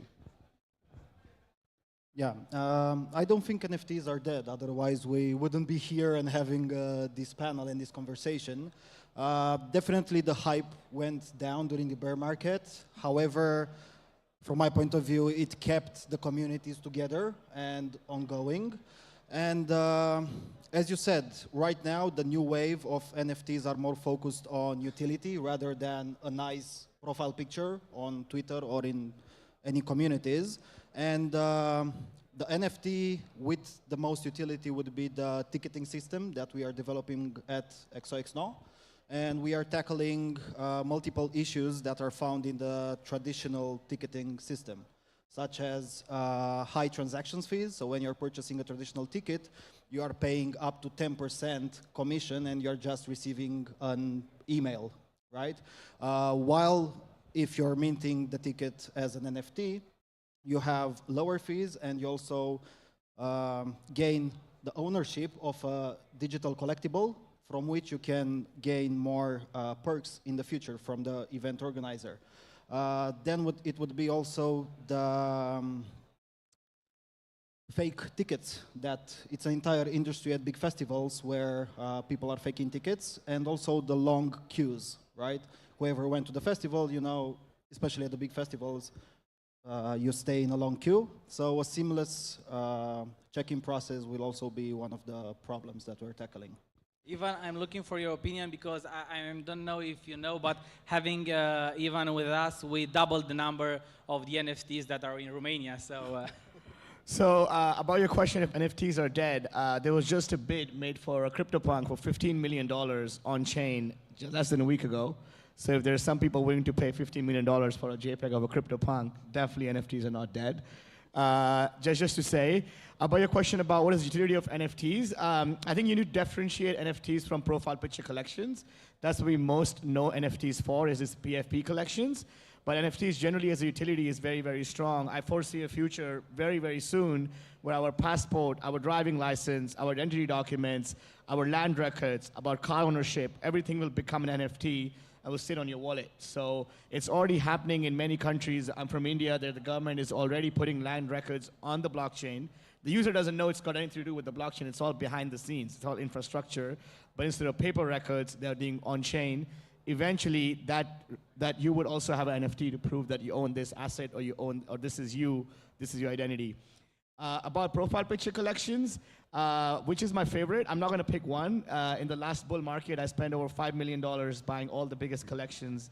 I have 7 Bored Apes, 7 Doodles, 7 Azuki, 7 CryptoPunks, 7 Clone X's, Pudgy Penguins, and then I also bought a lot of ordinals and stuff.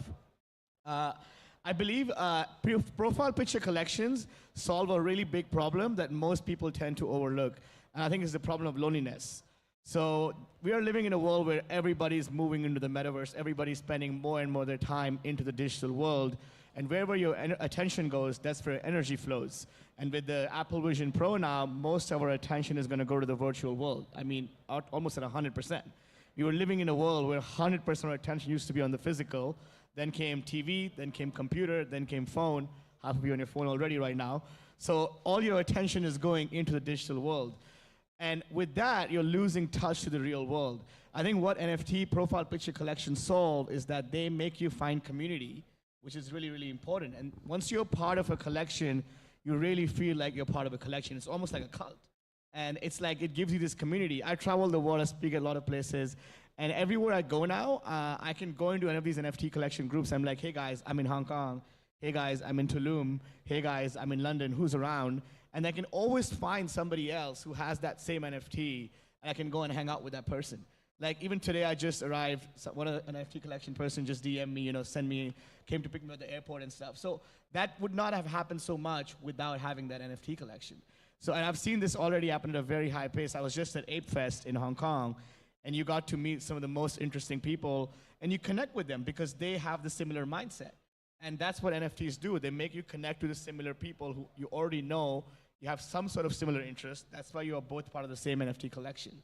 I think that's a really, really big problem that profile picture collections solve. And it's basically, it's like you always used to be the members clubs of the last generation, right? You would go to the automobile club, or you would go to the horse riding club, or you would go to a club that you're part of because you have that interest. But with NFTs, you bring that digital, and you find people who have the same mindset or the same interest, and you buy into the NFT collection. I think that fixes the problem of loneliness, which is a $1 trillion problem that most people tend to overlook. Good, thank you. So from my side, I think when we look at the numbers, it seems like, especially when you read the statistics, that 95% of the NFTs gone to zero like a couple of months ago. People tend to think that it is kind of dead, which is not true, because I think also NFTs brought us these communities, as Evan said. But in the beginning of the crypto, since now, we saw the developers getting stronger and becoming the crucial and most important part of the ecosystem. But what NFTs also brought us is that, especially the business side of the professions, the marketing professions, came to the ecosystem much faster and much stronger and stayed here. So I think that's a better thing for all of us, after all.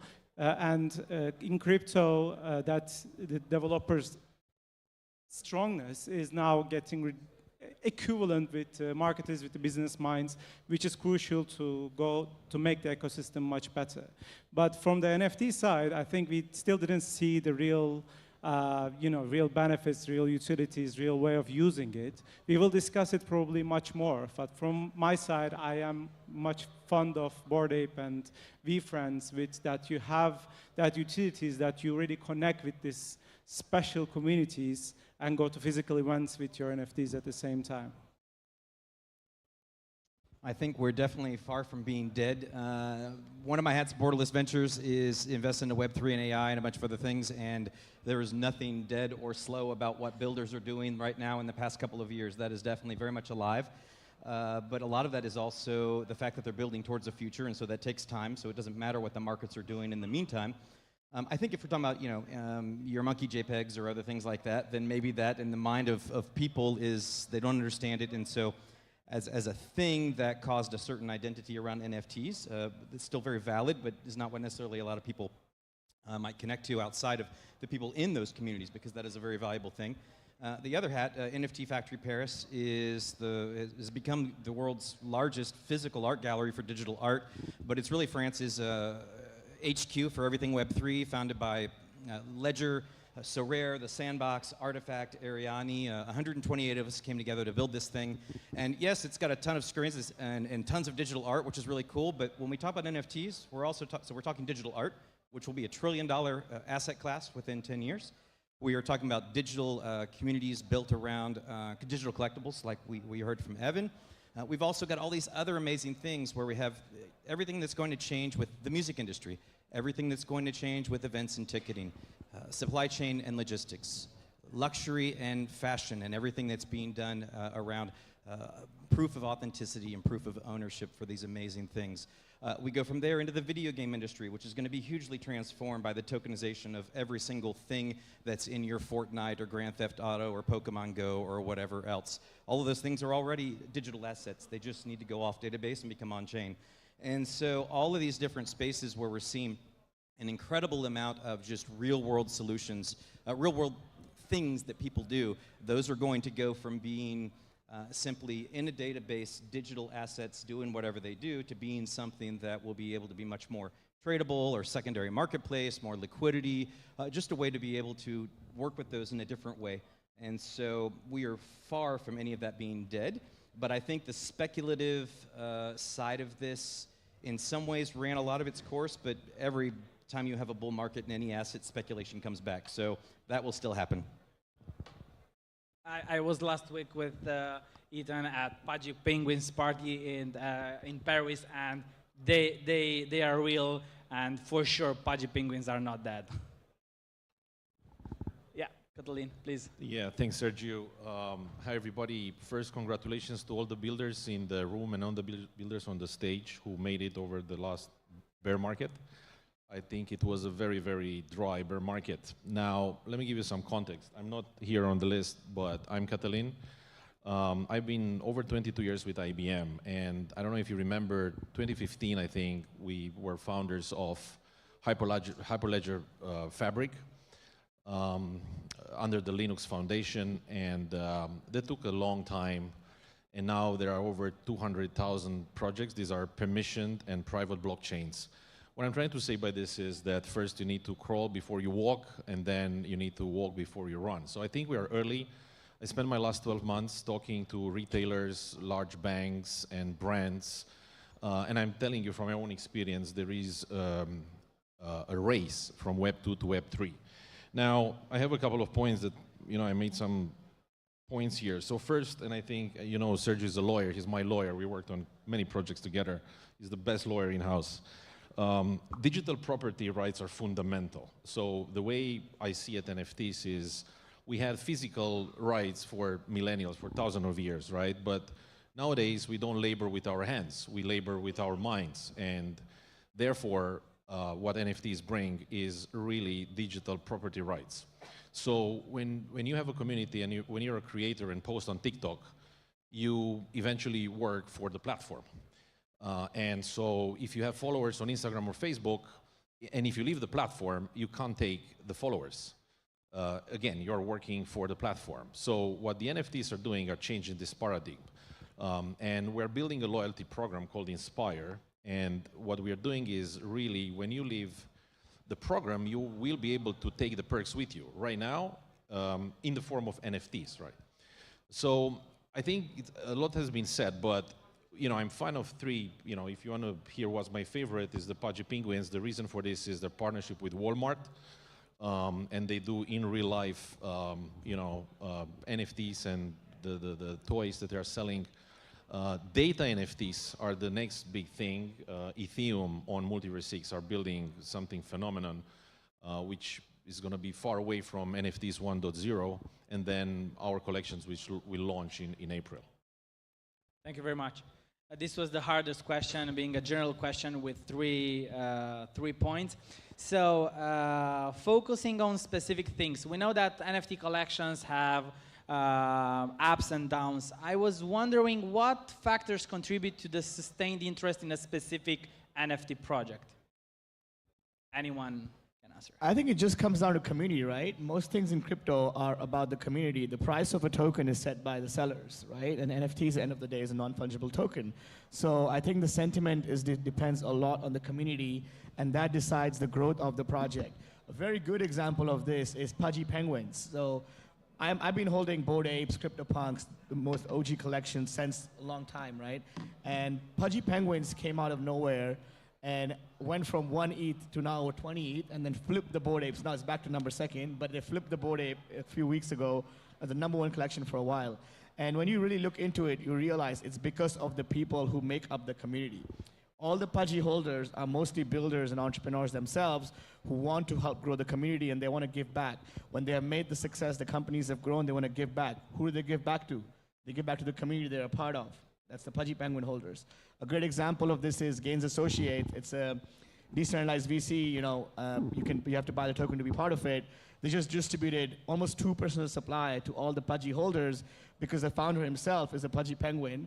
And you see in the community, like all the other 95% of people who hold the token were a little bit disappointed that you just distributed 2%. But he believes in long-term value, that Pudgies will bring the value back. So it's all about the community, and I think the community gives the value. Why is the Bored Ape worth so much? It became worth so much because Snoop Dogg, Eminem, you know, all the top celebrities in the world were, Justin Bieber, they all were having $1 million Bored Ape pictures. It's the community. People bought into the ape collection because they want to be part of this group. That's so the power of the literally, community. end of the day, it's all about the community, and that reflects back into why a collection goes up or down. But I think on the community side, that's really important, but it also extends into the rest of Web3. I mean, but the Pudgy Penguins thing's really funny, because at NFT Paris last week, we had 300 of the stuffed animals from Walmart that we imported from the US to sell on the NFT Factory Paris stand. And people were killing themselves to get these things, it was just the interest in this. But what I think is really important is, why do fashion and luxury brands care about working with NFTs around their products? Why is it an events and ticketing thing? Why is this going to explode the music industry with the Taylor Swift digital music pass and Ed Sheeran and all these kind of things that are going to happen? All of these things are because those brands, those creators, that entity wants access into a community, wants to create value with a community. So it's hugely what underwrites all of the NFT projects, but it's actually the larger value proposition of Web3 in so many of these models. Great. So I'm diving directly into the technology and new trends, because I like to be one step ahead. So RC 404 seems to be an emerging narrative. Do you believe in this hybrid standard? Yes, I think it's a very interesting, the 404, because actually it's a contract. And if you're talking about a contract on a blockchain, it's like having an influencer. You have a contract with the influencer saying you're going to be paid in this NFT, but you have to do this, this, and this. And this 404, actually, it's splitting the contract in different layers. So you have to do this, and you have to do this. It's like, I saw an old movie when someone just take a dollar, rip it in two, say, this is the first payment, and after you do your job, you have the second part of the dollar. So I think 404 is going to be this kind of stuff, when you can actually bond to a creator, bound to something, and by doing this, you can say you have to do all these lines in order to get the NFT at the end, get the contract finished at the end. I think it's an interesting standard, and I think it will be supported soon by the blockchain and Ethereum. So the ERC-404 is a very new contract, and it's very, very new, like about a month ago. So I would not comment it as much because we still have to get it adopted, and we don't know if it becomes relevant or not. But good technology normally always wins. You can delay technical progress, but you can't stop it.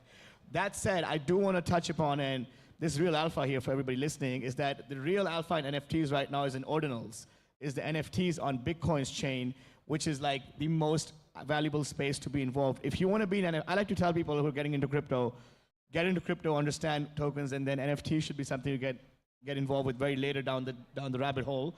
But if you want to get involved in NFTs and it speaks to you, you should look at ordinals. Ordinals are NFTs on Bitcoin, which is really, really exciting because now you can actually inscribe NFTs on the rarest blocks, like the first blocks that were minted on the Bitcoin blockchain.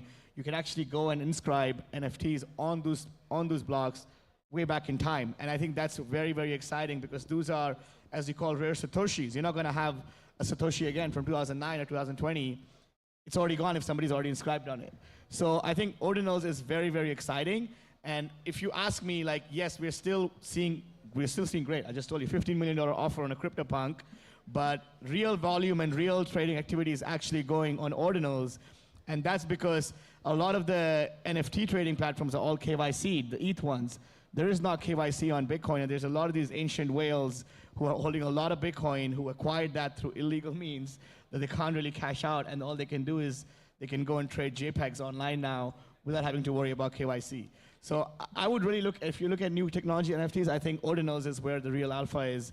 I think it's going to be the biggest growth inside the NFT space in the Web3 space. Yeah. So it's important to have a very good technology, but you must fit in the market. You must be there in the perfect time because 1 year ago, I've discovered a project, nothingsquare.com, and they put in an NFT a bunch of tokens, and it was too early for them. So right now, this new standard seems to be in the perfect moment, so we will see. You want to say something? Yeah, I have a question for everybody here. If Picasso was alive, it will be a big sales as an NFT or not? Or Van Gogh? Let's say Van Gogh, because he dies, he was dead poor. I think you mentioned those artists who actually got famous after they died. Yes. So I don't know if they would have been, but if they were as famous as they are now, for sure the NFTs. No, while they're alive. So because we are talking about Bored Apes right now, we are talking about big NFT, and we are talking about Van Gogh. And do you believe that the same community would have helped him to be rich? I can answer on this one. We had last year, I think, a collection with a renowned local artist, Molele, who is alive, and he minted. Now, I don't know if he's rich or not, but he did mint an entire collection, and people just mint for the sake of art and supporting him. And here, he also bridged about the NFTs and real-world utility. Right after the mint, whoever hold more than 10 NFTs from his collection would receive an in real life picture from the artist signed by him. So you can hang not the actual NFT, but a special picture made for the holders. So yeah, I think the people would support initiatives like this. So. Okay. I don't know. I think Picasso is what it is because it's the brand, right? If you show a Picasso and it's not signed by Picasso, it's not worth it. Like I would happily hang a Picasso, but it has to be a Picasso. If you make a ripoff of it, it doesn't have the same value. Picasso also signed empty sheets of paper. Yeah, but I mean the value is in the name of the brand. So if he was alive, he didn't have that value at that point. So his value came after he died and after he passed away. So I'm not sure if he would have been able to do, because I know a lot of upcoming artists who struggled to come into NFTs, and my advice to them is forget NFTs, go build your community, go build your collectors who care about you. NFTs is just another way for you to reach and connect with those collectors. NFTs is not where you come to find liquidity. That's not where you come and say, hey, I'm going to start selling to the NFT community. That's not how it works. You're going to build your community, and then you use NFTs as a way to connect with them. So saying that if Picasso was alive and did a collection, I'm not sure how much response he would have got because he didn't have that much of a community during the time he was alive. So that's what would be my feedback if I had to think. I wouldn't buy a Picasso NFT collection when he was alive. Obviously right now. We also saw some really famous artists like Murakami from Japan who did a really successful NFT. I have a few of his NFTs. They did really well, but then they went down. But he's still very connected. He gives us like gifts all the time. Obviously, all the market went down, but so it's a great way to connect if you're a collector. Yeah, unfortunately we ran out of time, but I have one more question. Do you consider that NFTs should remain digital? Because I've seen that now it's a trend to connect digital world to real world. It's the DAPIN trend. And RWA, right? So real world asset tokenization. Let me take this one. Is the last one? It's the last one, okay, yeah. I'll go last. So the reason why it's called non-fungible is because they are unique, right? So I think they're going to stay on chain. That's my assumption. And both DAPIN and real world assets will stay on chain. I think it's an amazing progress. And I go back to my statement, it's a digital property right. And yes, there can be clones in the real life, such as Louis Vuitton, and I think most of the big brands. It's a proof of ownership. I'm very very keen on the loyalty part of aspect. Obviously, I'm biased because I'm building one, but we see a lot. I think there are like 45 startups in the world building on all chains. Loyalty, and then you can exchange it for a real project. But to answer your question, I think they're going to stay on chains. I think in that sense, the NFTs are going to, we will see a lot of use cases, such as like, we are in the time of AI, right? Now, it will be impossible to really see if an image is actually genuine, right? Or it's just an AI image. It will be impossible to see the difference between them. So I believe there will be a lot of new use cases like that. We will see NFTs are really working and useful, other than, I'm not saying the art and all the community was not useful. I love the part that we saw, but now I think the bigger part of NFTs are coming really close future. And we will see also in the gaming, we saw that the NFTs have been working in different games. However, if that game fails, the value of that NFT also affected by that. Maybe we will see much more interoperability in the close future. That's something also we are trying to develop. So I hope that we will see a better future for the NFT community. When technologies are embraced and adopted by the general public, it's not because they give a crap about technology, it's because they care about solutions. And all of the asset classes we're talking about with digital collectibles, digital art, again, events and ticketing, music, rewards and loyalty, fashion and luxury, all of these wonderful things, digital identity and diplomas, all these amazing things. It all comes down to the fact that we, again, have proof of ownership and proof of authenticity. This is the solution that NFTs bring to so many things. So it's not really a question about whether or not we care about NFTs in the sense of do they last. It's the fact that so many startups and so many builders, so many entrepreneurs, so many creators are building things of value that are underpinned by the technologies of NFTs that bring, again, proof of authenticity and proof of ownership. And that will last because it is a solution that fixes things people need, not because we care about a particular technology and whether or not it's our thing gets to last. So I think one of the most important NFT in the world is your DNA. Because it's unique. So your NFT is your DNA. So you see, I think this one was the most interactive panel. So for sure, NFTs are not that. We are only in a new era. We are discovering new utilities. And for sure, right now, NFTs are not only pictures. Thank you very much, gentlemen. Thank you. Thank you so much. Once again, a fantastic panel, productive, effective discussion on stage. Thank you so much. Do you want a photo before you go? Yeah, there we are. I'm going to join you. I haven't done anything, but I'll join you. De necrezut. Minunat. Right. There we are. Right. Thank you. No.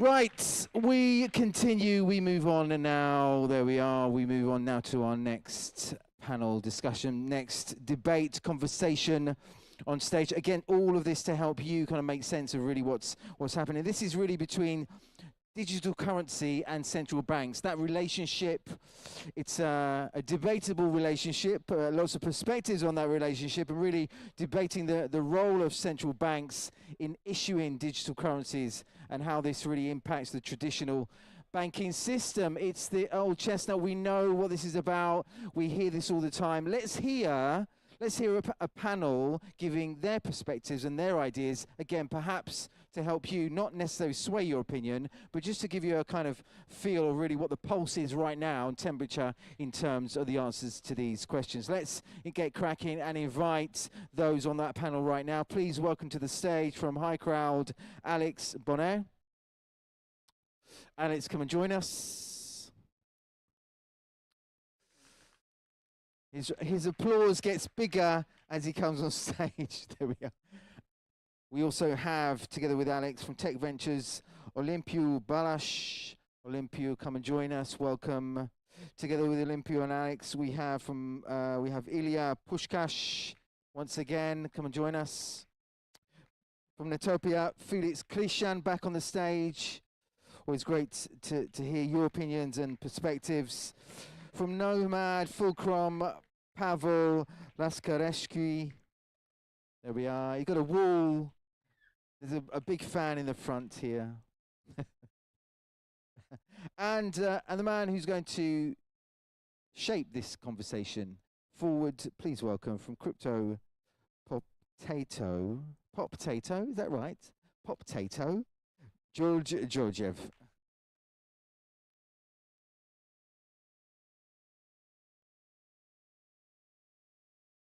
Hey, yeah, so it works. Hello, everyone. We have a very exciting conversation ahead of us. Not about NFTs, yeah. Perhaps we can quickly change the background.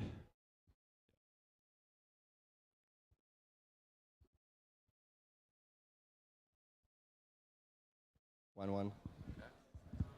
Everything's functional? Yeah, okay, so let's just kick it off. Ilya, my first question is to you. As a part of Binance, one of the largest exchanges in the world, if not the largest one, can you tell us how important is the digitalization of currency in countries from Eastern Europe, especially now with the current macroeconomic situation?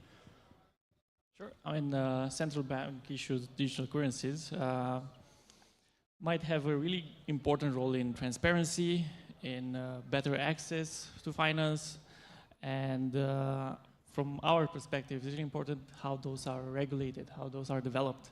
I know there are a few tries already. The central banks are thinking about it. We're actually working with a few of them in developing these, but they are still in the incipient levels of development. However, it could work really well. It could help regions that are really in need of keeping their inflation low, for example. Countries like Ukraine, who are in the war at the moment, could really benefit from something like that, because there were months where they couldn't access their financial banking, basically, in Ukraine, for example. And yeah, we are here to support that and to help central banks on that. And perhaps a quick follow-up question for you as a company, part of Binance. Has the advance of central bank issued digital currencies made you kind of rethink your overall strategy and approach to these markets? I would say, in a way, it will help grow the cryptocurrency field altogether, because it will help us go mainstream. And yes, of course, that has an influence on our strategy. But as I said, we're still far from that point yet, where we actually see something applied. Okay, Felix, my next question is to you. You founded Netopia back in 2003, so you've been in payments for like 1 billion years now. Yes. Can you tell us how have CBDCs kind of, and not just CBDCs, but this entire digitalization of currency narrative changed the payment industry in the past years? We launched the payment service way before the white paper was published, and we've seen, I will refer here to the local market, we've seen here the credit card penetration in payments going from low single digits to even today, when it's grown exponentially, it's still like only 35% or so. So there is still room to grow. the reasons, I will not go now into the reasons why this hasn't grown faster and it's not yet at 100%. I will instead address a bit the matter of should central banks go into issuing digital currencies, or should they simply stay on the sideline and regulate the ones that maybe the private players would issue. And I would lobby for the second part. I mean, if we consider that today's state of the financial world is not in the best shape, that's only because of the way the central banks operated so far in terms of regulating the market and being a player while being also the arbiter. Because if you're the issuer, you should not be allowed to regulate, or if you regulate, you should not be allowed to be the issuer. So from my philosophical point of view, the money and the state should be two separate items. The money should be issued like back in the days by private entities who should be held accountable according to the law if something happens with their payment system and with any kind of laws that need to be involved. But the banks should simply be like the regulator, like the overseer of the way that the payment systems and banking in general works. Right. You bring a very interesting point that I'm going to circle back to in a minute, maybe discuss with all of you guys. But first, Pavel, you guys are issuing an inflation-resistant stablecoin. First, perhaps like in a few quick lines, just explain to us what the hell does this even mean?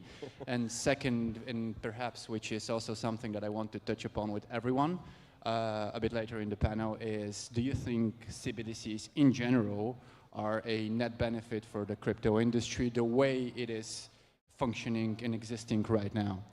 Which is also something that Felix just touched upon. So perhaps to rephrase the question, are CBDCs the wolf in sheepskin for our industry, or are they a net benefit to it?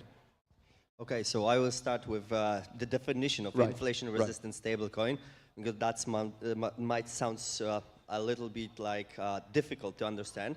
So stablecoins are like a one-to-one derivatives on dollar or any other currency. So what we have been doing, we created a fully regulated Swiss hedge fund. So we have a license, the hedge fund is operating.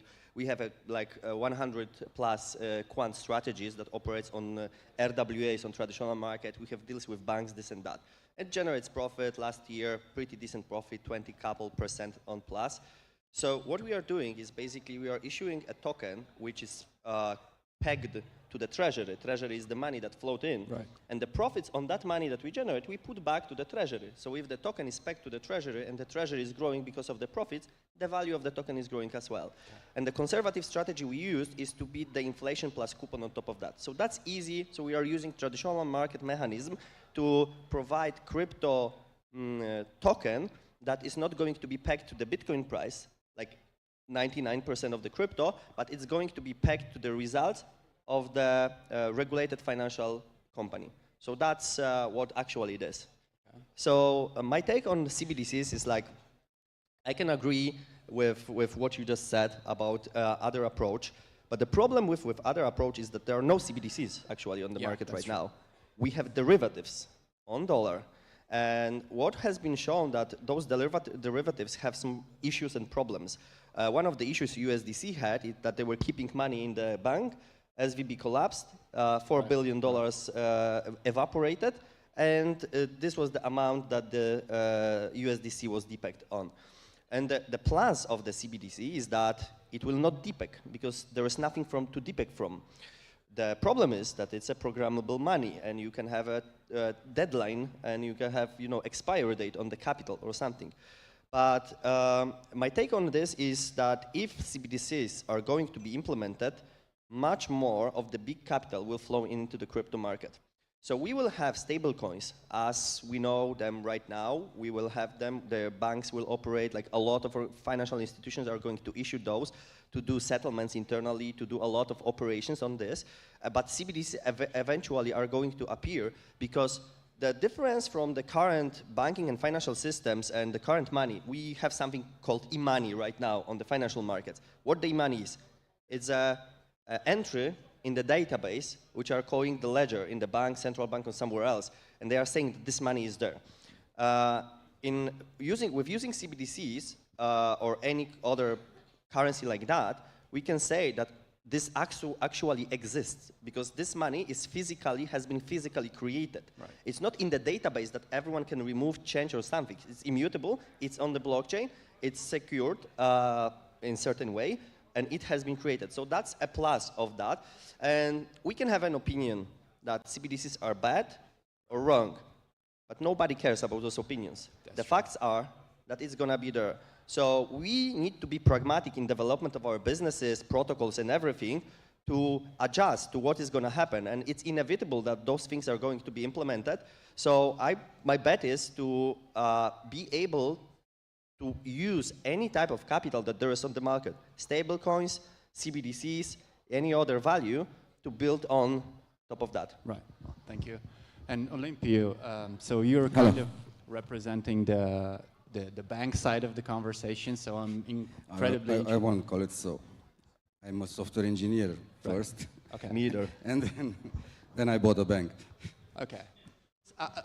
Still, I'm really, really interested in your perspective on this. Like, from your perspective, has this advance of digital currencies made you guys rethink anything? Like, in terms of, hey, this is going,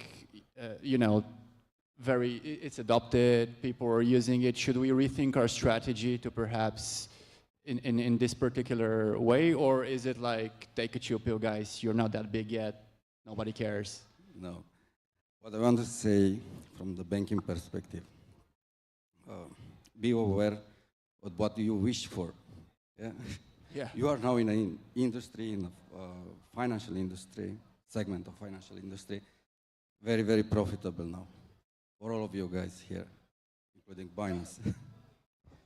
But when 44,000 banks will enter this market, then maybe you have a problem with your profits.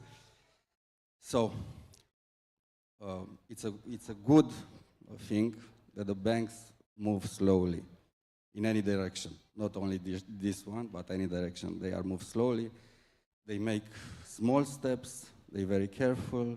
They do a lot of protection, a lot of things around the legislation. And yeah, they are moving slow in this direction, also in the crypto world. But they are in the bunker now. They prepare for this new kind of market. Right. And in a couple of years, they will hit. This is my opinion, my personal opinion, not as a banker, not as a software engineer, right. But right. the man between those two worlds. And Alex, I can hardly see you from here, but my next question is to you. Do you think there is a future where crypto, in the sense that we know it right now, is actually impactful on the traditional banking system? Because we all set out to do just that, right? Disrupt the banking system. That's what we've all heard crypto is. So do you think there is an actual future where this becomes a reality?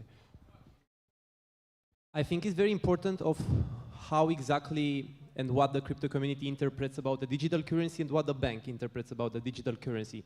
Because regarding the technology, I think, yeah, it will be implemented in the bank system because it's just a better protocol for processing money and records of ownership. But regarding the monetary policy of which the technology will be implemented in the banking system, I think that is going to be entirely different than what we see in the crypto communities. And I don't think the digital currency will be implemented in the way they were made and created in the crypto world. The interesting part, I think, it's the investment marketplace that the crypto community pushed very powerfully in the market. I think this is a very good part because it basically democratized the way people can invest in investment opportunities. And if we look very simplistic at how banks work, I'm picking my words carefully because I have a bank owner near me. Please do. In the most simplest way, I think you have the deponents that are putting money in deposits in the bank, and then you have the bank, which has a very complicated decision-making system in which the bank puts the money in other investments. And I think here could be a potential to innovate, because basically when I invest money in a deposit, my investment is not tied to a fixed loan investment contract. It's tied to an institution and it's exposed to several, to a big portfolio and so on. But where I think there will be a big way to innovate will be in the borderline between the traditional financial system and the new financial system, the crypto world, and this will rely in the fintech startups that are going to see. Because most of them, or all of them, are regulated, and because of this they can act and innovate and maybe make banks learn how to implement the new monetary policies in their infrastructure. Thank you. Okay, so I really want to circle back to the bedrock of this discussion. Are CBDCs bad for us? Are they good for us? It's an open question to all of you, because we kind of heard a few different takes already, yeah? But like, I feel like ever since this topic has been brought up to our community in general, it's super polarized. Like, people hate them, people love them, people think they're going to onboard the next billion users. The other side of the conversation is that it's just a surveillance too. So I'm really interested in Ilya. What do you think on this?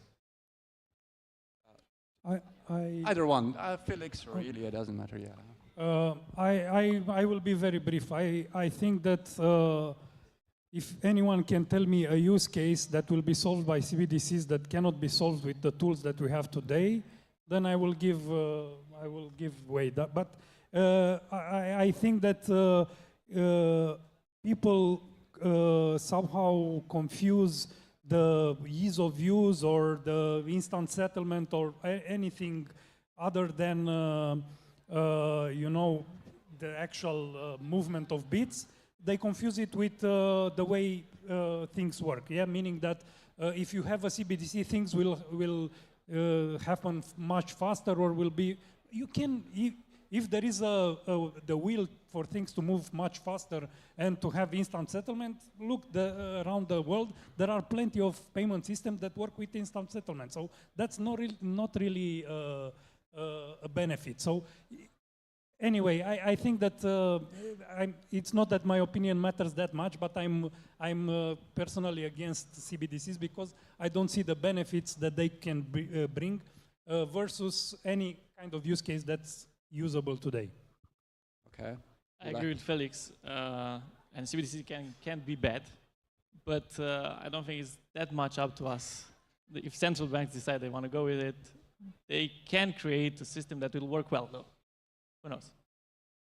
Pavel, what do you think? So I don't think that it's a matter of bad or good. I don't think it's a matter of 0-1. I believe that there is a big gray area in between. It's not black or white only, be on the left or the right side.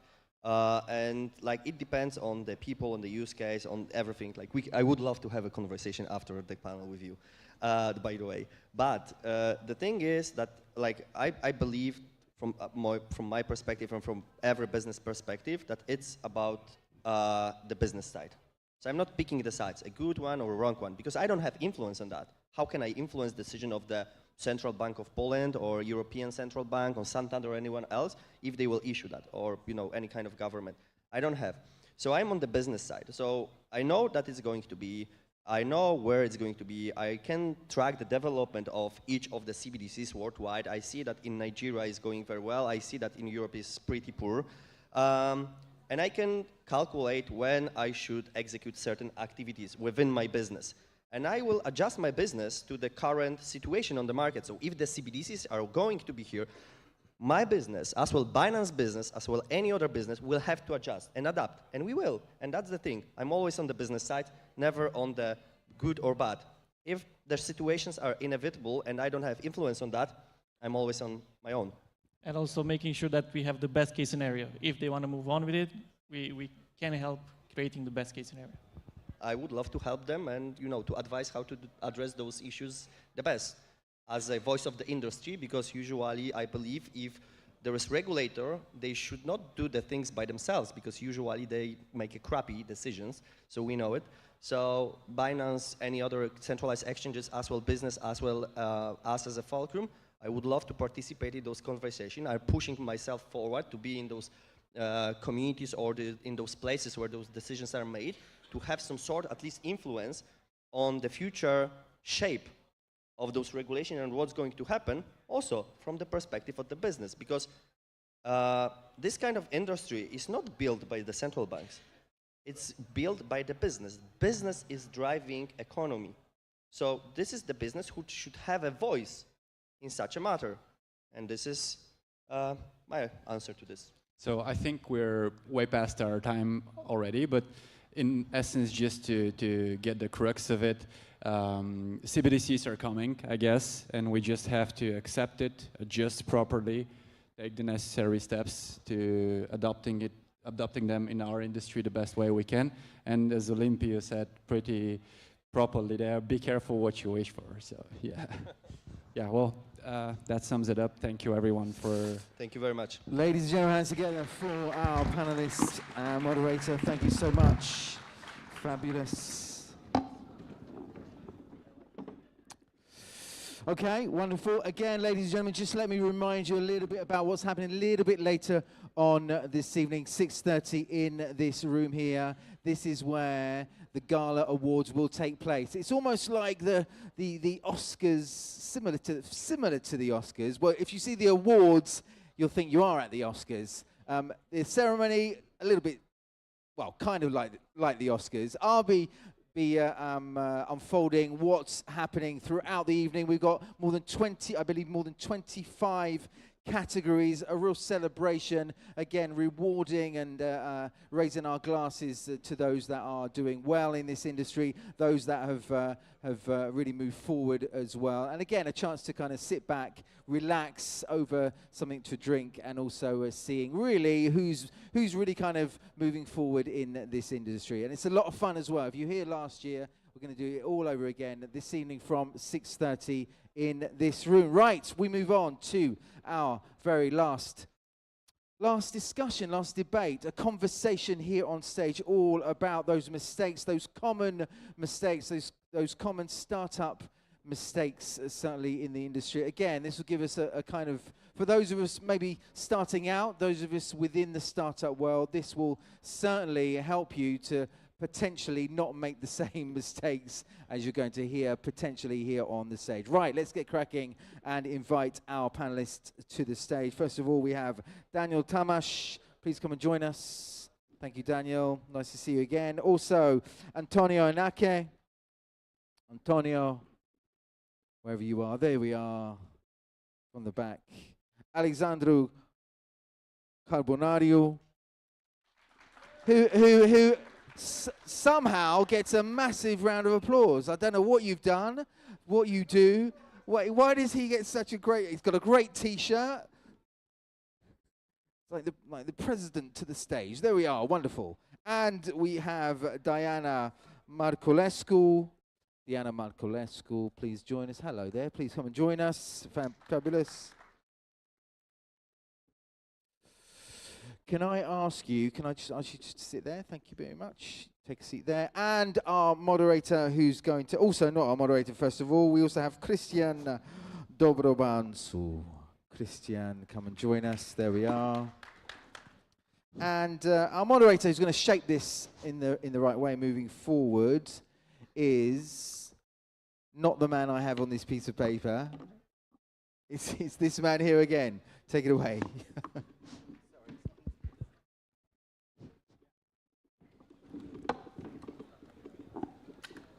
So lucky you have me again here. This is not my panel, but I have to be here, and it's an honor to be on the same stage with old friends and old clients. So today we are going to discuss about startups. And I have a problem here, because I think that nowadays startups are on steroids. And why I'm saying this? Because if you discuss with a startup owner, there is no investment under 1 million. So what's going on? What's wrong? Why investments are only over 1 million, 2 million, 3 millions? What about 100, 1,000, 100,000, and so on? Why we have nowadays such big expenses? Can I start? Yeah. So one important point of view is the technology side, and when you want to really build something in technology, but more than that, when you want to build something in crypto technology, blockchain technology, everything is much expensive. So probably is even 2 times more expensive when you build something that necessarily need to have smart contracts in the back, interaction with the wallets and so forth. And that's an important point. Can you hear me? Yeah, sure. Yeah. Yeah, I'm having other thoughts. I'm still seeing pre-seeds with 100K or something like that. So yeah, you can do very well with as well, like not 1 million. It's about using your money very well, right? I think with throwing a lot of money, the startups are trying to make the marketing going faster, or like make the adoption going faster. That would be my hunch. With the technology, actually, I think it's actually becoming less complex to create right now blockchain solutions, right? We are seeing more and more libraries, more and more developers that know Solidity, Rust, and so on and so forth. So it's easy to access, actually. Good, thank you.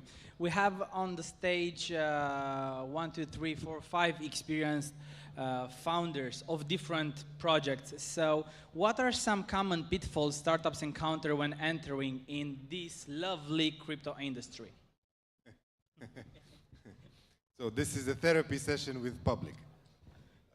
First of all, if you guys can help me with a show of hands, who founded a startup, who works in a startup? I just want to see. Okay, and from your perspective, but I don't know how you can signal it, how painful is it? Okay, so I can see.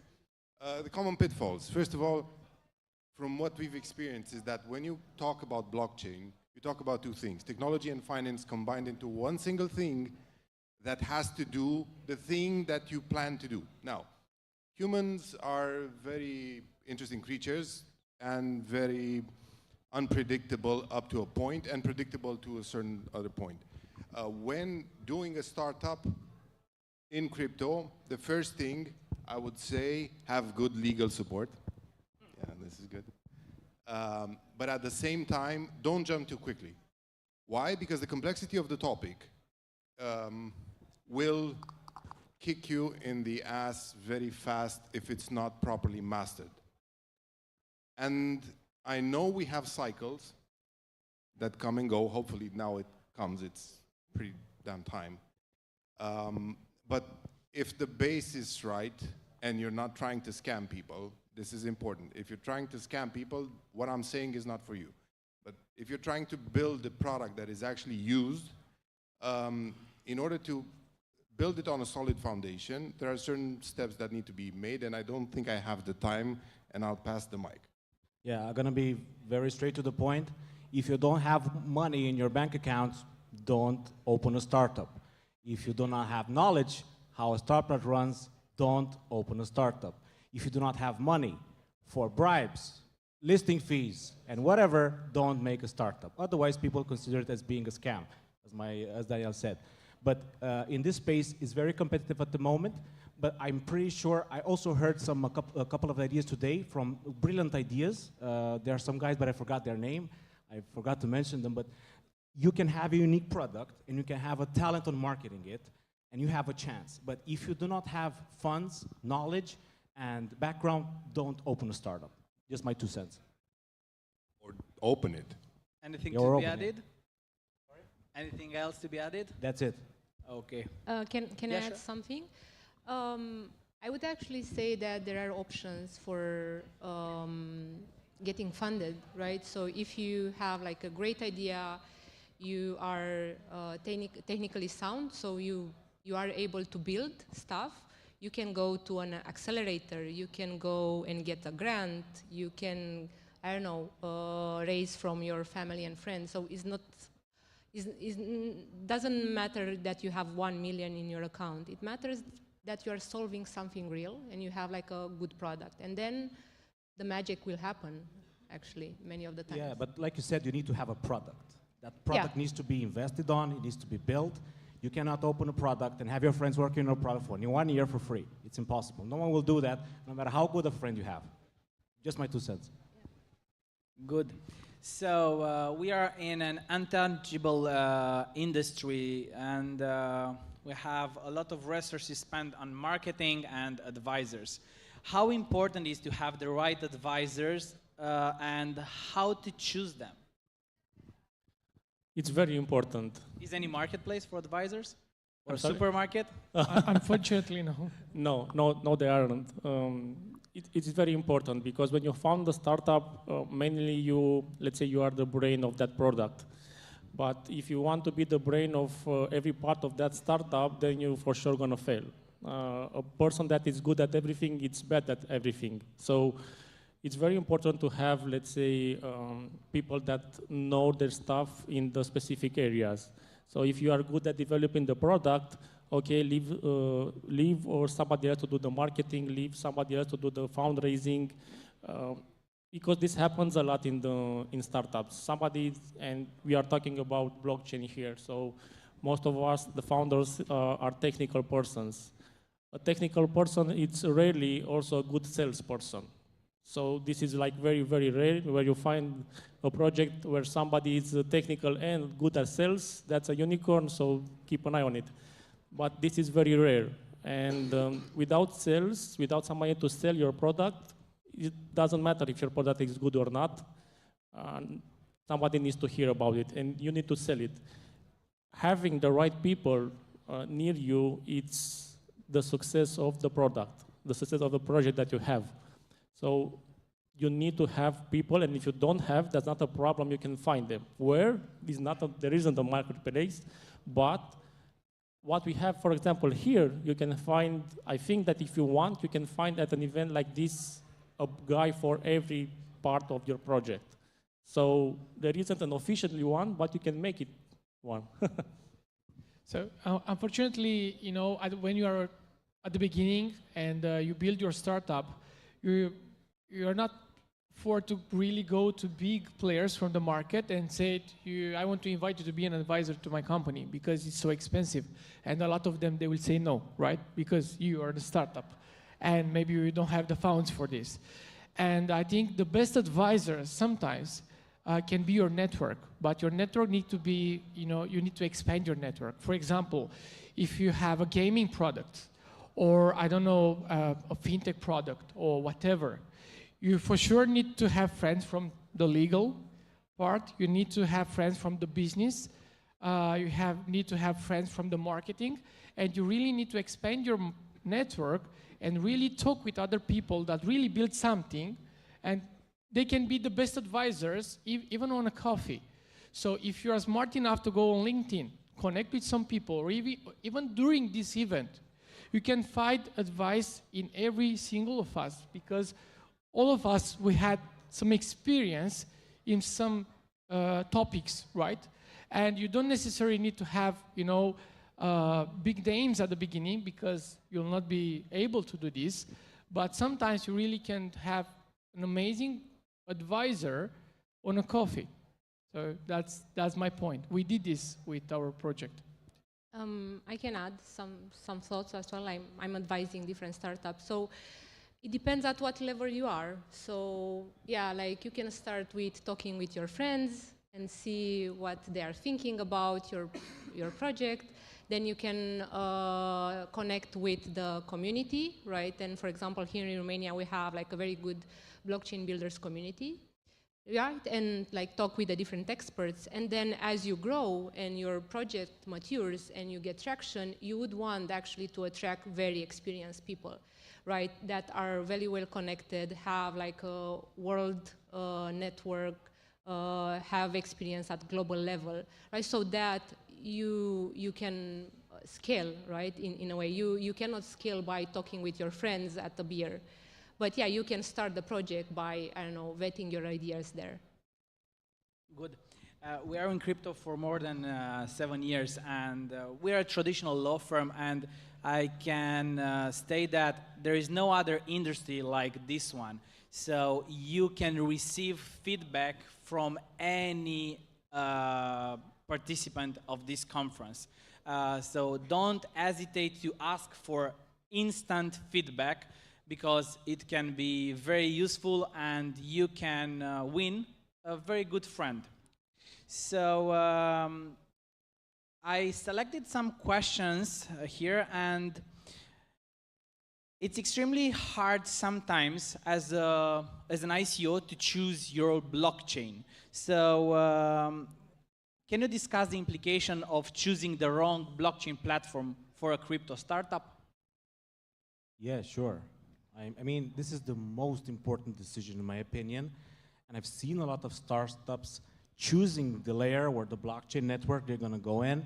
At first, in my opinion, this should be around after the beta is launched, to grab those organic users and then try to squeeze out the grant from that layer one. Because these layer one guys, they are giving out grants like hot candy, right? So I think you should build your product first, get some traction on it, get some users on it, and then come to a layer one saying, hey dude, I have 100K downloads on my product, give me a grant of 1 mil, and let's move it to whatever network you have, and they will come and help you out with development and free integrations. Do you prefer, I want to, let's say, clarify, it's better to choose a big layer or a local blockchain? It doesn't matter who holds the biggest money and who holds the biggest power. If you go on a small one, you'll have its total focus from that specific community, right? If you go on a big one, the focus will be limited. It depends on your strategy. And that's why you need to have good advisors. Now I know who should have been an advisor to us, because this never happened. I don't have the same experience, but I have heard about it in the market. And choosing a layer, like for us, what did we do when we launched? We saw where the liquidity was. This meant that people were trading and having like money on that chain that would allow us to properly develop what we wanted to develop. This is purely it. But given that 2 years have passed and a lot more technology has come up with trying to solve different issues, different problems, it's a very complicated question to answer in a simple word, because each case is case by case depending on what your objectives are. And most likely now that apparently the bull market is starting, those grants might actually show up. So I would say that it's important to think through your product and see what are like the technical requirements for it, right? Because, for example, if you have a lot of microtransactions, then maybe the gas is important, right? So you would look at that. If you have a product that depends on other, I don't know, data feeds and so on, you would need a very good oracle, right? Or like that layer one to have like a data feed, a very good data feed already integrated. If you need interoperability, you would look for a layer one that has like a very good bridging connections. We can talk about composability and so on and so forth, like how the consensus would go or like what's in your advantage. So there are different perspectives in terms of like, from technical point of view, in terms of like choosing your layer one. Another part is exactly, right, the business, because you need to keep in mind that you would have access to the users or like the liquidity it's already in that layer one. So if you are choosing a local ecosystem, like a local blockchain, you first of all would be bound to the liquidity that's in there, right? and then you will try to get more liquidity through the bridging and so on and so forth. So that's another piece. There are the grants, right? And yeah, like I led the grants program in Cosmos, for example. So I was deploying over $40 million per year. So I know very well how the grants go. The thing is that all this layer one don't necessarily like all this blockchain, like all the builders that are just deploying their products on like all the other blockchains, right? So you are going to Ethereum, you are going to Cosmos with the same product and so on and so forth. So in order for you to get a grant, and especially $1 million grant, you would need to have like a very custom solution that makes sense for that ecosystem, right? Good. I'll jump into financials and let's discuss about market makers. How important is the market maker, and how to choose your market maker? Can I start because it's itching? This is itching. First of all, if you're launching a token and you have advisors that have a conflict of interest, don't take the market makers they're recommending. Don't do it. Secondly, ask around. So if you have good recommendations, there are quite a few good market makers that offer decent, ethical, transparent services, and you can check them out. So I think these are actually, this is the checklist. The main red flag everybody should have regarding market makers is to see if somebody on your cap table has a conflict of interest and recommends you the henchman that will chop off your wee-wee. So that is it. Yeah, I agree here with you, 100%. And another important thing is that I've been shopping around for market makers in the past month, and every market maker will say, I am the best market maker there is on the market. I have done 1,001 launches. I mooned every project, and that market maker you told me about is shit. Don't go there, come with us. Everyone will say that. Am I right, guys? Yeah. So one thing, and that's my 2 cents, you should never pick a market maker that forces you to pay a profit, a percentage of your profit. A market maker should not put his hands on your profits made with your liquidity. So you should choose a market maker that does not have that percentage included. That's from my side. Thank you. Well, I think that in short terms, we are coming back to the earlier question regarding the good advisors. So in terms of market making and in terms of everything else, you need a good advisor that can provide you with market makers that have some history background and that have some, let's say, only good feedbacks. So again, it's about the it's about the good advisors that can, let's say, take you to the moon or take you to the other side. Good. Can you share with us some examples of successful strategies for fundraising in this crypto industry? I mean, we have seed, private, IDO, or let's say we go on launchpads and then we go public. How we should allocate our tokens? I mean, 10% in seeds, 10% in private, 20% on launchpad, and what remains for the public, which is the best economic structure? I think it depends of the product that you have. For example, on our project at the beginning, we believed something that for sure we need to have the marketing, right? We need to have the business and strategy, allocation for the tokens, and I don't know, more for advisor, for example.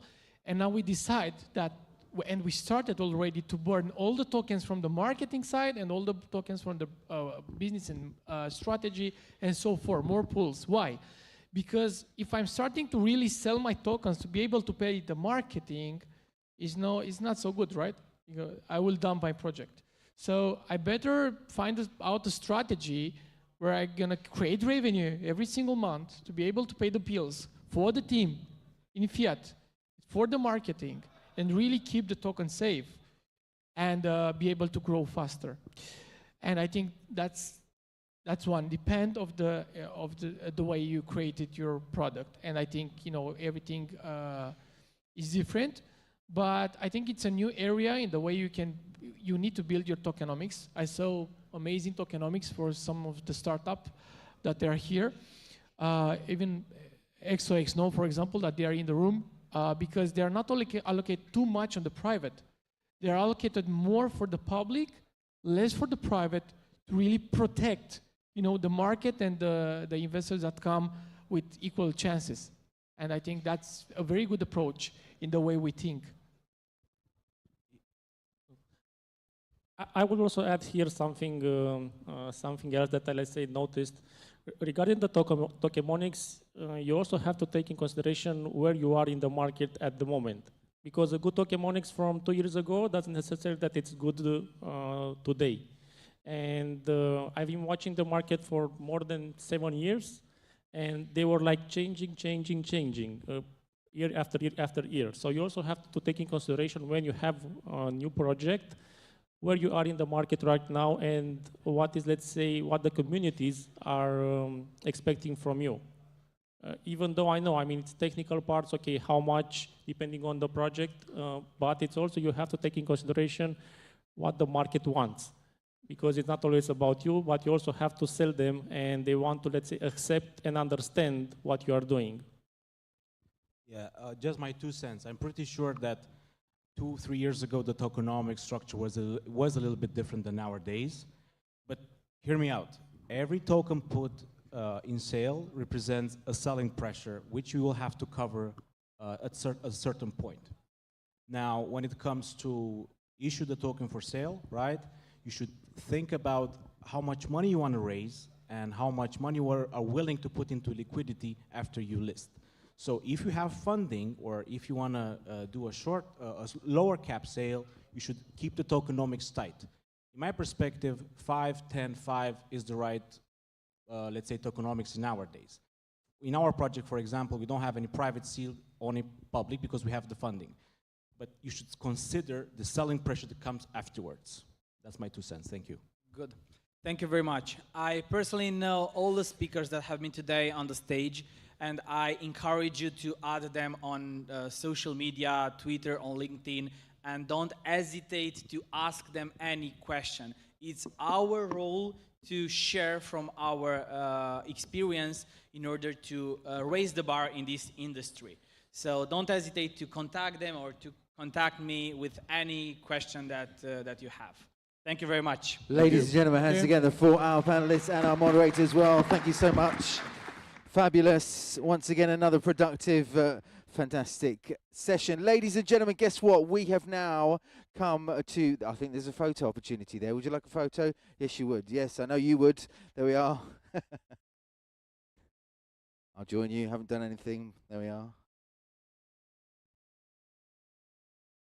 Fabulous. There we are. Right, ladies and gentlemen, what we're about to do right now, just in a couple of minutes, we will be closing those doors behind you because we need to transform this area here into the venue for the Gala Awards. Ladies and gentlemen, thank you so much. Again, everybody, remember, Gala Awards kicks off at 6:30 this evening. 6:30 this evening. And again, if you've enjoyed today, you've enjoyed the discussion, you've enjoyed the conversations, guess what? We're going to do it all over again tomorrow for day number 2 of Crypto Expo Europe 2024. And join us tomorrow, and in the meantime, join us this evening at 6:30 for the CEE Gala Awards.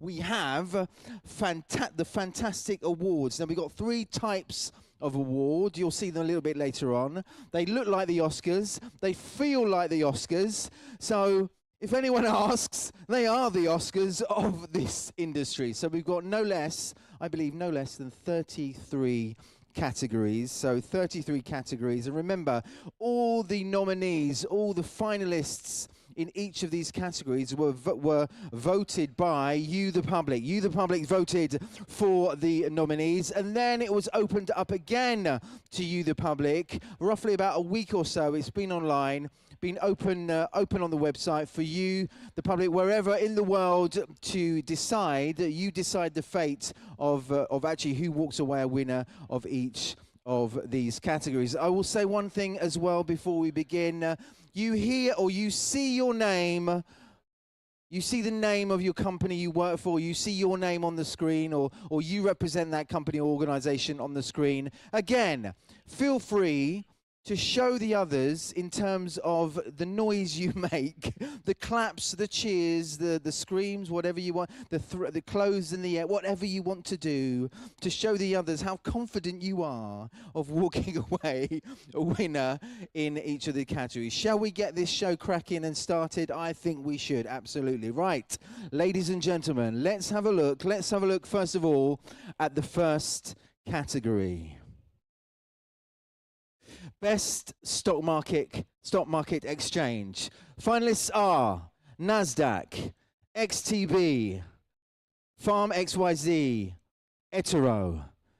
And the winner is of this category, NASDAQ. Ladies and gentlemen, please put your hands together for NASDAQ.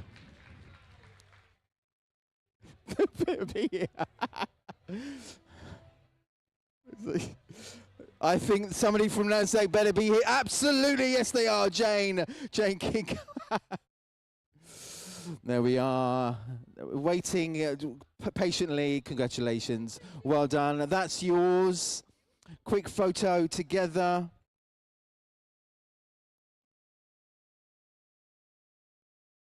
And also a quick photo on your own, just for you. There we are, taking the limelight. Wonderful. Right, before you go off, no, come back. Before you go, speech, how you feeling, 60 seconds. What does it mean to hold that in your hand right now? I'm very excited to share this with the folks back in New York. I know the NASDAQ is very into innovation and blockchain and crypto, and they'll be very happy to receive this. Thank you. Once again, hands together for NASDAQ and Jane King. Wonderful. Right, there we are. That's how it works. It's very simple, very easy to comprehend, and certainly easy to come up here and walk away a winner. Will it be you next? We'll find out shortly. We've got another 32 categories. Let's hit it. Right, let's look at our next category. Cryptocurrency Exchange of the Year. Gate.io, KuCoin, Binance, Kraken. Who's it going to be? Let's see who walks away a winner of this category. And the winner is Binance. Somebody come up. Here they come.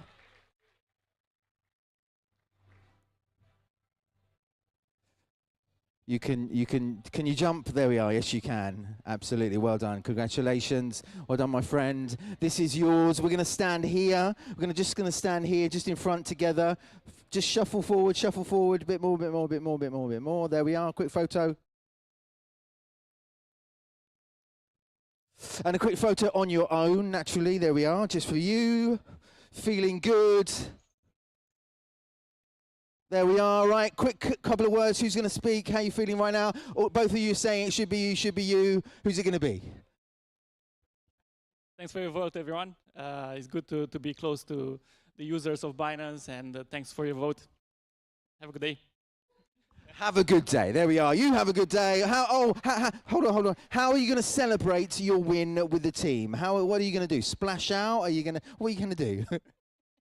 Well, I guess we're celebrating a lot tonight. Thank you so much for the prize, and hopefully, we can keep being the #1 exchange in Europe and the world.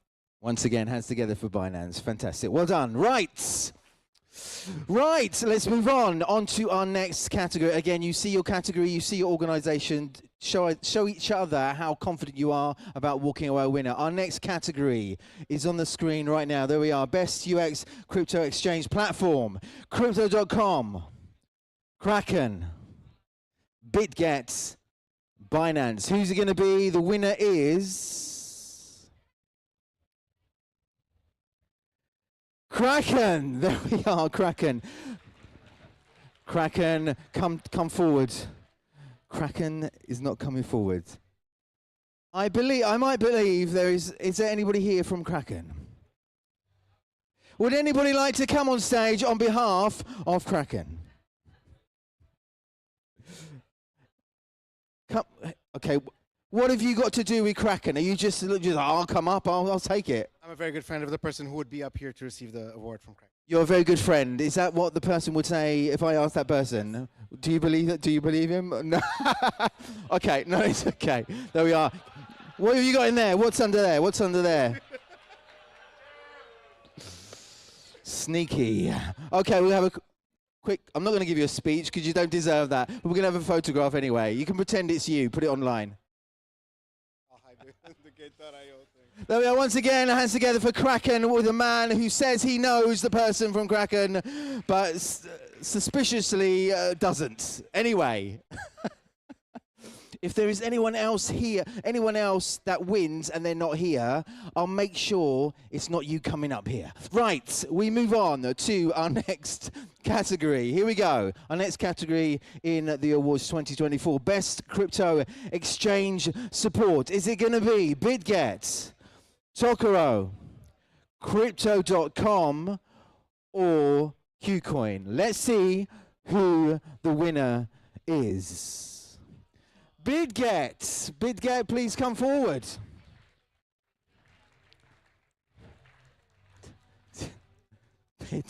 BitGet, are you here? Please stay there. BitGet, are you okay, would anybody like to come up on behalf? Not you, my friend. Right, who is this? Do we believe this guy? How do you know the people from BitGet? No, I'm from the same industry as BitGet, but since I'm lending a hand. You're from the same industry, but aren't we all from the same industry? But anyway, take that. There we are. We trust you will pass it on to BitGet. We'll never see it again. Never see it again. Smile. Pretend it's you on LinkedIn. There we are. Wonderful. Ladies and gentlemen, hands together once again for BitGet. Right. Are we ready for the next award?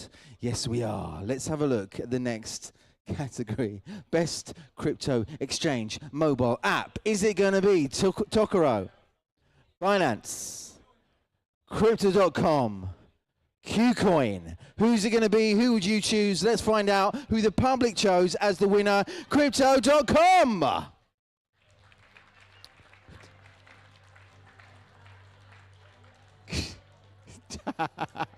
Oh, Crypto.com.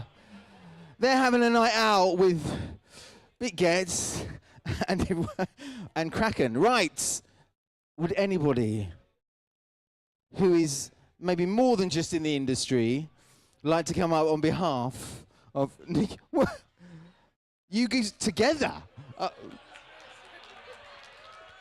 Smart, very smart, aren't they? Very smart. Right. I'm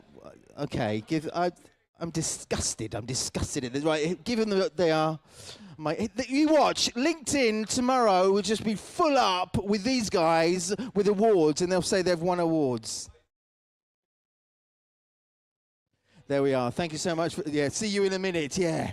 If they try and come up next, somebody has to just leg out, trip them over. Right. Shall we move on? Yes, we will. Let's have a look. Got another 21 of these. Right, here we go. Best crypto wallets. Binance, Trust Wallet, Nexo, Crypto.com. Who would you choose? Let's find out who the winner is. Crypto.com. They are not here. That's okay. That's okay. You're going to take it. On behalf. There we are. There we are. There we are. On behalf of crypto. There we are. Absolutely. Made these guys smile for once in the front row. Fantastic. Right, let's move on to our next category here at the awards. Right, our next category is Best Emerging Crypto Exchange. All crypto mechanics. XV, Trade, Sylvania, and Tokoro. We have 4. Only one can walk away winner. Who's that going to be? Let's see. It's all crypto mechanics. Well done. We have somebody absolutely who works for them, which is great. Well done, my friend. Congratulations. Fantastic. Your trophy is coming here. Just here in the center. Shuffle forward. There we are.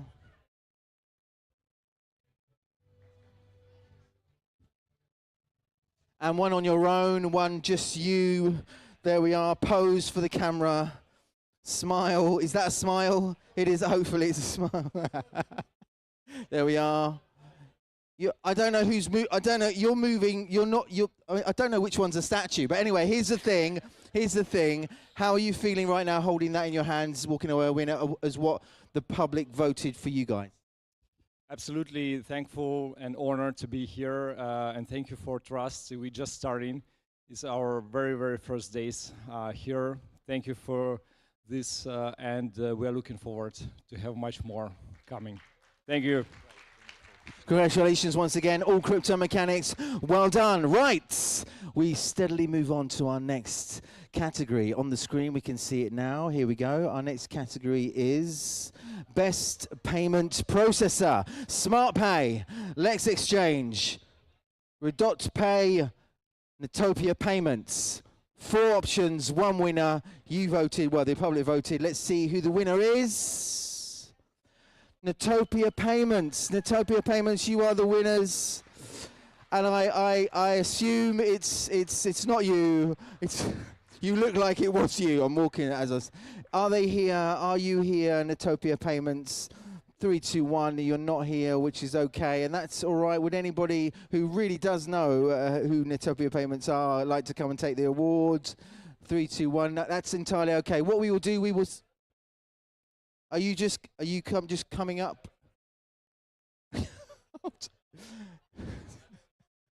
Who are you? I could bring it to Felix.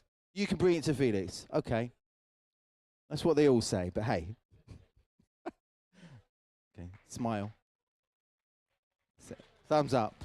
There we are. Fantastic. Well done. No, you can't say anything. Yeah, I can't say it. No, I mean, what would you want to say? It's not you. I mean. About real estate in Dubai. No, you can't. Bye-bye. Right. Nothing about real estate in Dubai. What is this? This is an award show. You're in the wrong place, my friend. Right. Wrong country as well. But hey, let's move on to our next category, which is Best European Crypto Exchange. Bitpanda, BitGets, Tokoro, XV. Which one is going to walk away a winner right now? We'll find out in just a few moments. There we are. Tokoro! Finally! Finally! Oh, yes. Finally it came. We were waiting so long. Hold on, no, hold on. In a minute. You can say it in a second. I want to say something. Usually I am blessed enough to be into the spotlight, but today is different. I want to invite my co-founder, Sabine, here to pick up the prize. Thank you, Sabine, for all the hard work behind. So he's the winner today. Okay, right. We'll get. Okay, fantastic. We're going to get a quick photo. Shuffle forward. Join me here. Where are you? Come this way. Round there. No. Come forward. Come forward. You were the spaceman in white. Yeah. You like white. Right. And you're still in white. Right.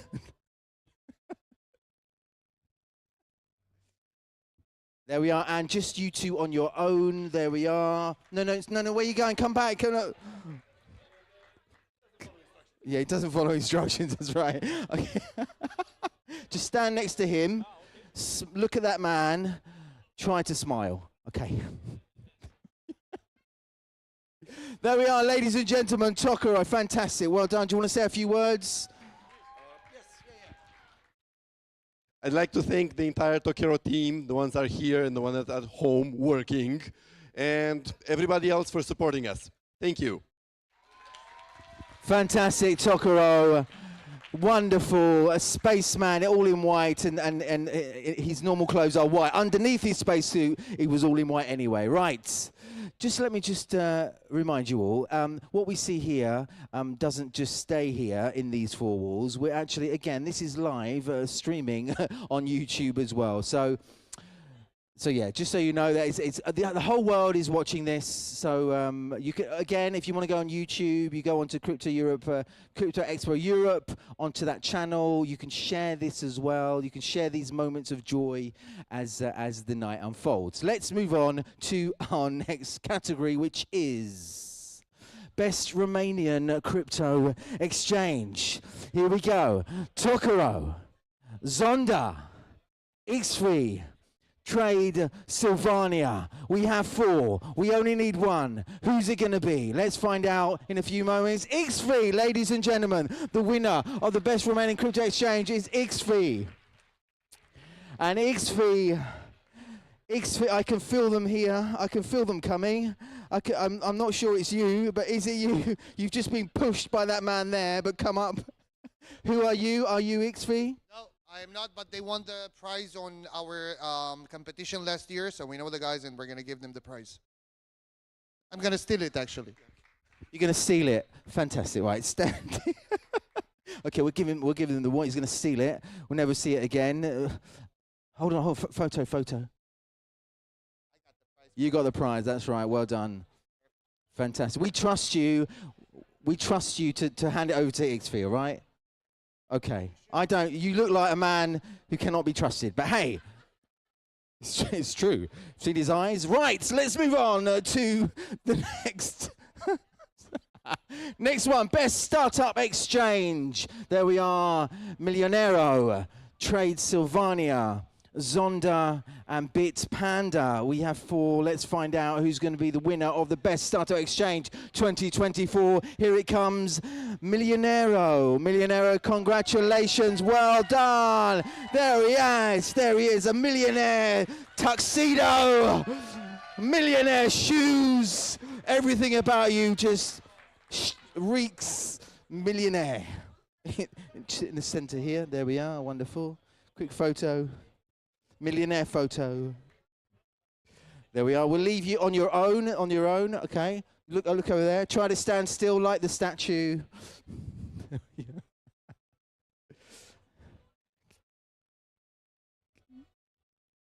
There we are. Right. How are you feeling right now, holding that in your hands? It feels amazing to be here and receive this award, and I wouldn't have been here if it was not for my team, and I'm really happy to receive it. Once again, hands together for our winner of this prize, of this award, Millionero. Wonderful, fantastic. And I must say, you are looking $1 million in the outfit that you wear. Right, we'll move on to our next category. What's it going to be? Let's see on the screen. Best blockchain startup. We have four. SNPAD, Zaya, Zesh, Sun Contract. Let's see who the winner is, voted by you, the public. SNPAD. Here they come. Here they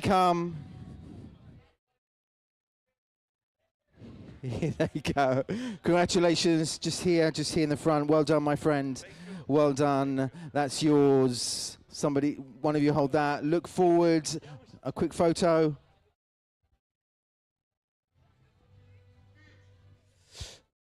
There we are. Quick photo alone. Just you guys. It's just you. That's right. Feeling proud. This is the photo that will be shared across the world, showing how you walked to our winner. Right. Who's going to do a speech? How are you feeling? Nothing to say, only to show. Thank you all. Thank you. Nothing to say, only to show. Nothing to say, only to show.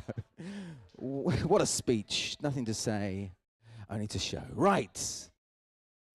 Shall we move on? Yes, we will. Let's look. How many have we got left? I'm just looking over there. We're not even halfway through. It might feel that way, but we're not. Right, here we go. Our next category is on the screen right now. Best News Crypto Channel. Best News Crypto Channel, CoinDesk, Cointelegraph, Crypto Potato, Crypto Wiser. 4 options, 1 winner, and the winner is Cointelegraph. Cointelegraph, please come and join us.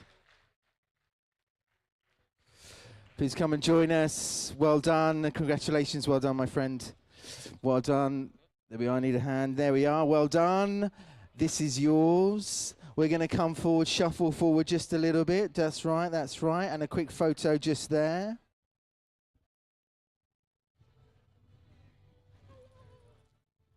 And a quick photo, just 2 on your own. There we are, just for you. A quick photo. Fabulous.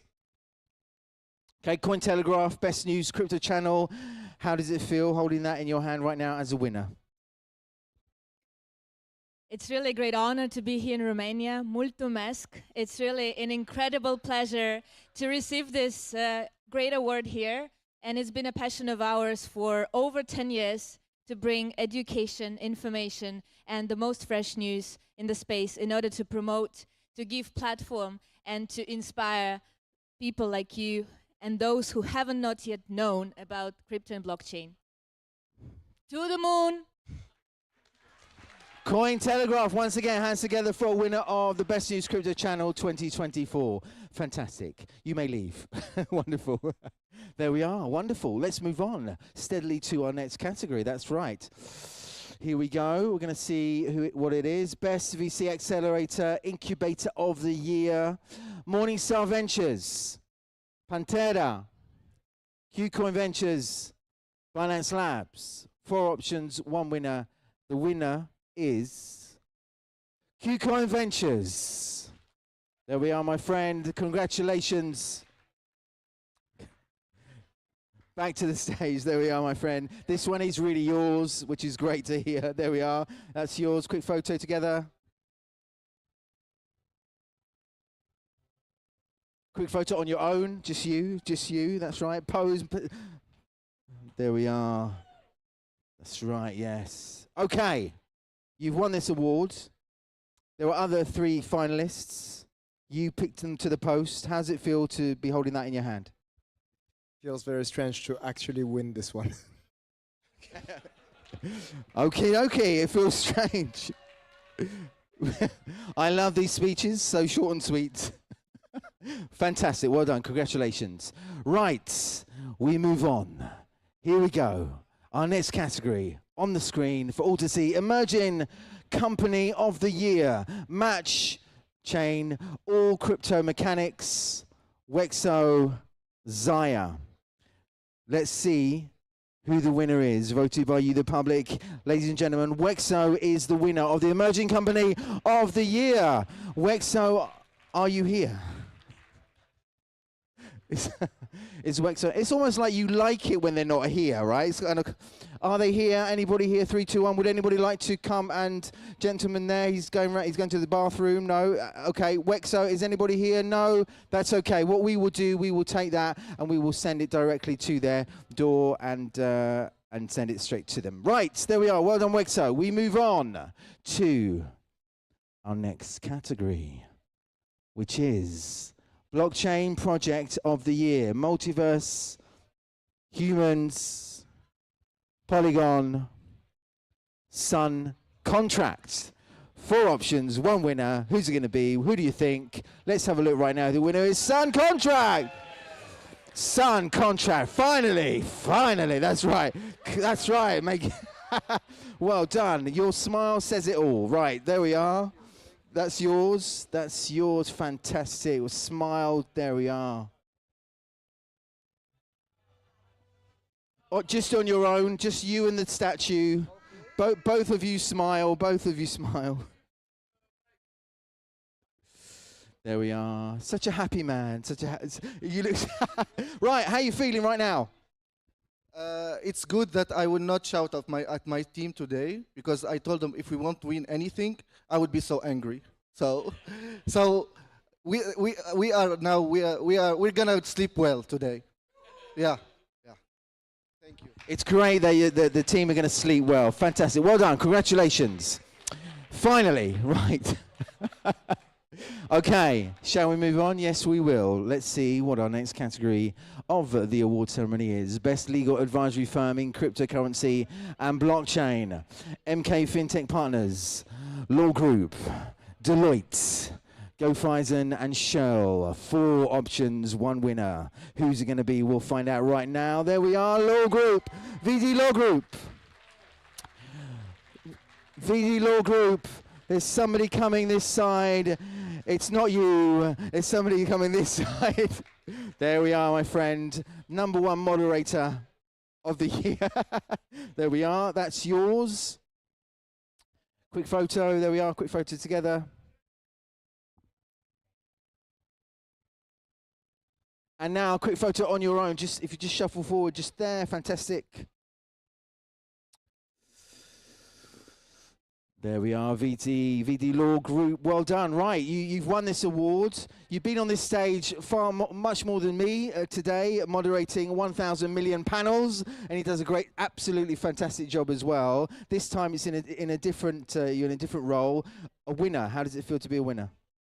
Thank you very much. So for the second time in a row, that means that it isn't a coincidence.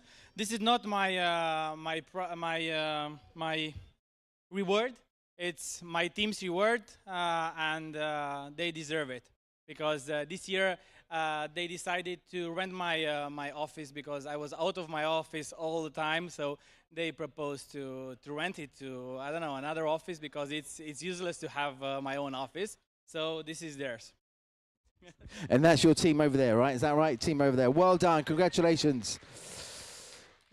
Walking away a winner. Fabulous. Right. Let's move on now. We have, if you notice also, the awards, they change. That we have, as I mentioned earlier on, we have 3 different types of awards.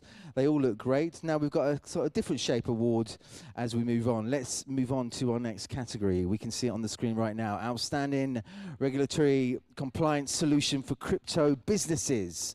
VD Law Group, MK FinTech Partners, Deca4 Advisory, Perkins Coy. MK FinTech Partners is the winner.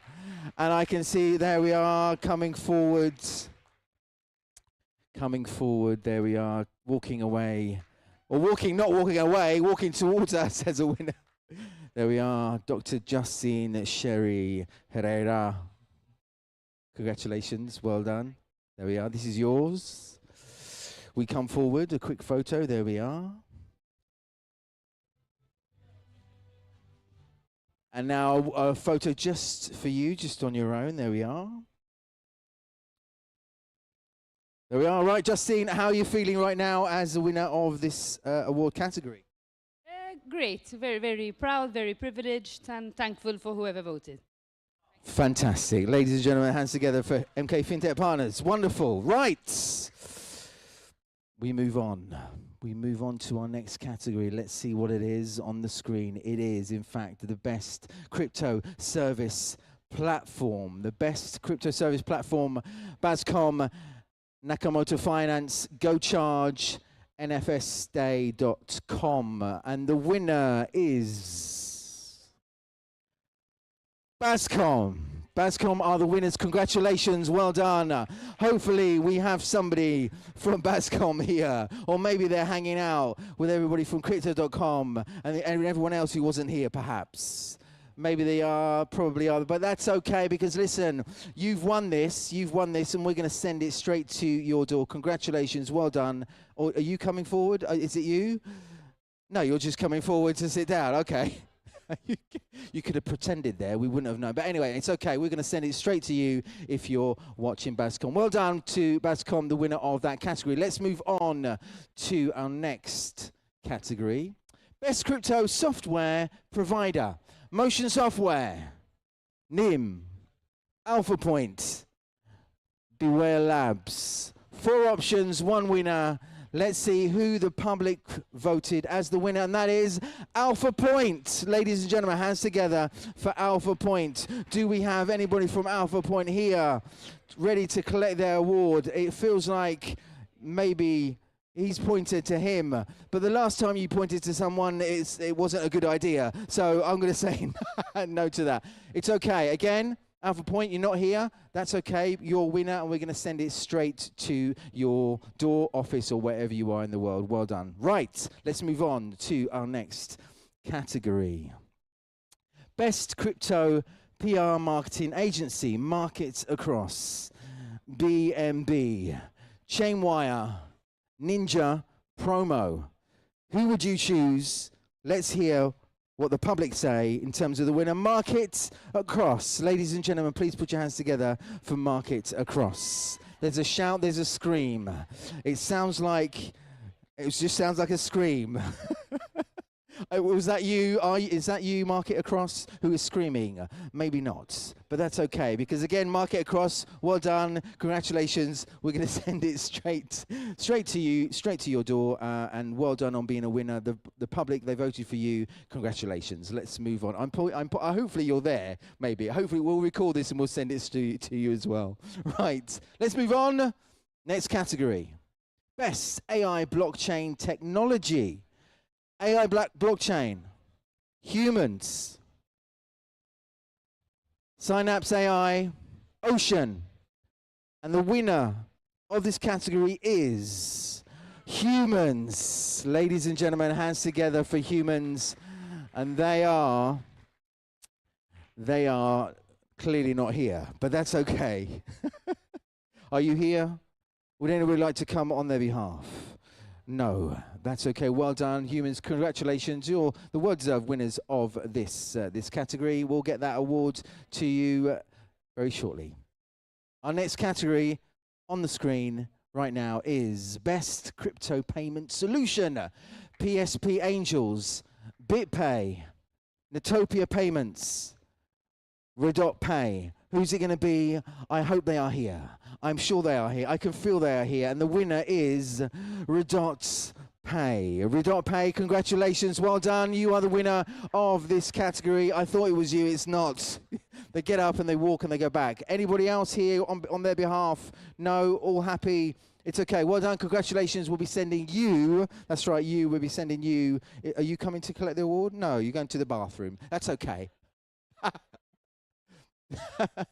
Well done. Congratulations. We'll send it straight to you. Right. Let's move on. Let's move on. Outstanding blockchain development. Outstanding blockchain development. Multiverse, Modex, Webbit Factory, Cubix. The winner of this category is 2024 Modex. Congratulations. Round of applause for Modex. Well done. Well done, Modex. Wherever you are, whatever you're doing, if you're hanging out with all the others that are not here, that's okay. That's all good. Well done.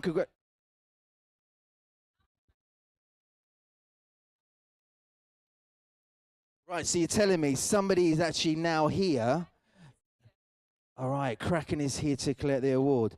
Okay, should we do it all over again? And it's a little bit difficult because this is all live. They can hear that. Everybody can hear that. But we'll bring Kraken up to receive the award. Okay. Let's pretend we don't know. Okay, here's the deal, everyone. YouTube, don't watch this. Right, so I'll say, and the winner is Kraken. You will then cheer and scream like you've never had that before, and Kraken will come and join. Is that good? Absolutely. Ladies and gentlemen, what is the category, by the way? Ladies and gentlemen, the winner of the Best UX Crypto Exchange is Kraken. Just in time, just in time. Congratulations, that's yours. Well done, congratulations. I'll shake your hand, well done. We have a quick photo there. I knew you were here, there we are. We look over there for the photo. If it was taller, there we are. Okay, and now you stay there and you just look. This is just for you on your own. Just you. There we are. Look at the photo. No. Okay. You stay here. You stand there. It's okay. Right, so you stand there and you just look at the photo, look at the camera. It's a photo, just you on your own. That's right. And pose. That's right. Pose like. We'll put it in afterwards. Photoshop it. There we are. Just a quick photo. And now, how are you feeling holding that? Oh, pretty well. Thank you so much. I think it's a well-deserved award for Kraken for the best UX exchange. Thank you, everyone. Thank you, organizers. Great event. Appreciate that. Well done, Kraken. Congratulations. Thank you so much. Great. Well done. Wonderful. There we are. I knew you were here. Right. Shall we move on to our next category? Let's see what it is. Best blockchain innovation. Best blockchain innovation. 3 words, 1 winner. Crypto data. Dreamy Whales by Neversea. Sun Contract. Go Art Metaverse. And the winner is, let's have a look. Crypto data. Congratulations, ladies and gentlemen. Hands together for crypto data. Crypto data. Crypto data are not here, which is okay. That's absolutely fine. Crypto data, congratulations. Well done. You are the winners of this category 2024. And we'll be sending you directly to your door, to your office, the award. Well done. Right, we move on. Best blockchain security solution. Best blockchain security solution. Forta, Buildly, Webbit Factory, and Cyberscope. 4 options, 1 winner. Who's it going to be? Let's have a look right now. And the winner is Cyberscope. Ladies and gentlemen, hands together. A warm round of applause for Cyberscope. Well done. Cyberscope. Although you're not here, it's okay. No. Although you're... it's like anybody who moves, I think it's them. Right. Cyberscope, congratulations. You're not here, but that's okay. You're still a winner. The public have voted for you. Well done. And we'll get the award directly to you, wherever you are in the world. We move on to our next category, Best Blockchain Education Initiative, the Burb Nest.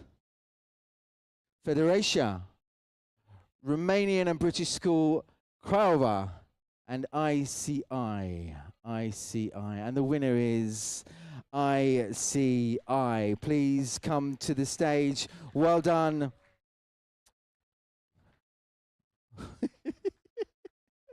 Not here, but that's okay. It's all okay because you are winners, and then when you're a winner, you don't care, and that's absolutely fine. Well done, congratulations. You're the winner of this award, and we'll be getting that award directly to you very, very soon. Well done.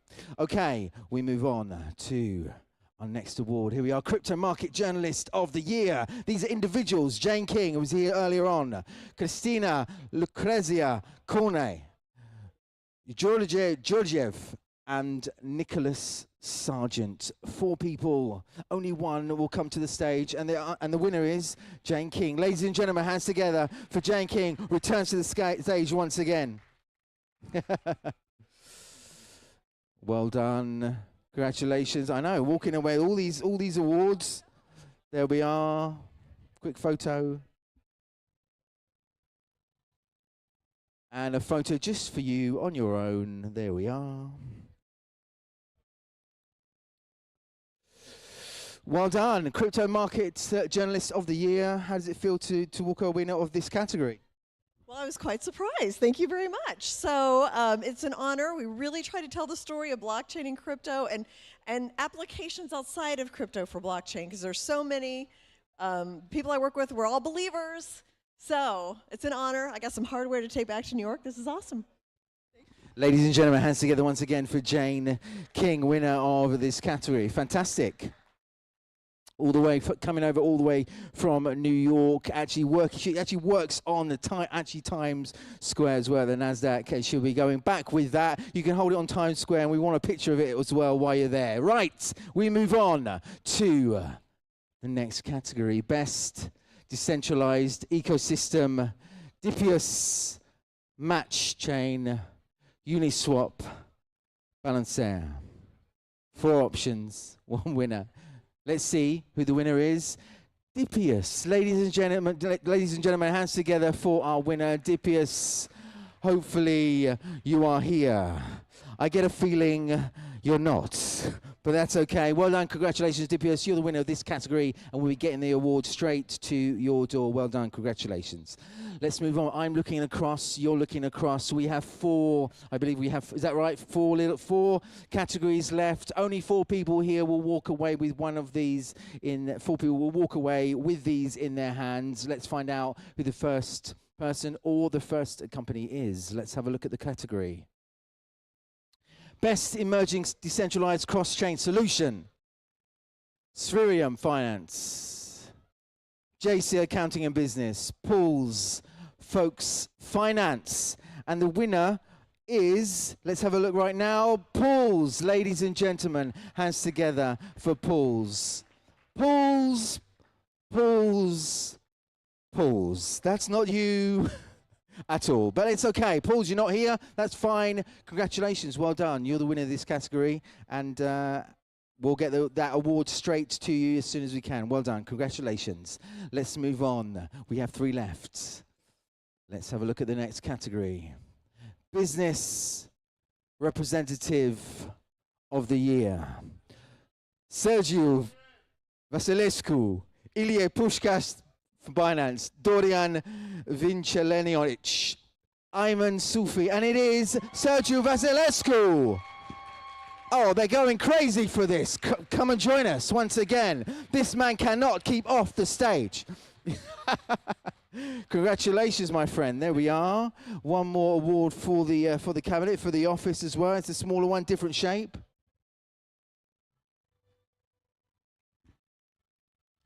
Well done. And now on your own, just on your own, there we are. A beautiful pose. Star in the hand. There we are. How does it feel to win this one? Different model, different shade, feels different. Thank you very much. It's an honor for all of us. And again, I'm not alone. It's not only about me. It's about the entire team who supports me. Thank you very much. Sergiu, well done, congratulations, and it's absolutely correct. You know, not just most of these awards as well. It's not just an individual effort; it's actually often a team effort, collaboration, and lots of sweat and tears as well. So we see the people walking away a winner, and those of you those that are not here, they win as well. We don't see them. However, behind all of this, all of us, there are teams working hard, dedicated to what they're doing, making this all happen, walking away a winner. So congratulations to all. We move on. We have 2 left. Only 2 left of this award ceremony. Let's have a look at the next category. Businesswoman of the Year. Businesswoman of the Year. We have Jane King, Svetlana Sela, Cristina Lucrezia Corne, and Dr. Justine Sherry Herrera. Who's it going to be? Let's see right now. Svetlana Sela from Kraken. Well done. You are the winner of the Businesswoman of the Year. And it's great to see you're here. There we are. Congratulations. There we are. That's yours. Well done. Quick photo. Well done. And now, just on your own. There we are. Look at the camera. There we are. Fabulous. Wonderful. Businesswoman of the Year 2024. How does it feel to walk away winner of this category? Wow, didn't expect that. Thank you so much. I guess it's just like not that many female participants, and I wish that we unite a bit more ladies and participate with our knowledge. Thank you. Ladies and gentlemen, Svetlana Sela, winner of the Businesswoman of the Year. Well done, congratulations, fantastic. Right, ladies and gentlemen, we now have come to the very last part, the very last category of this award ceremony. And before we look at the category, just to let me remind you again, all of these awards, again, the public who nominated, the public voted as well, so they are all responsible for you guys, or if you're not here, winning these these trophies and these awards as well. So again, it's all about the hard work, it's all about the dedication, and it's all about the passion that you put into your work every single day as well. Let me just remind you also, straight after this, when we are completely finished in a few moments' time, I will ask all the winners that are here, to come to the stage, and we'll have one last kind of family photo on the stage holding your trophy. And then remember, every single person here in this room, downstairs, you're invited downstairs by Sun Contract. They are responsible for something to drink, some more networking, and some more fun as well at the end of this evening. So we'll all have some great cocktails downstairs, and we're all happy that this is going to happen. Right, let's move on. Absolutely, there we are. Clapping for yourselves, which is wonderful. Right, let's move on to the very last category. And who is it? What is the category? Businessman of the Year. Businessman of the Year. Gregor Novak, Christian Onetziu, Sekar Kirill Komiakov. One of these gentlemen is a winner, and it is Christian Onetziu. Christian, please be here, Christian. This is your moment. Christian, does anybody know? Somebody must know where Christian, you're not Christian. You're certainly not Christian. Do you know where Christian is? We'll be tomorrow here. Yesterday was his birthday, so we will give this to him tomorrow. Yeah, thank you very much. Is that fair? That's fair, absolutely. Or what we could do, in fact, what we could all do tomorrow, let's do it tomorrow. Let's do it tomorrow. So basically tomorrow what we'll do, if you could bring that in the morning, and then at the beginning of the morning, when hopefully he's here for the first session, I can give it to him, okay? If you give it back. Right. It's like tomorrow morning. Don't know where it is, don't know what you're talking about. We've seen it, it's all live on YouTube. Right, ladies and gentlemen, that is the end of the CEE Crypto Expo Europe Awards 2024. We had 33 winners, 33 different categories, again, all voted by you, the public, you here in the room naturally, and the wider public and beyond as well. Congratulations to every single winner of each of these categories. And even if you didn't win, that's totally okay, because again, we do this every single year, and also opportunities to walk away winners as well. Right now, what we're going to do now is put the music back on as well, invite all of the winners that are here with their trophies to come to the stage right now. We'll take a family kind of photo all together, and everybody else, you're more than welcome to make your way downstairs. There are cocktails waiting for you over there, more fun, more conversations, and ending this evening on a high. Ladies and gentlemen, thank you so much, and we'll see each other, right? We'll see each other tomorrow morning for more Crypto Expo Europe Summit 2024. Thank you so much. Right, so award winners, if you can come to the stage. We'll put some music on. Award winners, come to the stage.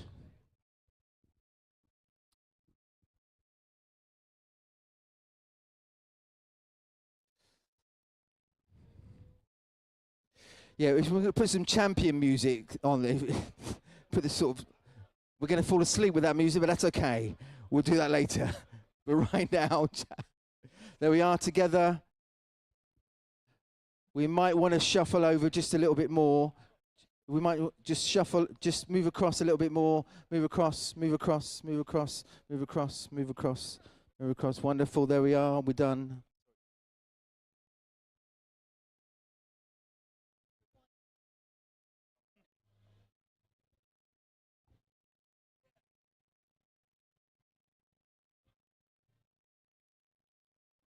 Congratulations, there we are, to all our winners of the awards, of all the different categories. Well done, congratulations. And again, join us downstairs, everybody join us downstairs for a drink, for a cocktail, and more fun as we kick off the evening. Thank you so much.